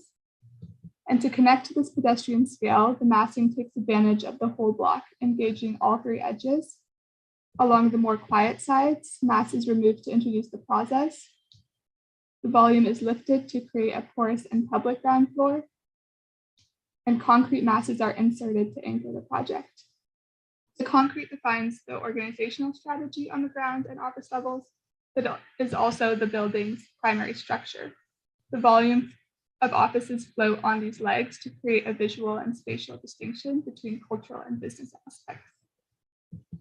The field of concrete legs obscures a primary entrance, so visitors can approach the project from any direction through ramps or stairs. The ground floor is divided into 3 volumes to introduce interior passages and further open up the block. And building services are integrated into each of these areas to hold the bathrooms, cores, fire pump, mechanical room, etc. The site attracts traffic both during the day and the evenings, with the neighboring offices, apartments, and the civic theater across the street on O'Keefe. So the strategy responds to both with the ground floor volumes. Continuous through the project are these structural legs that on the ground floor are absorbed into 3 programmatic spaces. I imagine the company in this building having a more direct relationship with the city and the public. So in the ground floor, there's multiple spaces for them to blend commercial aspects with business operations. The northwest volume is where the office worker could use the circulation core or the experiential stair to reach the offices, but also houses a retail space to market and sell products. The volume wrapping around the O'Keefe Plaza offers an interior respite from the New Orleans sun and is used primarily as an open gallery for everyday exhibition or events. And the northeast volume is a more traditional gallery space used as an extension for exhibitions or its own rentable showcase. Moving up from the ground floor, the maximized floor plate dissolves the reading of the concrete and creates a field-like condition, offering a lot of flexibility in arrangement and organization of the offices. The structural walls give some possibilities of dividing up the space into closed offices, meeting rooms, and open seating. And services like the bathrooms, kitchens, printers, and fan room are nicely tucked away within the concrete elements to maintain the open feel. Only 2 floors of offices are needed to reach a sufficient square footage, again allowing the overall height of the project to fit with the other low-rise developments in the area. To emphasize the main scheme of the legs, some structural elements poke through the roof and people can enjoy the green space with limited occupancy. The stacked gallery and library and archive space culminates in a research room on the roof, again using the structural and aesthetic scheme to define public and semi-public space through the project. To bring light to the open passages on the ground level, there are 2 light wells that puncture the office volume and help guide people between sections of the ground floor. This section shows the relationship between the ground and the upper levels. So an office worker might enter through Rampart Street on the left, grab a coffee, walk through the gallery, or turn around the corner and head directly up to their office and enjoy the balcony. A perforated metal screen wraps around the office volume to unify the mass and distinguish the field conditions of the business floors from the cultural moments on the ground. The enclosure on the ground is also set back to pull visitors in, and the facade treatment wraps under to further highlight that contrast. The roof offers a more private area for workers to enjoy the climate and host meetings or events. These elements work together to celebrate the public ground floor while providing shading and working conditions with diffuse lighting through the screen and in the office space. An underfloor air distribution system is used so that the structure is also celebrated with minimized ductwork. VAV cassettes are used in this decentralized system to allow for maximum control of how different conditions are climatized. In addition to mechanical systems, the roof is activated in 3 sections. One drain channels stormwater through a heat sink so that it absorbs heat from the domestic water supply before it is used to chill water for the HVAC system. Another drain takes stormwater to the rain garden on O'Keefe Plaza to create a natural buffer between the plaza and the street and hold water on the site. And the third drain meets the gray water pipe to filter water naturally through the terrace and planters on the Rampart Plaza before taking it through a gray water treatment tank so that it can be used to flush the bathrooms. A screen wraps around the offices to provide shading, and the space between the perforated metal and the insulated glazing allows for natural ventilation so the working spaces remain as cool as possible. The screen also reinforces the being of a light volume floating on concrete legs by wrapping under the slab and maintaining the legibility of structure on the ground floor with these concrete legs. From Poydras, visitors have a clear idea of the concrete cutting through the project, and that's evident from all sides of the project, also due to the uniformity of the screen. The Rampart street edge opens more to the pedestrian with the retail entrance, cafe, and loading space. And O'Keefe, which again is across the street from the Civic Center, is very open with these long steps. And suggested here in the views is the idea that no matter where the visitor is, the main scheme is intact. So even in the office spaces, the screen offers an even feel with the field condition on the interior. And on the ground, visitors weave through the legs for the gallery, and again on the roof. Models. Thank you.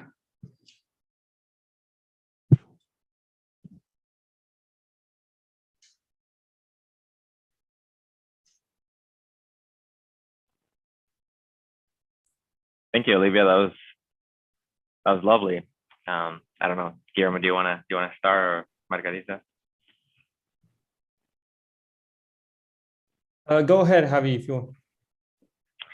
I mean, I would say this is. I mean, it's hard to comment on this such a strong work. I mean, it looks like you've poured your soul into this project, and it shows from the research, just the careful, the thoughtfulness of drawing, just trying to find things. And I think you've thought about pretty much every single inch of this building to the nth degree, and it really shows, and I really appreciate that. It's so congratulations. I would say, if anything, can you go back to, I think if you go to the ground floor. Yes, I'm gonna please cheat a little bit and go out of full screen.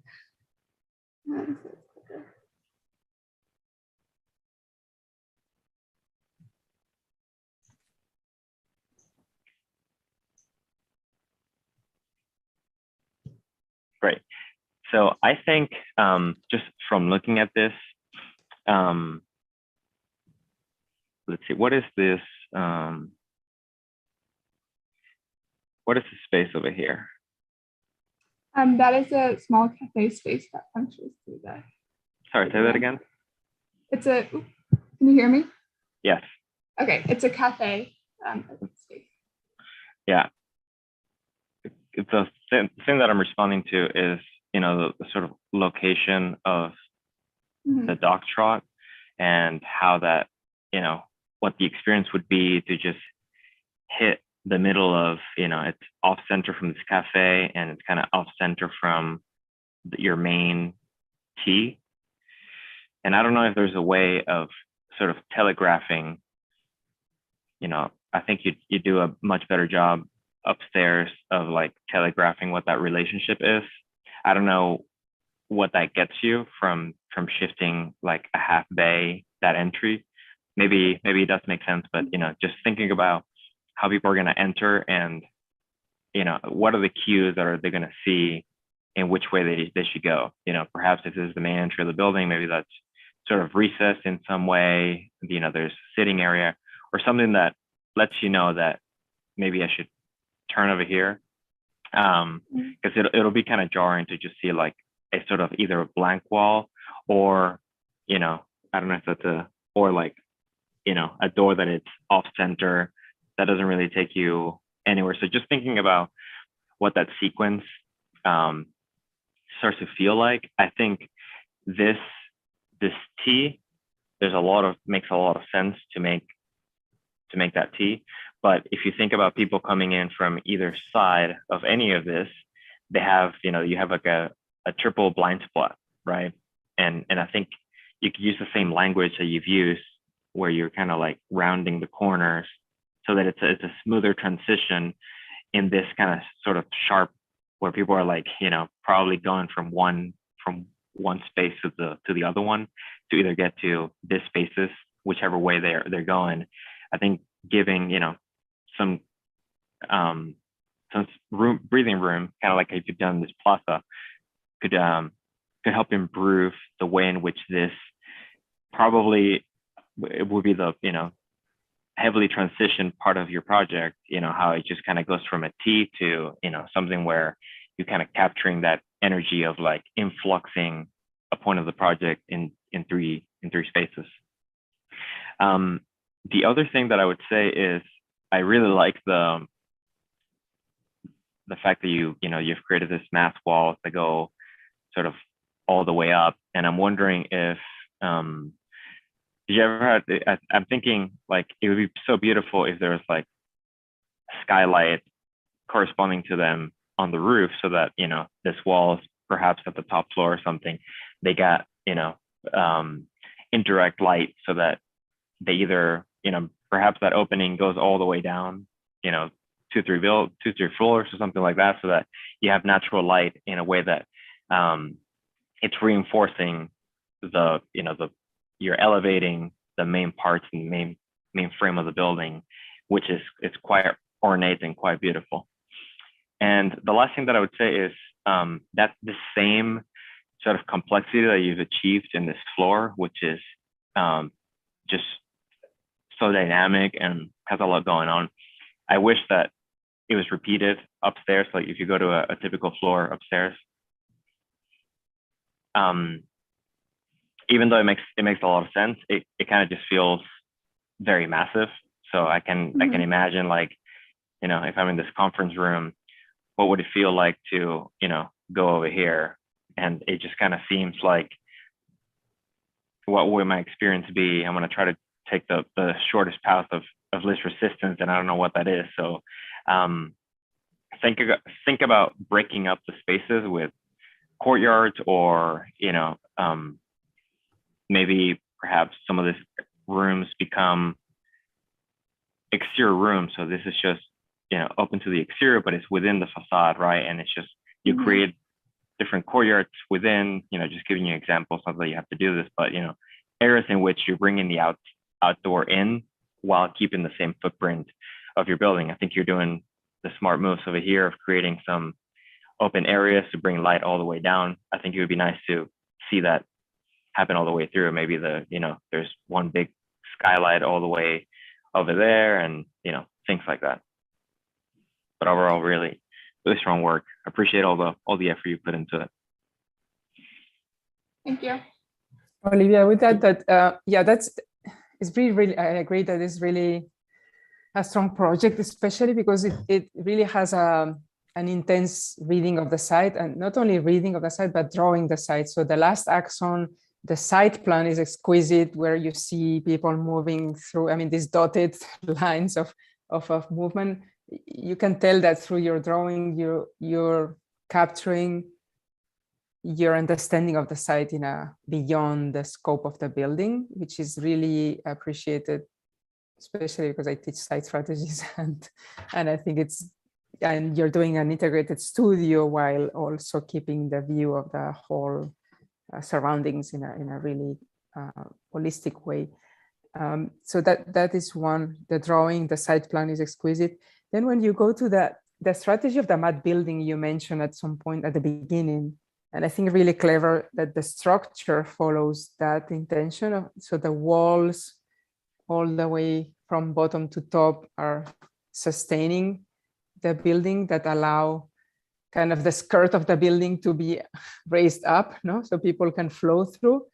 So if we go back to the ground floor plan, as Javier was mentioning, I think the maybe one way of strengthening this free plan of the ground floor is to think about the walls becoming, I think the walls becoming rooms. So these walls at the ground floor, they might encompass rooms that are somehow the lost columns. No? So the idea that, so I'm trying to liberate everything else as much as possible. So I'm not sure if these divisions of the orthogonal help in here. Mm-hmm. I think if the wall becomes an envelope of program and the rest is more fluid, that matte building will come back in a way. No? I think the idea that this facade is in orthogonal projection of what is happening above is not helping the reading of the matte building in a way. No? I think but again, so just the tip of the iceberg of something that is really exquisite and nicely designed. I really appreciate the kind of this structure of the circulation. No? And I wonder if that can be more fluid in a way, that more open, that will also allow the top. I mean, I'm worried about, I mean, this type of schemes with the 3 foot above is difficult, no? Because you have the idea of the matte building, but of course you have to raise and have all these steps here, and that's somehow annoying in a way, no? So if you were able to integrate this into a ramping system, that is a soft ramping system from here to here, or that makes the softness of all achievable, that will be awesome. But yeah, congratulations, really beautiful work. Yeah, Olivia, you have a great project. You did a great presentation. It was fluid. It's pretty clear. I mean, clear in a really good way. You know, the drawings are great also. So I just only have like a few details that I think would make your project better. As we are here on the ground floor, I totally agree with what Javi and Margarita said. I think you have much more space like here than you can use. You know, this is like pretty tight, and somehow maybe you can use like the curves. That the curves are much more gentle, you know, for the ground floor. Maybe somehow, I don't know, maybe the curve is like on the other way, and you created this as Margarita said, this kind of cross in a more gentle way. And the other thing is that I think that structurally you could use somehow to, if you can fit like the walls, these thick walls that you have with the facade, you know, maybe here we cannot see it that clear, but can you go to the, for example, the second level? Okay. You know, we have like this distance, you know, that's, oh, sorry. We have this distance that is repeating, but at the same time, this distance has nothing to do with the walls, you know, with the structural walls. And if you can build a system that also, you know, it's the facade, it's coherent, you know, with the structure, I think it would be much more radical, and you would definitely integrate the structure with the facade, you know, definitely. And probably there, as as Javi said, also there are some bearing walls that are working really good. Maybe sometimes there are some others that aren't working that well. If you go again, sorry, to the ground floor level, probably, you know, here these two, I don't know, I don't think probably you can work those out better, you know, because if you're walking here, you just see like a wall, you know, and also like this distance is pretty narrow for you to enter here, you know. So probably like there are some few details that you can improve, because you have like a pretty general scheme that's pretty good, you know. So I think with just a little more like details, you can make it like really, really good. And in the in the second level, I also wrote that can you go to the second? That probably you have like these two kind of shy, you know, like little double height spaces, and you can use that. You have also a terrace here, and so you can make this this workspace like pretty much much more attractive, you know, like adding these features that you already have, but in a much more like radical way, I would say, or much more I don't know. So they have like more of a character, you know, and they would be like a noticeable feature in your project. No, you like terraces, courtyards, double height spaces, so you can connect, you know, visually and the different levels and the different workers, so people can interact, you know. So I think that you could be a little more radical in that way. So you can stand out with a great floor plan also in the workspace. But I would say in general, it's a really great project. The drawings are really good. It's so congratulations. Maybe one thing that might be important is to have a diagram of the walls with the structure of the slabs and the beams. So and then a feedback loop where you make sure that these walls are the position they need to be, I think, because it looks like to have spatially they work for you, but I'm not sure if they work structurally as in a consistent way. You know what I mean? So because then the walls and the beams, seeing the logic and geometry of that will be important. Yeah, I have to say, like, these bearing walls wasn't my original structure, and I think like I moved on too fast before iterating again, like where these walls were to fit with like a regular structural grid. So it's definitely something I would revisit. Yeah.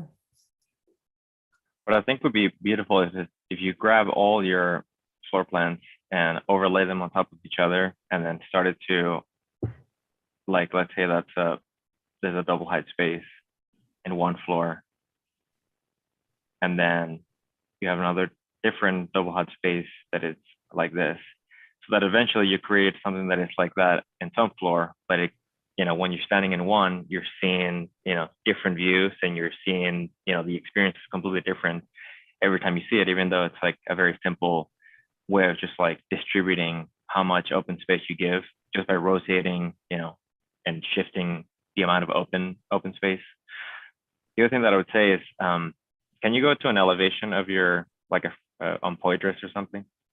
Actually, take me through the floor plans first, and then go to the Poitras elevation. Just to remind me of where things are. If you just go first floor, second floor, third floor. Oh. Second floor. So this is the second floor. Okay.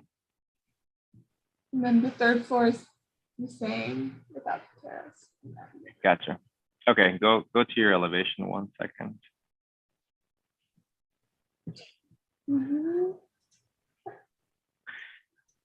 What I'm thinking could be beautiful. I think there's something about how rigid there's like a grid within a grid, and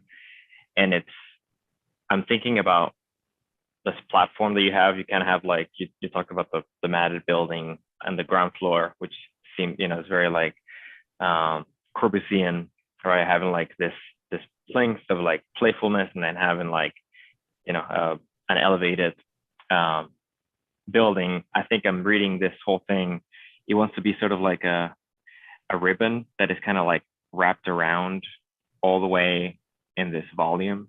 And what immediately I'm thinking about is, if you diagrammed what's happening behind this facade, could you either by openings or by louvers or by changing the degree of openness in your screen, if you went to like, let's say a 1 foot opening in private, so you go from close for private, open for less private, a bit more public, and then fully public, you go to like a 40-inch module, so that you have, something that is doing that, and it starts to kind of like open up as you go throughout the building. And then the beautiful thing is that you use the elevation as a way of telling yourself, what do I want this elevation to look like, and how can I make the program match that, so that you can imagine, lines of really private space over here that then start to like undulate and meet with other ones, so that you see, oh yeah, there's private things over here, and maybe they combine with 2 different floors, and maybe this whole thing is an open thing. So ways in which you can create dynamism in the same way that we're talking about open space, and how playful the ground floor is, and how playful the roof is. I think you can take some of those same lessons and apply them to a compelling facade strategy that kind of it's muted and feels appropriate to the sort of like rigorousness that you've set up. Beautiful work. Makes a lot of sense.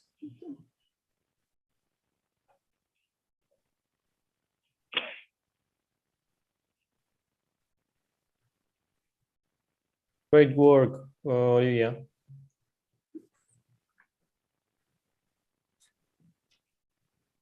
Do we have time? No.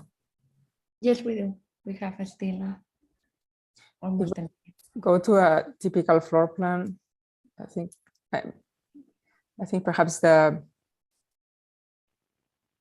really intrigued by the especially the curved walls, and not because of form of but its capacity to act as a structure if it's going in 2 directions as a wall.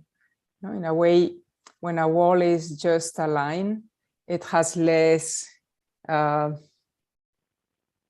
would say it's less resistant to horizontal forces. But while if the wall is an angle, it makes it this kind of thing like that. Or I mean, of course, this is the core, which is like what it is, which is like a super wall. It's great.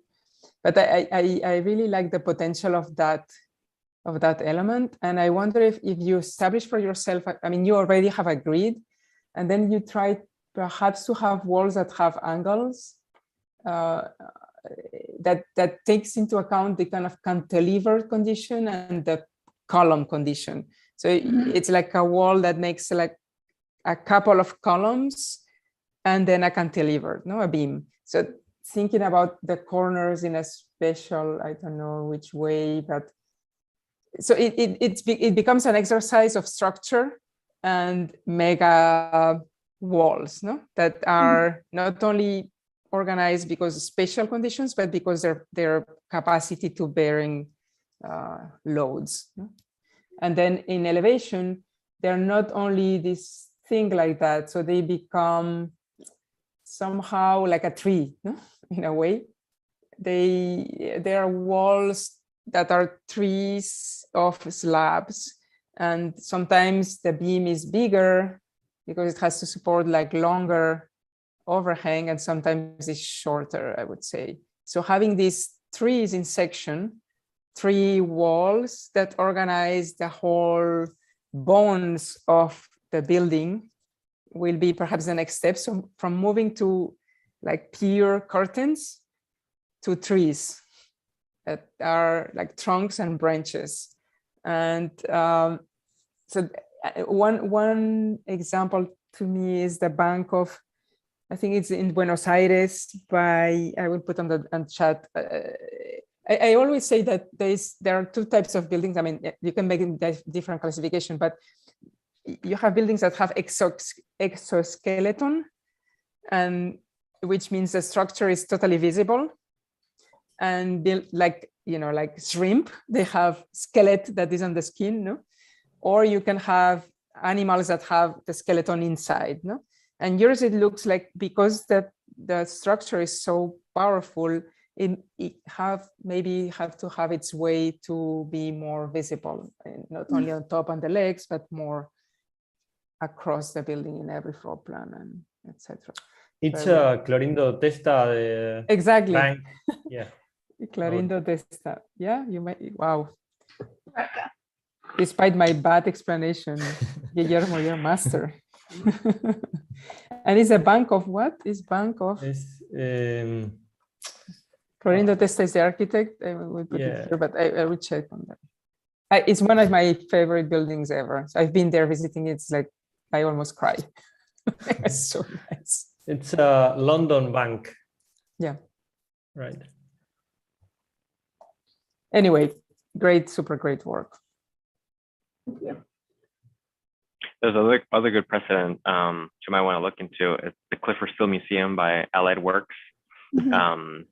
Has a really beautiful sort of like all concrete, cast in place, board form, but the transitions of spaces, and it has like this sort of like matted quality to it, but they also have screened elements, and they have screened gardens within the footprint of the museum, which I think it could help you thinking about those, how to integrate the outside indoors while keeping the purity of the form.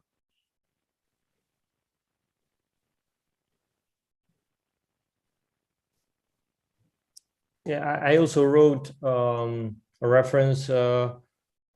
You can check Grafton Architects that had a lot of these spatial connections between the different floors, and they use a lot of also concrete structures. So you have a lot of reference there in the chat that you can look at.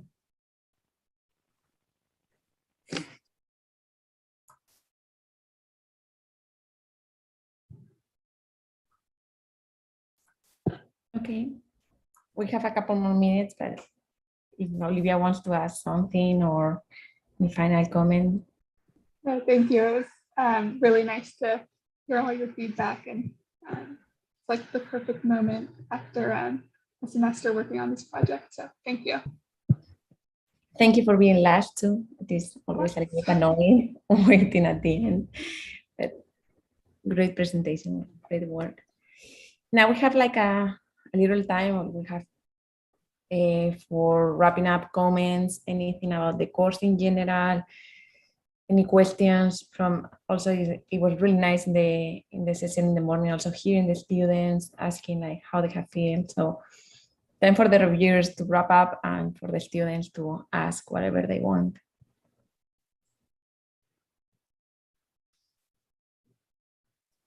I would ask to students, what do they feel? I mean, I guess when you arrive to this level, when you have a project and you have to have the structure and everything, it's like almost really satisfying. No? Not only you, but your parents and everyone is like, oh, now you're an architect, because these things are like really, no? I suppose it's work, but I suppose it's also satisfaction. I don't know. What do you think? Well, it's annoyingly boring. I don't know. You're getting like really close to a real building, you know? Yeah, I think I didn't realize how far we've come into like putting it all together for sure. I think in the moment it was really overwhelming, and there's like so much you can like focus on so many aspects, and you kind of have to give everything a first thought and then decide what you really thought about it.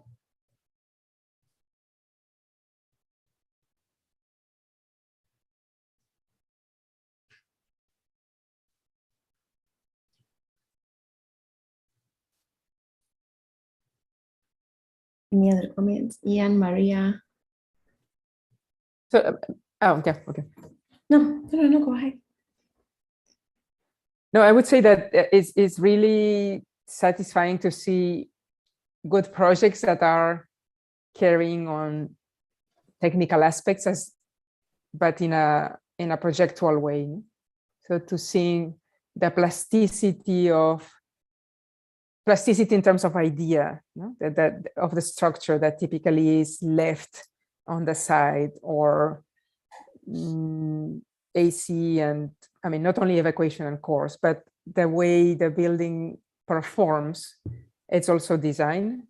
So that, and yeah, so I think I'm excited to see like good designers, emerging good designers, jumping into aspects of architecture that are potentially malleable as program and distribution and materiality, like structure or AC or water strategies, or aspects that are typically technical, put on the dish with the other typical aspect of an architect. I think that's really exciting to see. And the more passion and it into it, the better, of course. Yeah, totally. And also, like, I think it's a program that it's challenging, of course, due to the pandemic and to all the things we've been living through. And it's a program that also probably needs to be like redefined somehow. So it's great to see like students trying to think like different ways of designing workspaces, and also as Margarita was saying, like trying to think about a structural system as a part of an integral design, and not just like something that you like try to fit afterwards, so it's you can really tell and really quick if the structure is adding like value to the building, or if it's just like a thing you just draw at the end, and here it was pretty noticeable that you were like concerned about this feature, and that you have thought about it from the beginning. So I think that's great.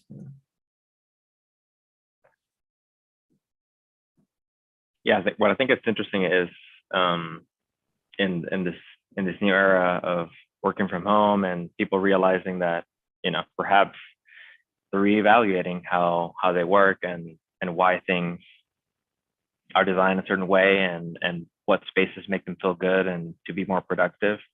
And I wonder if like 100 years from now, we'll be looking back at the office buildings that we designed and be like, that's crazy. Everyone just works from home, and it's fine. And it's interesting, seeing the parallels between like the modernists, they're also wrestling with a lot of the same concepts, and with Frank Lloyd Wright and everyone, and his people in the same era, where they're redesigning the office space and what that was, and they started to do the open plan space that we kind of still use to this day, and it became really popular, especially in design oriented places to work. And it's a scheme that's still going strong. And now having an open office is kind of dangerous during COVID, and they're loud, and they're not really conducive to like the way that we like to work nowadays. So I think it's fascinating to see. It's a interesting dynamic working from like the real world conditions and like trying to meet those with like real architectural concerns of structure and egressing. So I think this is going to be a formative year for everyone here, and really appreciate all the great work.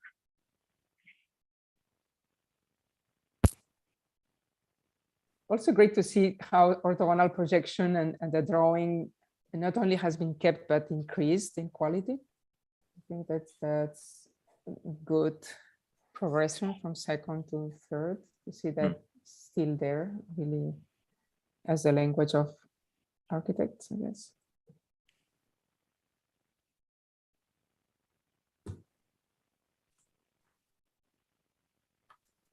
Well, thank you so much for Margarita, Guillermo, Javier. It's been great hearing your conversation and your comments about the project. Amazing, super useful. And thank you all the students for the presentations. It's been like a great day, and they have all done a great job, I think, putting together. So that's all for today, and thank you so much. Yeah, I just want to say pretty quick that it's been a pleasure being at Tulane again, like virtually, but to see the professors and to see also the students that I haven't seen in a while. So it's been great. Also seeing that you're progressing, you're making like more work, and it's getting better and better and better. So it's been a pleasure. So thank you very much for the invitation, and it was great to see you all. Thank you all. Thank you, Andrea, for the invitation. Thank you for coming. Okay. Thank you. Bye-bye. Thank you so much. Bye, all. Thank you. Bye. Thank you so much. Thank you. Bye.